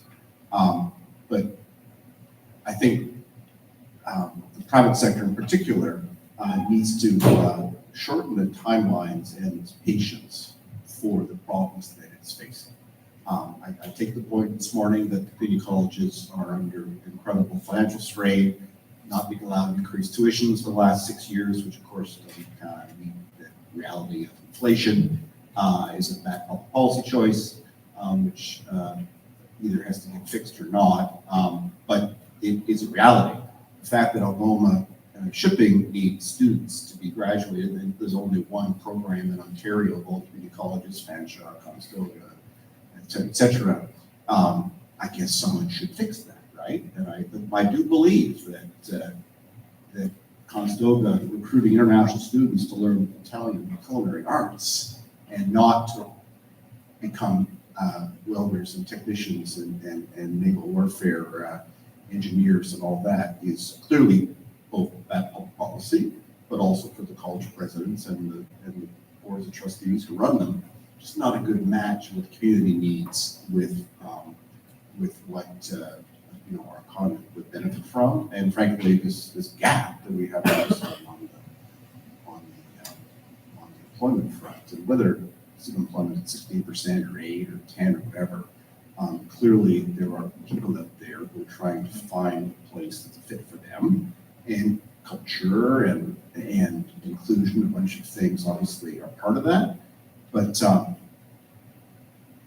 someone's got to go first, and it seems to me that the private sector is best equipped and has the profit motivation and the alacrity to go and get the presidents of these community colleges to get that course that you need on the program. If that means Algoma's got to fund it the way Siemens, a foreign company, is doing it, then they should do that. And I will tell Greg, the CEO of Algoma, that I said that I'm not, we can talk with him too. But the truth is that these problems are not going to solve themselves. Number one. Number two, that we're paying people in Oakville to not work at the Ford plant because there's no job there right now because the pickup truck's not coming yet. And we have a workforce challenge in the marine industry of unfilled people who can do a whole bunch of stationary other interesting jobs that require skilled trades and training. There's a problem there. And I can tell you, at Queen's Park in particular, there's some politicians who love solving problems, who love common sense, business-oriented solutions that are tabled by people in the private sector who can create a job the next day if only given a chance to reduce red tape and all that stuff, which are not cliches. And the Admiral, I think, would attest when we met with the Premier in August about some stuff that was relevant to him. Like, he was 2 thumbs up on everything that could help protect Ontario. And this sector, our sector, no matter what part you play, tugs, domestic, and it doesn't matter, shipping aggregates or so forth, or training people to go and do those jobs someday. It's a really great opportunity right now, given the focus on the domestic economy, which in theory should help my sector too, because you all are clients and potential prospects to buy Canadian technology and to get more involved in helping stimulate that part of the sector, which creates far more jobs than dollars involved. There's four or five people on a tugboat, and there can be 400 people in a software company. The same amount of investment can go into each, right? There's obviously leverage in the technology sector and partnerships with the Navy and with the individual companies that in the marine sector who have problems they need solved. It could be technology, and it could be a whole bunch of different kinds of things. But in the day, entrepreneurial-driven solutions. But waiting around for the strategy to come with the money from the federal government and whatnot, I just think that will be a 3 or 4 or 5 year process if you're ever satisfied with the outcome. And I think the urgently sounds to be today, certainly what I've seen. And, that Admiral's, all that spaghetti up at the top of the HR learning strategy and all that this person has done, I think, in the last couple of years. Like, individuals can take an organization in crisis and bring change by sitting every day with people who are best equipped to solve those problems and empower them to do it. And I've seen the Navy do that on the training and HR front. And all the things you heard about shortening recruiting and the experience program, what have you, are all action items that were both dreamt up and leveraged by the current commander.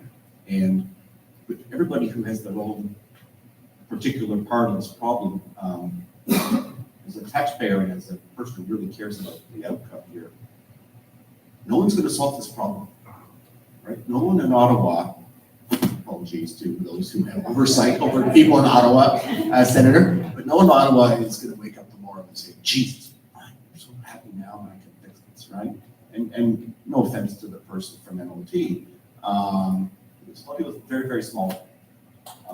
But I think the private sector has the benefit of the shotgun approach to get all these elected officials who really are looking to solve problems right now, truly, to do so. But that would the Admiral approve me to say, Darren, but those are my thoughts. It's good to be controversial.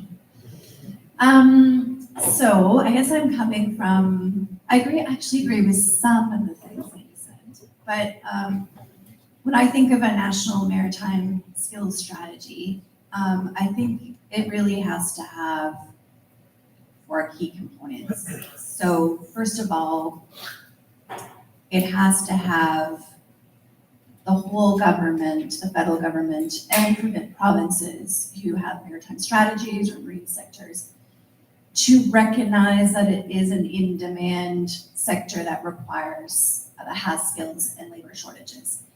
There is a mechanism that exists in the way the funding works in all these different provinces and federal government departments. You have to have that recognition to be able to access existing funding programs that are in Employment Social Development Canada, which are sectoral solution type funding programs that many industries have been benefiting from for the last 20 years. The marine sector has never had a dime from Employment Services Development Canada. So we have a pilot project that has been developed in collaboration with the private sector, with marine institutions, with labor organizations, etc., to add in some more training capacity on board vessels so that we can make sure that we eliminate that barrier, because we don't have enough capacity to give that sea time to people and they can't get certified. One of those architects went to Indigenous Services Canada, and that group said, we could put some money towards this. This actually makes sense for our capabilities, but we need it to be recognized as an in-demand sector from Employment Social Development Canada. We want to have priority for express entry for seafarers who are already here to get permanent resident status so they can stay in the country and join the domestic workforce. That requires Employment Social Development Canada to recognize that this is an in-demand industry. So you have to think about things in a much more collective fashion.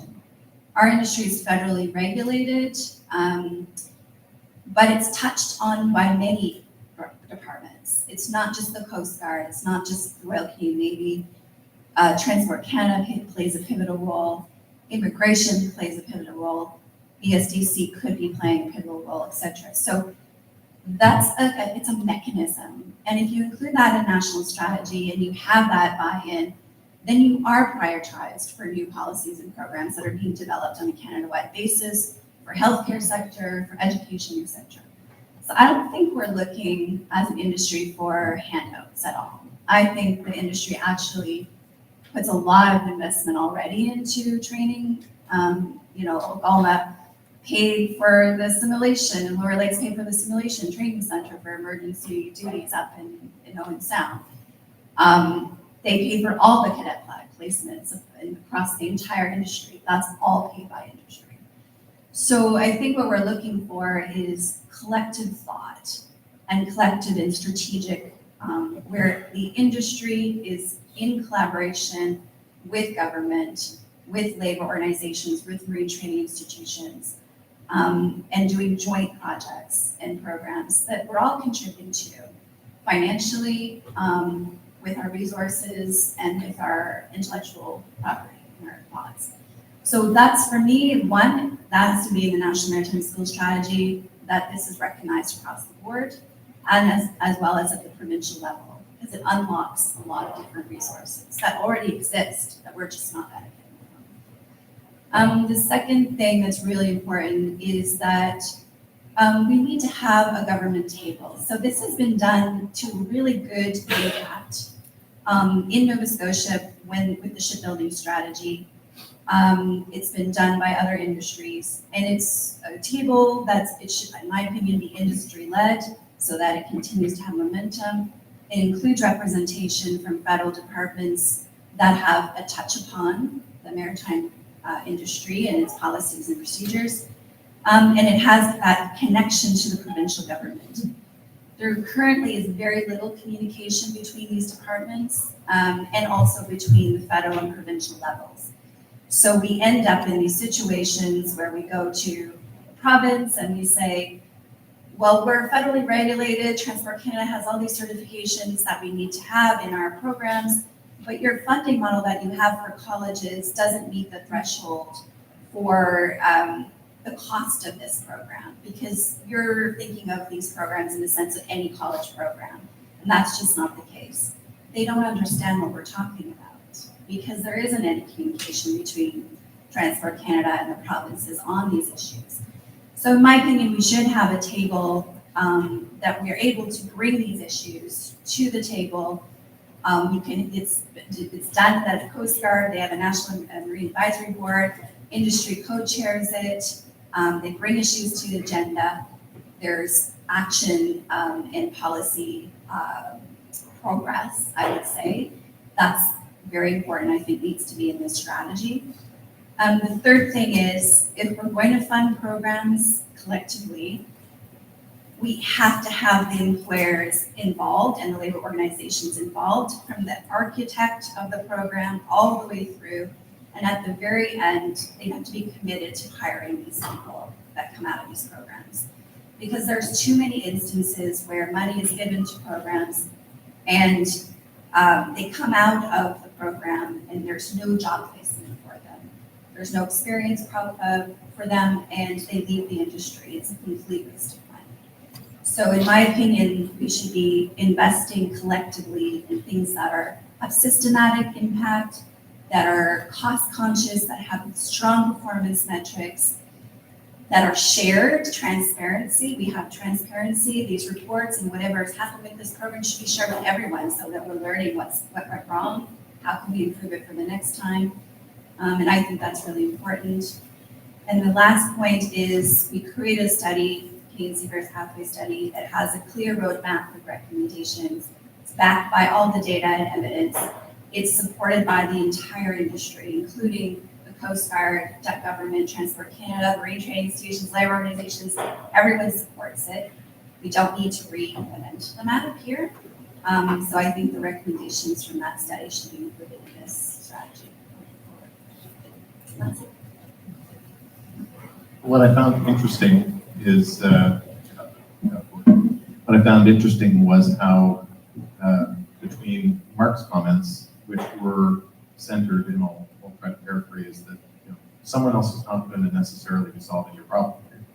Understanding that this is a dimension of public and private policy, and what's good public policy, and how to reinforce that, and that the agility of industry is very well situated to support and act when we have this moment in time, that if we don't act with some form of resolve, that the either moment will pass, the situation will get increasingly worse, which will become an even greater challenge and have unintended consequences, or other.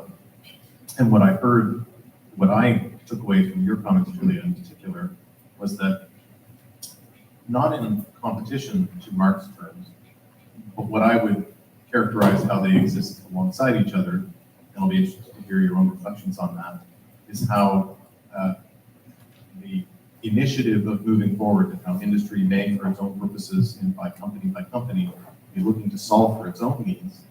That's a very agile outcome that can create an outcome.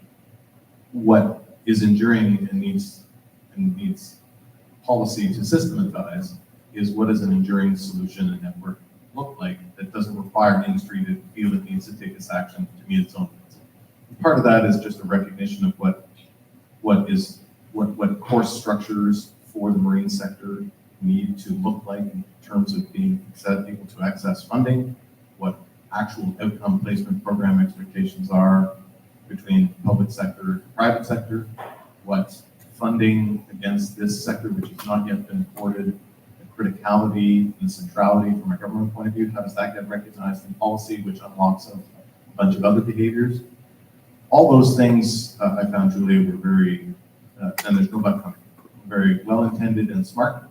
I do not feel they're in complete contradiction to Mark's comments, right? Mark's talking about the resolve, the speed, the moment, the time when it needs to happen, and who's best suited to do what. Which is why I found your comment about an industry table that would be industry-led was quite interesting. I'll just pause and just see, because of the nature of it, Mark, is there something you'd want to reflect back to Julie's thoughts? So this group called Build Canada, 75 days ago or something, got stood up and decided to solve the problems of our country one policy memo at a time. And it's not tongue in cheek when I say that. And there are 250 of us, let's say, mostly from the tech sector, venture capital, and whatnot. And if you want a memo on AI, 4 of us will write it and be ready in 3 days. And then a bunch of people read it, and then 6 or 16 people will put a thumbs up, and then we'll all kind of co-sign it. And that's it, there's been 24 of these done so far. I mentioned that to you because your problem is one of the things this group would like to solve if they knew that problem existed.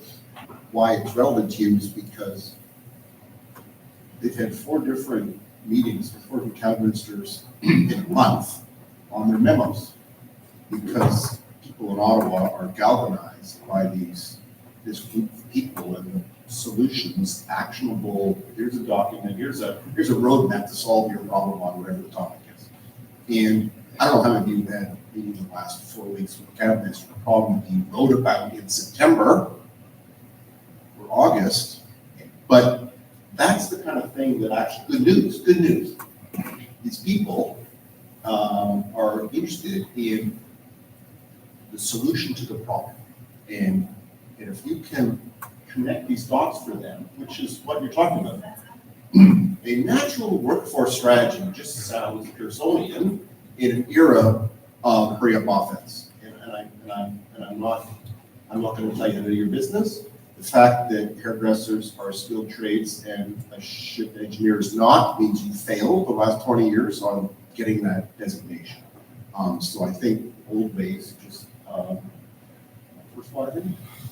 There's a new way of getting stuff done, and this government seems to be evolving anyway, responding. And you should find your way of getting in that lane, because they seem absolutely ready to act on a policy set that is connected to jobs and growth and this Protect Canada thing. So I hear you're in the editing committee. That's what I heard. The water committee, so I fail at those days. Julie, anything back? But then Well, I agree. Like, if you have a national strategy, you don't want to get caught up in spending months and months going through this, agreeing, etc. Roundtables, like just ban the word roundtable. Yeah, I agree. Like, Suggests that time being spent organizing retreats instead of solving problems. Right. I'm not being trite. I appreciate you all have to buy into each other's daily lives. so I agree with that point. I think what we want to do is, that's why I said, like, for me, the national strategy just needs these 3 things. That's it. And we don't need to make it overly complicated. The only reason for it, in my mind, is to bring people together so that we have a commonality and that we can move forward with actions. Like, at the foundation, we are already moving projects forward. We're already doing these things. So for me, I look at a national strategy as a way for us to deal with this major communication problem that exists between different federal government departments. And the reality is we could throw all the money we wanted to as an industry at this problem, and we could make no progress whatsoever if we cannot deal with some of the policy problems that exist in some of these departments. And that, as a federally regulated industry, that is the reality of the situation. So we have to fix these policy problems. And that's where I see the value of this strategy, is to push that agenda forward and to focus this. I'm happy to be the person that pushes this through our organization. We already represent a huge amount of the marine stakeholders. And I agree, I don't want to spend, weeks and months putting together a white paper. I want to have it done in a few weeks and let's move forward. Yeah, I was just gonna echo what you were gonna say, and that I think your point about overcomplicating.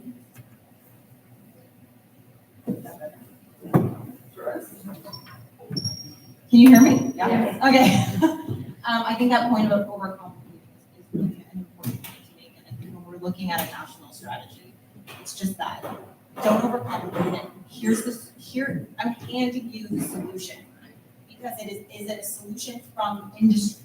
It's not a solution that you decided to come up with that isn't going to work in our industry. We have a niche situation, especially, in our commercial Great Lakes, it's shipping. It's a niche. There's a lot of intricacies. So I think that's a really important point to make. I think the other thing is that solution has to be a joint solution. There's a lot of players in this. There's a lot of players coming together that have to decide. So to your point about the roundtable, okay, have the discussion, in your maybe your roundtable, and then move forward and come together as a whole and decide where you want to go with the industry and the needs that you need. I think it's important that industry it's very important that industry has a voice in that, because we have seen policies come through that do not work, and now we're trying to go back and fix it. So just and I think there's a comment from them. I can share with you. This is free. So working in bureaucratic hell, also known as Ottawa, not just kidding. So you're all right, and I can tell you what appears, and I do not belong to a political caucus. I just want to put that right out there. But what you're actually talking about, the issue with the strategy is it's too detailed, and no single federal department or minister will take responsibility. So this will come back to your comment. This is about creating frameworks with prongs. If it's 3 prongs, 4 prongs. How it's articulated, if it's in more than a page and a half, then you're done for. And then tagging it to one department or one minister. What I'm observing, especially as we do use the defense industrial strategy, yes, D&D has been tagged with it as the primary gatekeeper. But as we have a look, that applies to all of Canada. So as you're creating through your Build Canada pieces, we're starting to have some flexibility in what you choose to do with each of those arms. And so it is almost like they have so much on their desks, the focus is hard, so big framework catchwords, because the framework can be a strategy.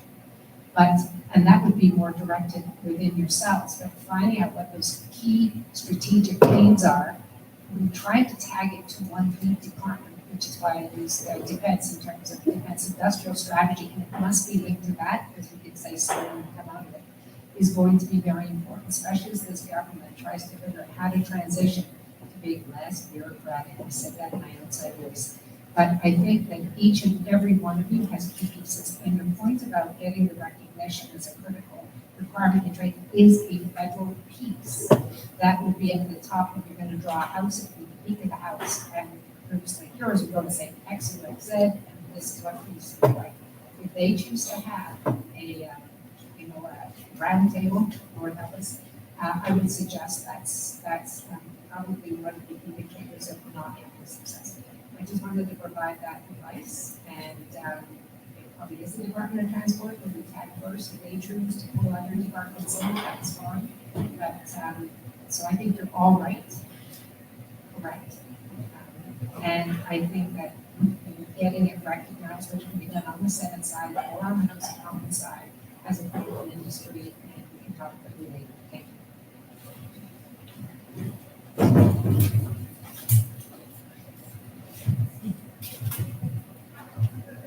Good questions.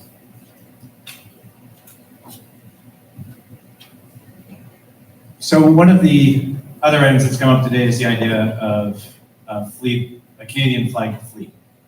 And as part of the strategy, I'm curious about that, because what I've been told throughout is that in the current regulatory environment, it is simply not economically viable to have any significant fleet of Canadian flag ships. So would you advocate that we make a regulatory change in some way that would enable that to be cost effective? Because when I look around the world, it's quite clear that the shipping industry chases the lowest level of regulation and cost. And I really see that change in Canada.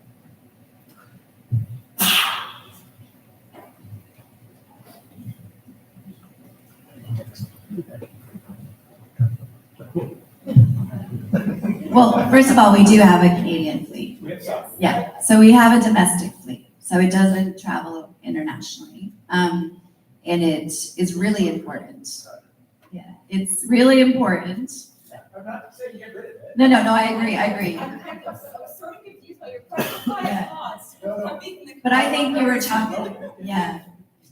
Yeah, you're talking about how do we have Canadian flagships that do international? And actually, if you want this as part of, is this part of the growth strategy, or do we accept it will only ever be a small domestic fleet in the Great Lakes and San Francisco?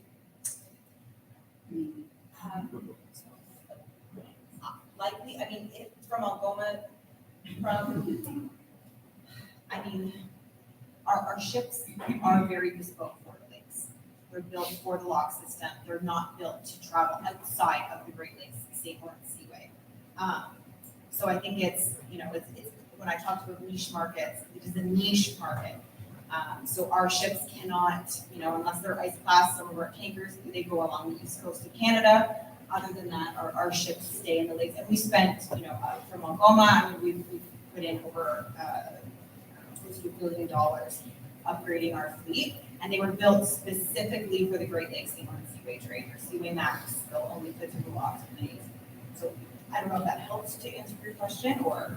Well, with everything down south, if we're starting to talk about a strategy, we're talking about Canadian flagship, we're going to have to be very clear what we mean by that in a way that will resonate and not confuse the situation and wind up with that policy direction that we don't want, that then targets the overseas. So from a workforce development perspective, I think we just need to focus on what we have currently because we don't even have enough people for that.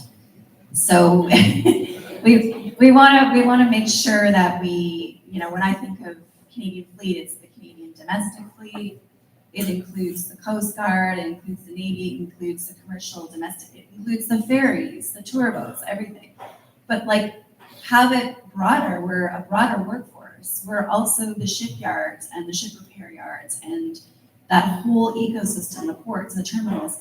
That's how we have to sell ourselves. We are a marine industry that is crucial to diversifying our international trade relationships, our domestic interprovincial relationships. You can't actually run a port that does international trade if you don't have domestic mariners, tugboats, pilots, all of that stuff.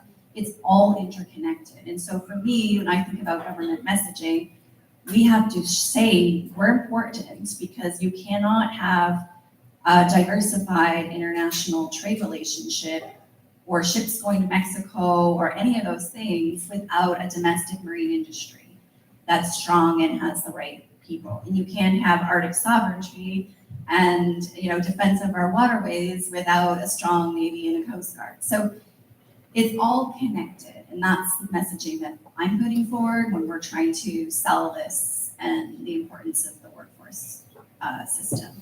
I don't think we need to muddy the waters with international shipping. There's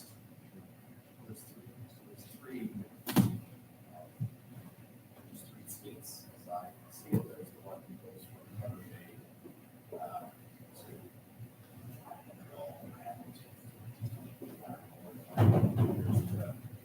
one route to Los Angeles, Seattle.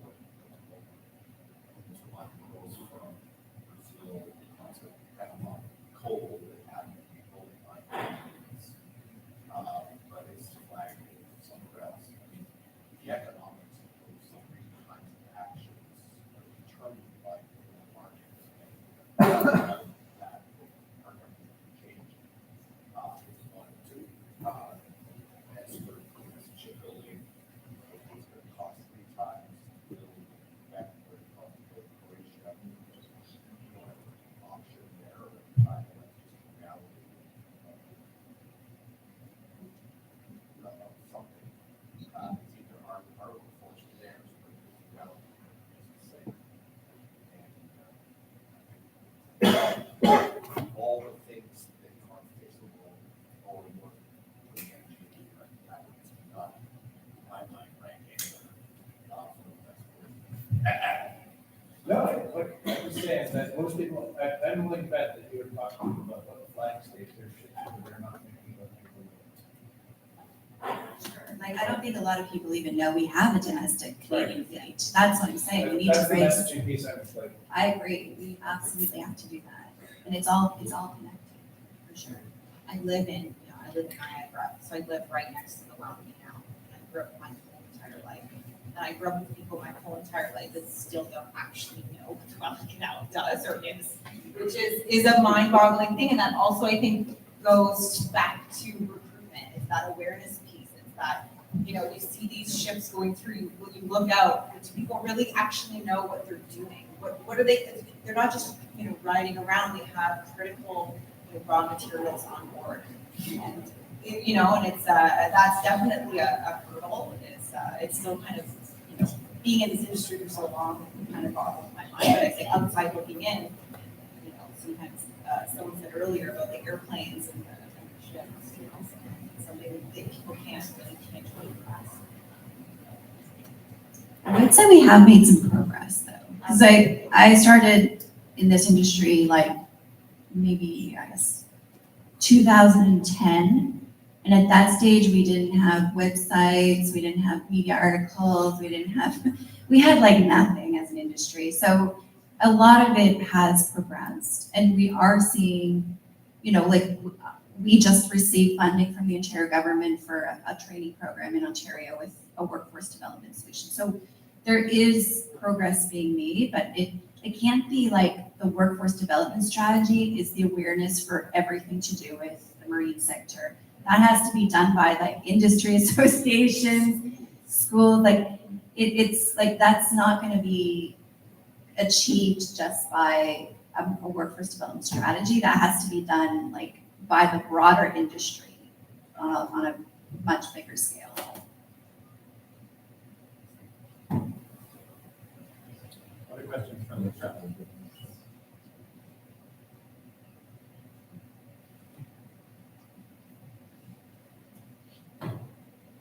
Because what I find interesting here is, and I'm vocalizing against what I've heard, and how there's probably an outcome of today could include two tracks of things. One track that is intended to galvanize, that has the simplicity that we're talking about, and yet at the same point, I recognize comments from throughout the day and in this panel that there are some long-term systemic changes that need to be driven, they need to be informed by well thought through and structured policy.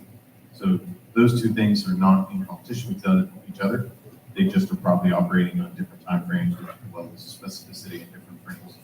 So I think we as CDI need to take that away as part of our own thinking model. Yeah. I don't need mine. Can I turn your own question back on you? Can you hear me now? I'm going to ask you your first question. Who's the champion? And who's going to herd the cats for this? Because you need a champion that is respected amongst all the other stakeholders in that, and getting the right people to the table, not around one. So you need someone who's going to lead and facilitate and get this started, as well as an engagement strategy after that. So the messenger is equally as important as the message. And I think that's what one of the struggle is. Who's on first?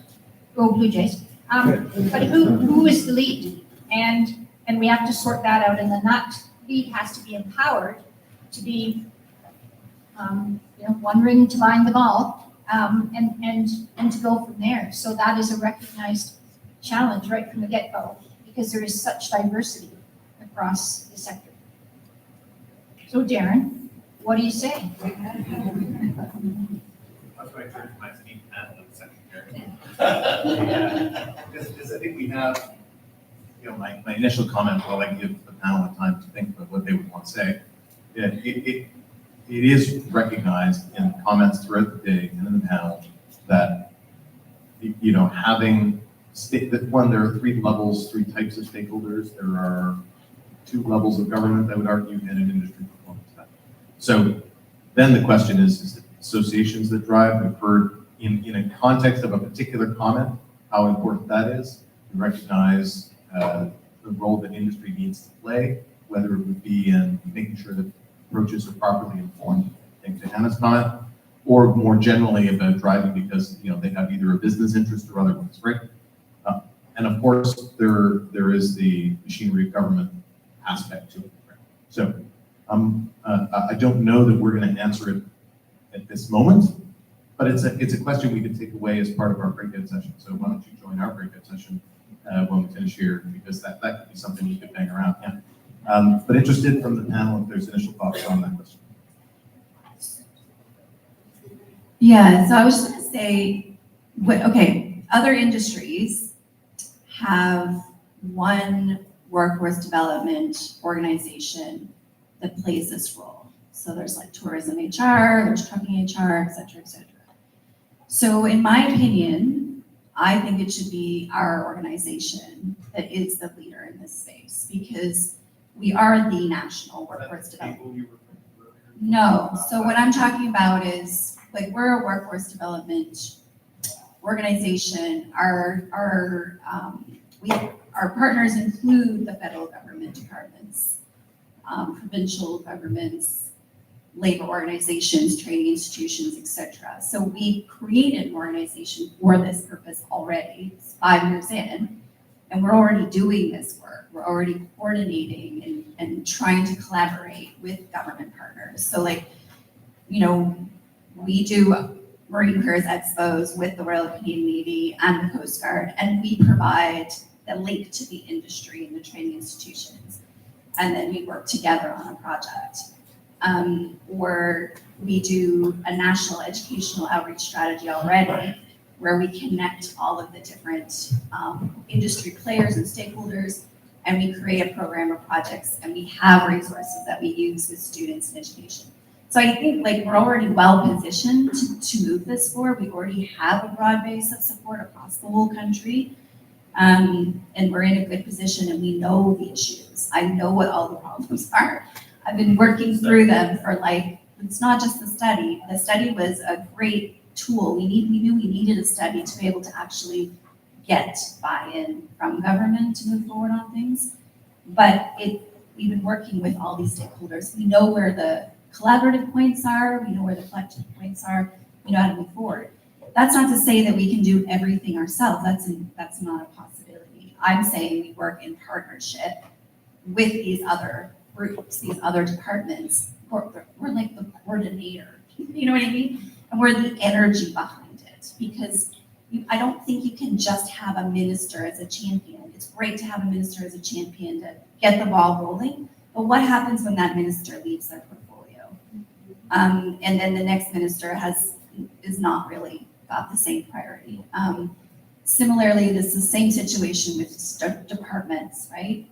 You have a great person who's in charge and is a real, like, let's go, and then they leave, and then there's a huge gap. So you have to have somebody who's in it. This is all we do, right? And you push it, but you're doing it in partnership with these other organizations. And the Royal Canadian Navy is going to be doing their own thing in their own programs, but we're going to see the intersections where we can bring the potential collaborators together. And we're going to make sure that it's cohesive as we move forward, so that other partners can go ahead and do their own programs, but it's thoughtful, it's strategic, and it's cohesive for the rest of the country, and it's taking into account lessons learned across the country. That's kind of how I envision it. Can't execute everything, obviously, but you can. Yeah, I was gonna say, you know, those industry associations are really important, CMCF in particular, because I think, and even if you had, you know, specific industries within the sector, so, you know, I've had conversations where you're sitting as the ship owner, you're sitting as the shipper, you're sitting as the port, and you all have different needs. You need that coordination and to you know, take all their members, okay, can we all agree to get this plan in place? So I just kind of wanted to make that quick point of, you know, it can't just be, you know, a port leading one thing. It can't be the shipper leading something. Even though, you know, seafarers are on our ships, we have to work together also alongside other carriers, because we're all, no pun intended, in the same boat, you know. So I think, you know, CMCF has that one, you know, coordinating the industry, and because of course, I don't think you're ever going to have individuals decide on one single.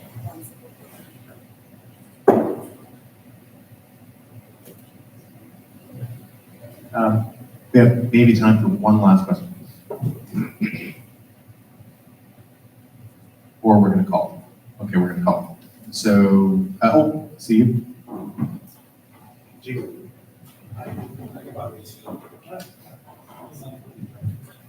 Okay, perfect.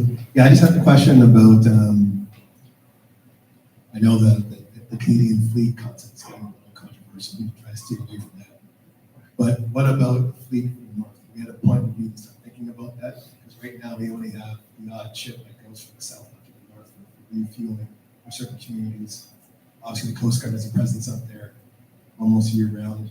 The Navy is starting to have more presence up there. But from a civilian marine perspective, are we at a point where we need to start thinking about a strategy for the north?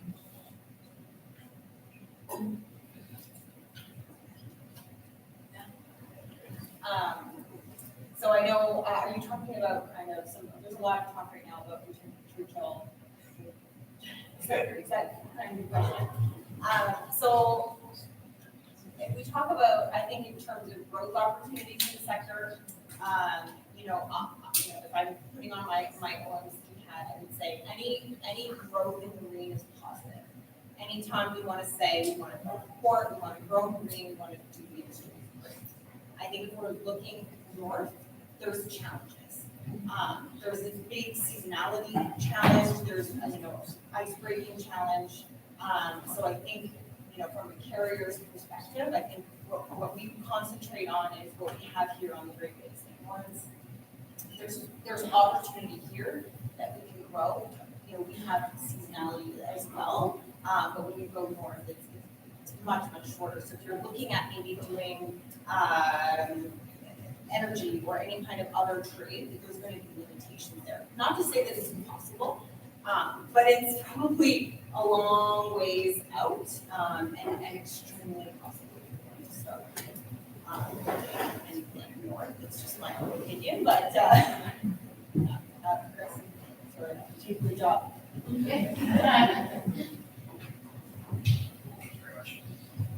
Thank you. So just a comment, information, essentially, we represent seafarers that go on board commercial ships that are coming to the north, mostly for Arctic resupply. There's a number of companies, I believe most of them are based in Quebec, that do this route. There's about 40 ships that are part of this fleet, so it's quite a large component of our cabotage market. And speaking about the national flag concept and that, what I was essentially trying to emphasize in my speech earlier today was that, say there were opportunities in the north to expand, to visit more markets, to have more ships going to the north. What we don't want to see is that done on an FOC. We want to see that done by the Canadian fleet. We want to see market conditions that exist for a Canadian ship owner to charter in a ship, build a ship, whatever it may be. We want to crew those vessels with Canadian seafarers. So it's just about building opportunities and ensuring that we have that market available. If we're going to develop a workforce, they need to have ships to work on. Canadian seafarers are not going to work on an FOC. The rate for a deckhand is under $3 US an hour. You're not going to have Canadian seafarers working in those jobs, so we need to have a strong Canadian fleet. Because companies like FedNav, just to use one example, I mean, they have a mixed fleet, right? They support mining organizations that go out of Hudson's Bay. They have several of their flag vessels are Canadian flagged, and they have one that goes down south and carries another flag. So the majority do, as you suggest, flag in that way, and I think what we're going to predictably see in the north is more specific to energy, critical resources, those sorts of drivers will create that kind of opportunity. And so we'll just have to kind of track that. But I think where the pressing need is today, where we've landed in terms of the initial criticality of effort, it is probably in our current state. And then it becomes to what type of growth and where. So I agree with the point. I think that's step 3, maybe, as opposed to step 1. Super. All right, I think we are at time. Appreciate that this was by far the best panel of the day. Just that. Partly because, it was about stimulating some thinking about what do we do about all the great things we've heard about today. And this panel is speaking about when rubber meets the road. So I'll look to EB. Are we going to go directly to breakouts, or? We're going to make a transition to breakout rooms for this. Each of the moderators will split up into their own panels. So panel 1, which is place on one scholarship. Training education will be with Dr. Kathleen Chan at the church shop. Panel 3 is with Julie Fields here, and panel 4 is with Aaron Hawken. So you guys can choose where you want to go. Think about what our expertise is going to while we bring you to these panels and have more of a discussion. We're going to reconvene at 4:10, so about 40 minutes, and just sort of talk about what happened in the breakout sessions before we close the remarks. Advising that you can go wherever you prefer. We need 2 groups in the room, one outside, and then there is kind of a lounge. Just don't go too far. Please come back at the end for the final part. Thank you. So panel 4 is right here. If that's the quick.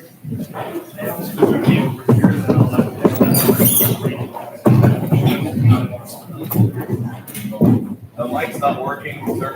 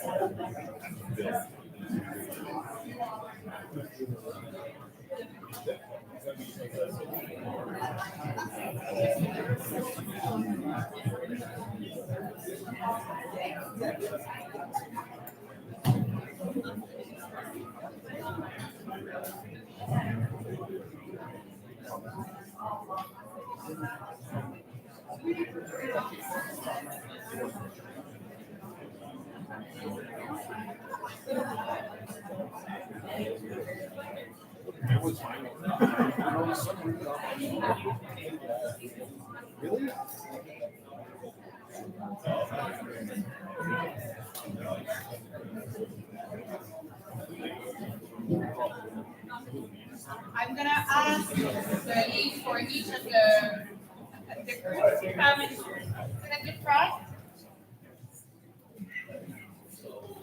Did someone lose on that third class?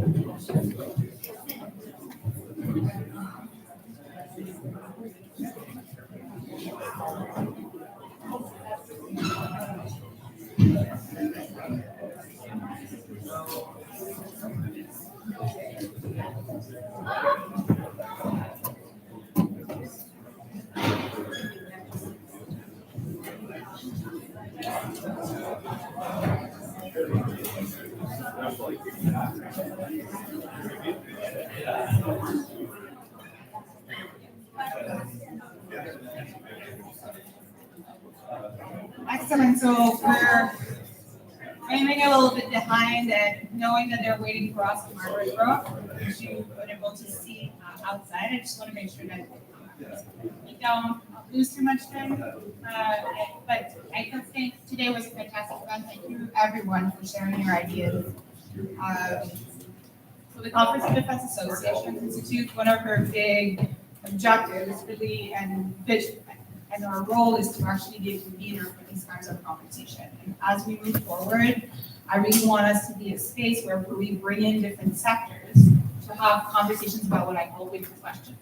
And I think this today was a very good example of that. So I will invite each of the four esteemed participants at the front to share a little bit of the conclusions from all the working groups. So Admiral Tashi. All right, so the first thing I'll note is that I was not the moderator of the first panel. It was Luke Cassivi, who is, as a submariner, submerged and disappeared. Not me. So we had a gathering afterwards, and where we were looking is at sort of a lot of really interesting ideas today. And we landed on something that we think might be useful to consider in a strategy as we look to develop the marine sector. One of the things is government does recognize skilled trades. Historically, it's a hard fight to go through all of the qualification process for the STC. I know Julie's already, it may not be worth it. There are times, though, when government can move quickly when something seems obvious. And this might be a case where that's the situation. The other thing is that there's a way to look at the sector strategically and recognizing that Canada is really invested in being able to defend our security and sovereignty right now and contribute to prosperity, which underpins both of those. A healthy marine sector is critical to our prosperity and our security, and therefore our sovereignty. The concept that we've got, so we have a relatively small Navy to defend the vast ocean expanse, all regular force, about 8,000 people. We have a large defense civilian team in the Navy, and we have a naval reserve. All told, we're about 17,000 people. That's not enough to defend Canada in the event of a war and a crisis. And when I talk about a reserve, what's interesting about a reservist is their jobs in the real world often have little relation to their jobs in the Navy. So for example, just over here, I have someone who's recently retired as a teacher and is a port inspection diver in the Navy, right? So those two occupations have no real relation other than leadership management and personnel management. There's a different type of reserve that we're exploring creating in the military right now. The Chief of the Defense Staff is very keen on this. And she envisions a future where the Canadian military might grow to as much as 100,000 people with a reserve of about another 100,000 people. But that the real key, if we ever found ourselves in a true crisis, would be a supplemental reserve of as many as 300 or 400,000 people. And that supplemental reserve would be people who would be work in their occupation in uniform. And it is exactly the type of model that many other countries use where we're Canada to go to war. All those who worked in the marine sectors, the captains and mates and engineers of ships, the deckhands and all of those, if they were willing, would enlist and serve in the jobs effective that they've been doing before. So no new training beyond some military knowledge. And they would wear the uniform, they would serve Canada, and they would defend Canada. That's a supplemental reserve. It would come with as little as 5 days of training a year, and it would be an opportunity for them to demonstrate their commitment to Canada. I think you make a pitch to government that if you invest in the marine sector, you grow a supplemental reserve that then could defend and would defend Canada in the event of a crisis. That it's a relatively low-cost investment in terms of the supplemental reserve, because at most there would be a stipend to sort of thank people for their commitment, and like I said, no more than 5 days of training a year. But then in the event of war, this would really serve Canada's interests. And that capability might warrant a real investment in a marine sector workforce, because it then becomes a part of our security. It becomes a part of our defense spending. And so that was where we landed as the group, what we thought might be achievable. I'll note that in the group, we had provincial representation, federal representation, Coast Guard, Navy, Seafarers Union as well. So we think there's real potential there. Thank you. And Julia, can you, sorry, maybe let's go with Catherine first. What were the big conclusions from your group?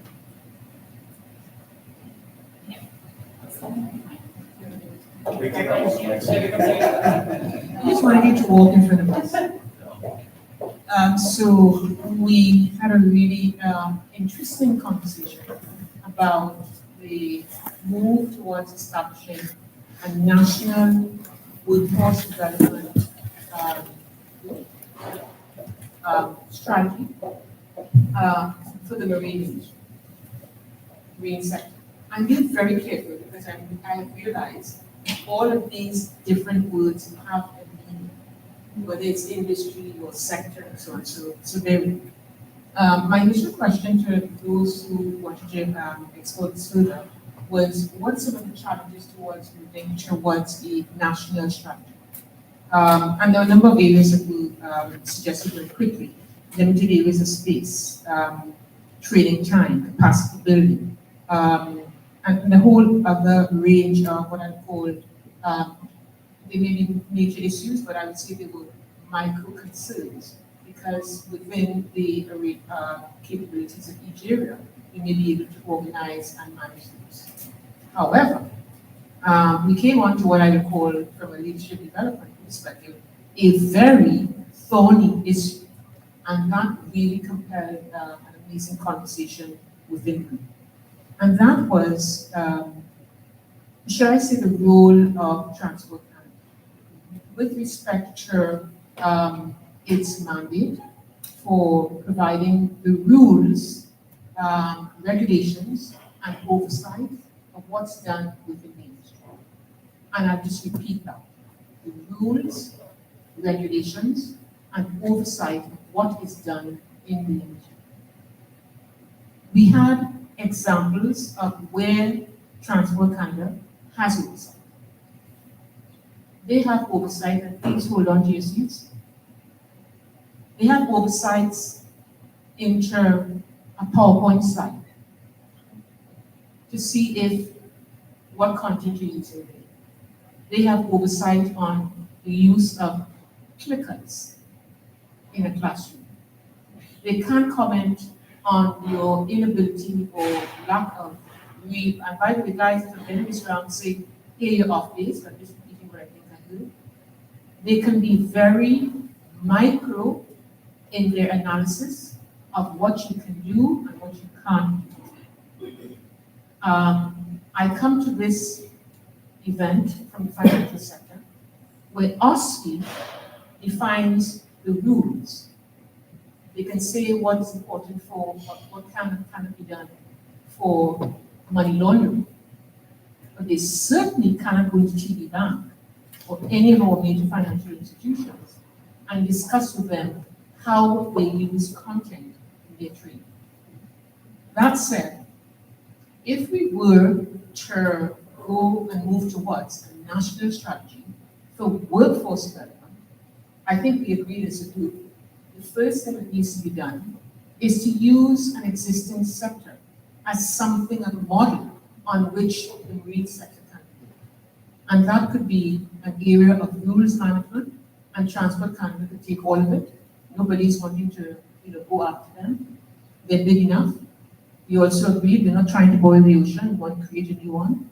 And so there then exists an opportunity for an institution or an approach to identifying principles-based approaches to the marine sector.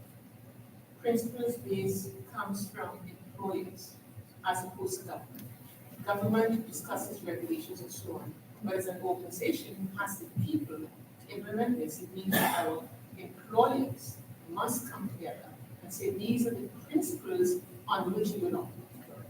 If we were able to establish a principles-based approach for the industry and for the sector, it means that's step number one towards establishing a national training strategy for the marine industry.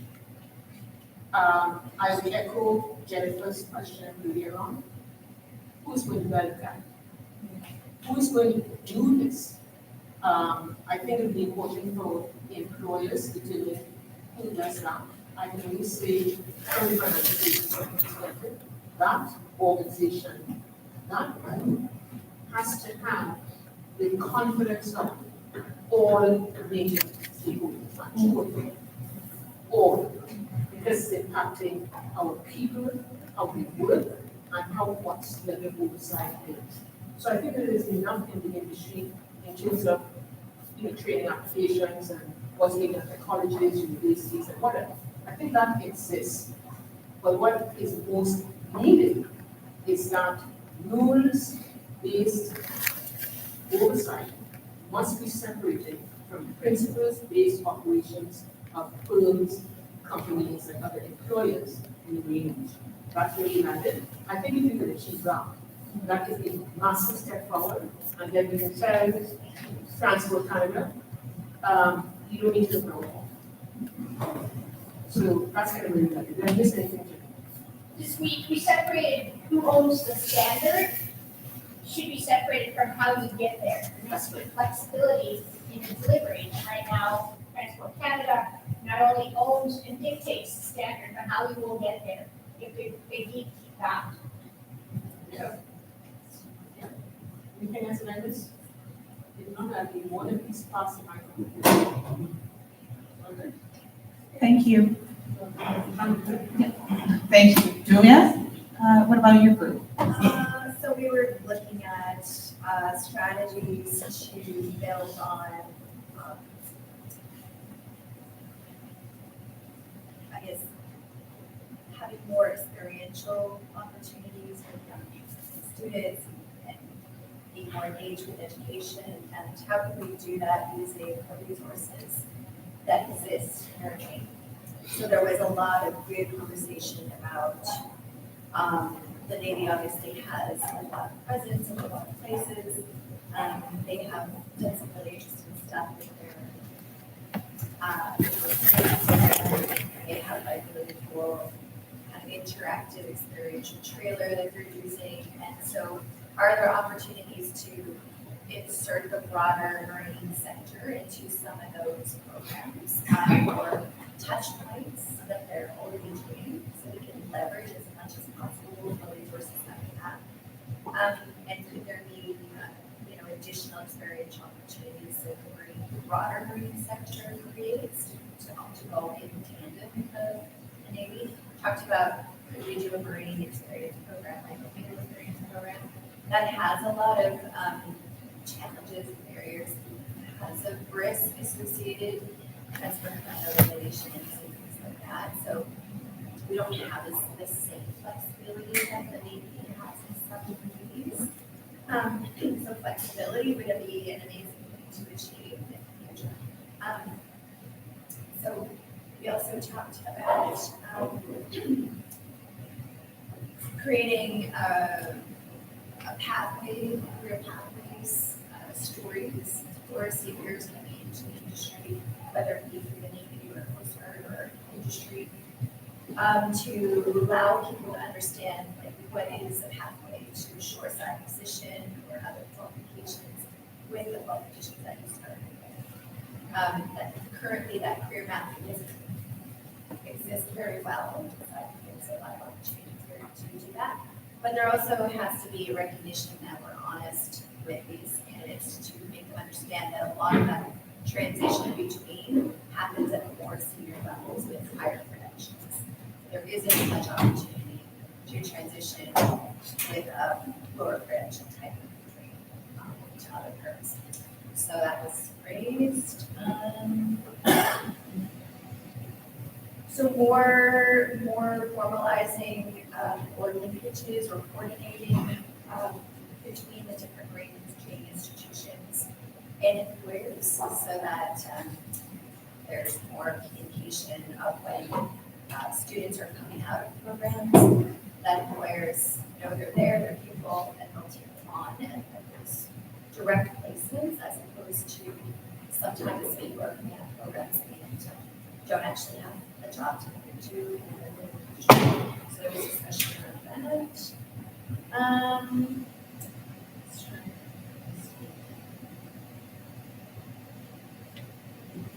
We talked a lot about how things were done and whether they could be done more broadly. I think those were the main things. Oh, more coordinated approaches of how CTONs is recognized veterans. So there's definitely some very specific things that have to be resolved in that area for there to be more mobility between the different types of jobs. Thank you. And Darren? Thanks. So in our panel, the approach that we took for the breakout session was to just go back over all the important things that we thought we heard, and that led to a conclusion. So first off, I think we oriented around, this is about making sure we have the right numbers of the right people with the right skills in the right place, right? So we kind of grounded on that. And then we kept in mind that the seafarer part of the equation, the ultimate expression and outcome of having a marine capability, can't be thought of independently of all the support structures and systems and training and pipe fitting and capabilities, and even to the point where we talked through supply chain, could that apply or not? So we had a useful conversation to make sure we understood what we meant. And then we just grounded ourselves back on Mark's point about, this ought not to be something to wait for the government to solve, because that's a habit we have. And that said, industry, for their own reasons, has the ability to drive investment in training to create a more rapid reaction and outcome.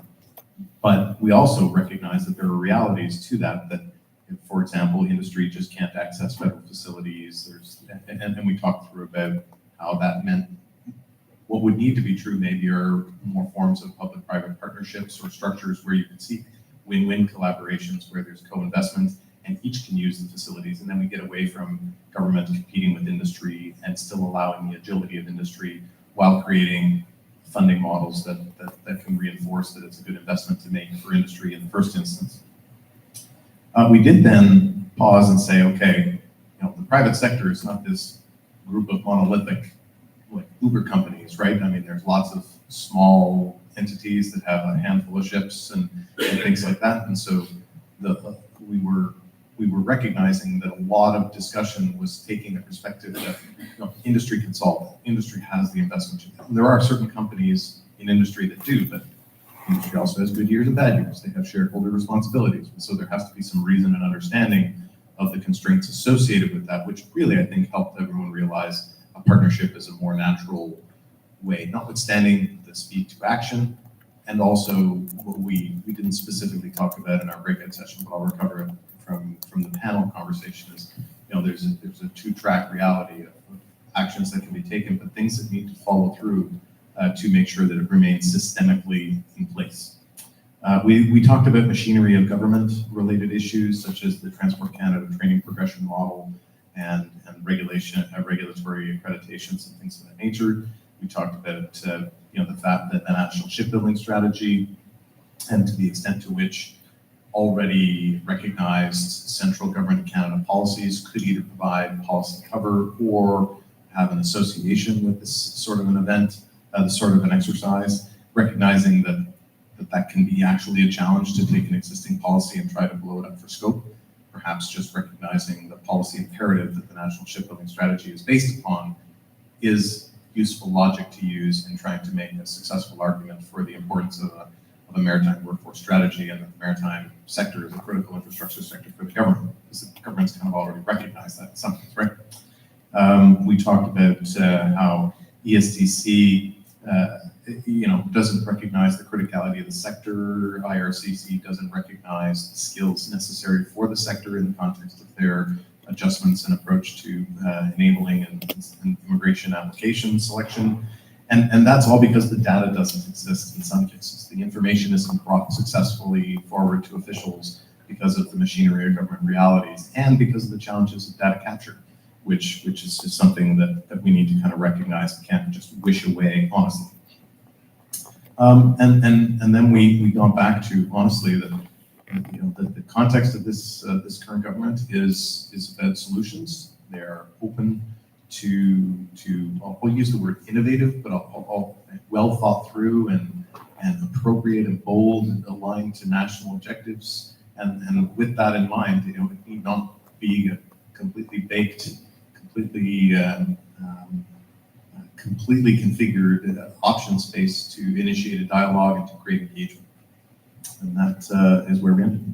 Thank you. I just want to stop. Is there anything that in the breakout room that I said that people would want to comment or correct or add to? And I have a question for everyone. What do you think is the next step, the next logical step here? So we had a great conversation. We came up with conclusions and takeaways. How do we share those? How do we make sure that they reach the right people and then we actually act on those? Because it's great to all get together for one day, but how do we make sure that it doesn't end here? Do you have any insights, ideas of how that could be done? Well, originally, we talked about creating a white paper that's out of this day, right? So I hope that that is produced and that we get to see the draft of that and ensure that everyone's inside. And I hope that it's clear and has very specific principles and objectives that can be then actioned. So I hope that that's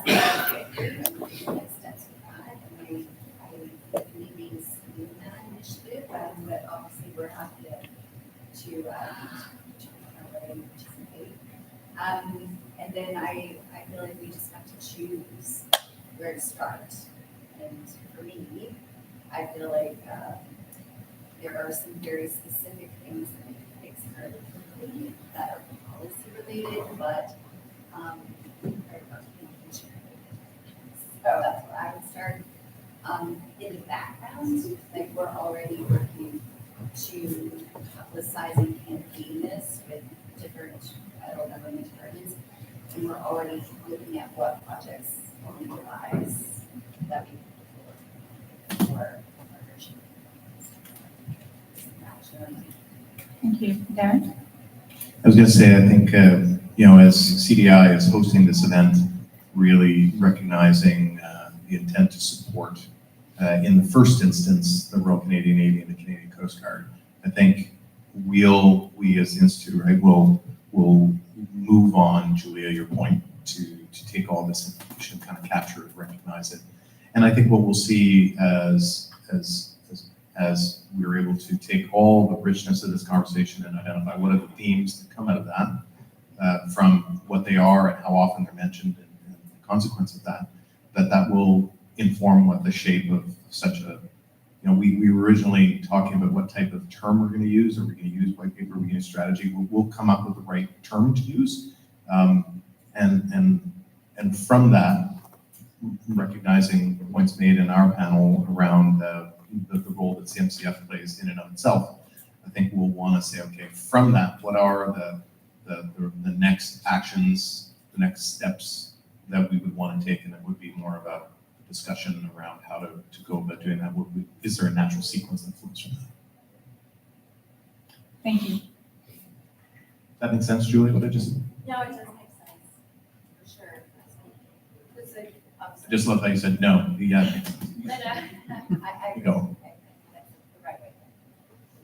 Catherine?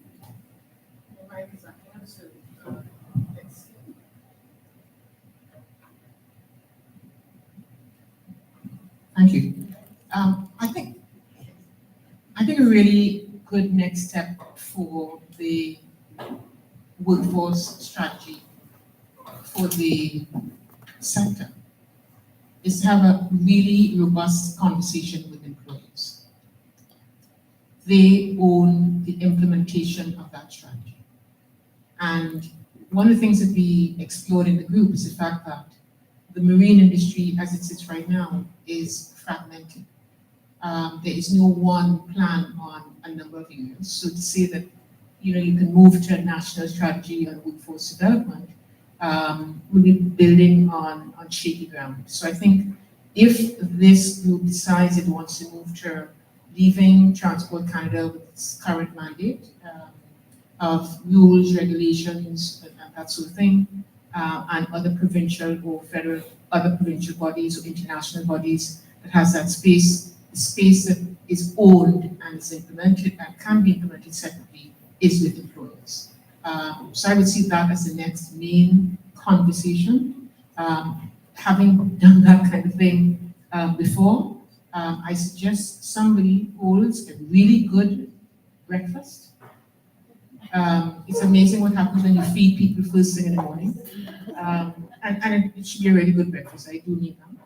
And to talk about how do we want to approach training and development as a sector.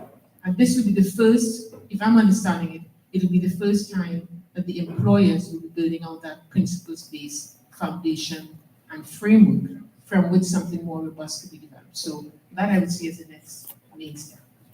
Thank you. So, Julie, I just want to, so you think we're writing the paper? I thought Darren was writing it. Yeah, Okay. Okay, so he was Navy, but it was news to me that the Navy was writing the paper. Because I say that because I don't, we have to be nested within a strong and vibrant ecosystem. And as I pointed out before, the Navy is not just the regular force military personnel. We have a large portion of defense civilians who are critical to what we do. And we depend upon a vibrant marine sector and supported by training, effective training and education. So I think the key is to put together what we've discussed today to try and capture this in a way that will resonate with politicians at both the federal and provincial level with key action items that are achievable and a long-term vision. That seems to be the success, and if you can do that in 2 pages, then they might actually read it. But the other thing I would say is that I think if we're going to be serious about maritime blindness, we've got to figure out a way to make sure that the decision makers in Canada see the marine sector and get out and understand, you know, what is happening. Like what are the Canadian vessels on the lakes, you know, operating the, you know, watching the Welland Canal so that they can, you know, experience that. My experience with politicians has been when they have a chance to get out and interact with the people doing the business, if they remember it and it resonates and it sticks with them when they then get a briefing note that tells them here's something you can do to help those people you saw the other day to support that industry. And the final thing I would say is that we really do have to nest this in a message about, you know, the marine sector is critical to Canada's prosperity and therefore also its security and sovereignty. And that's what's resonating right now. Thank you so much. Thank you for your insight, your recommendations. Thank you everyone for contributing. Please join me in thanking everyone.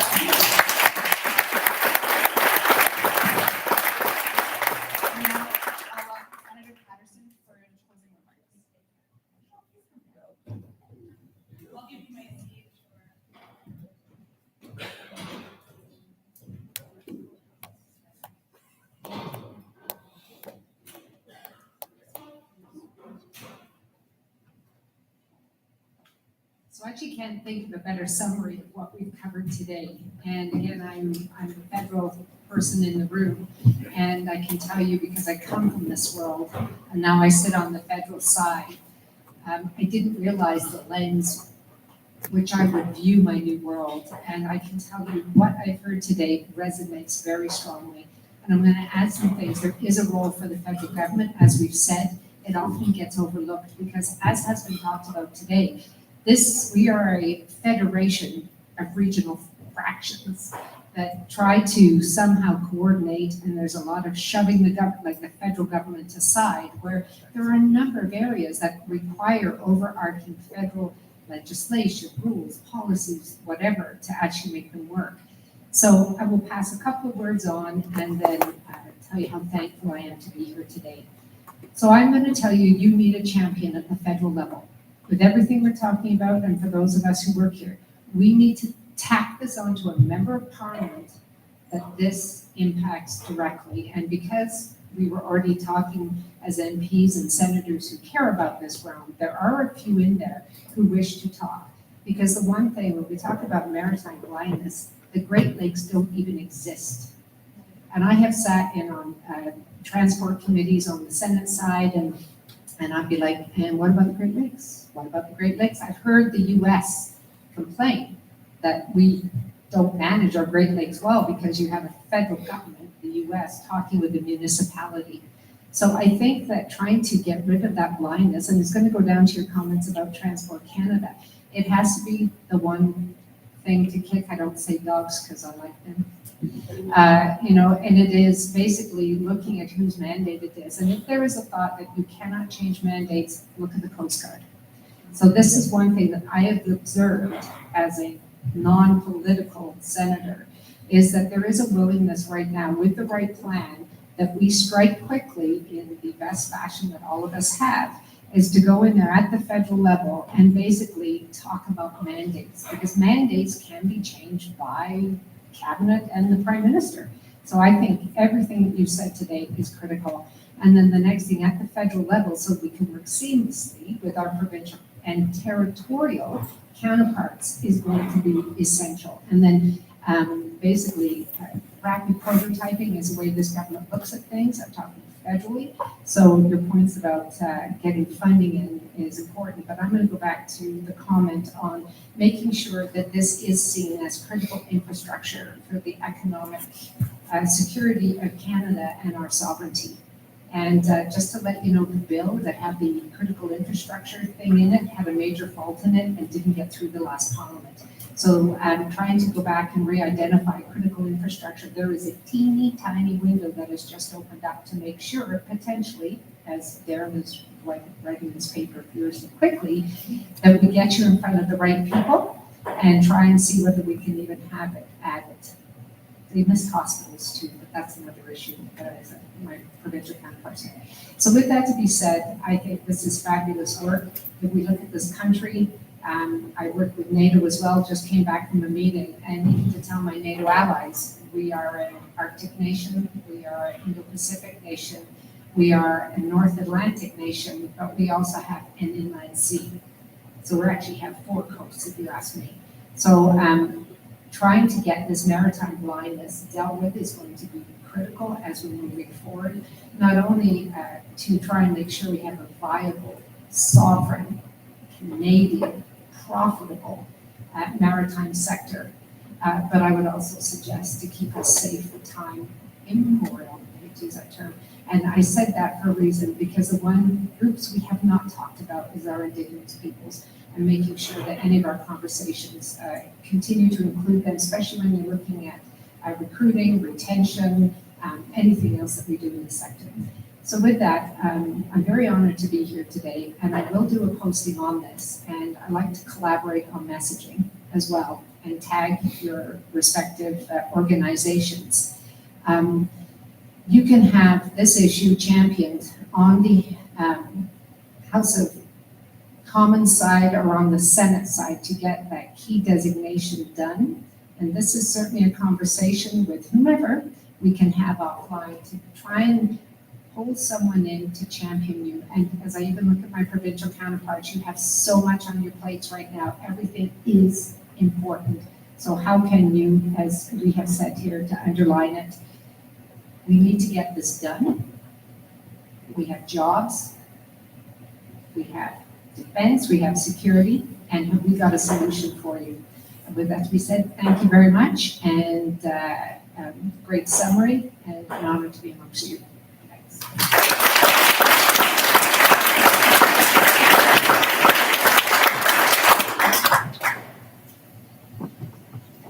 Great.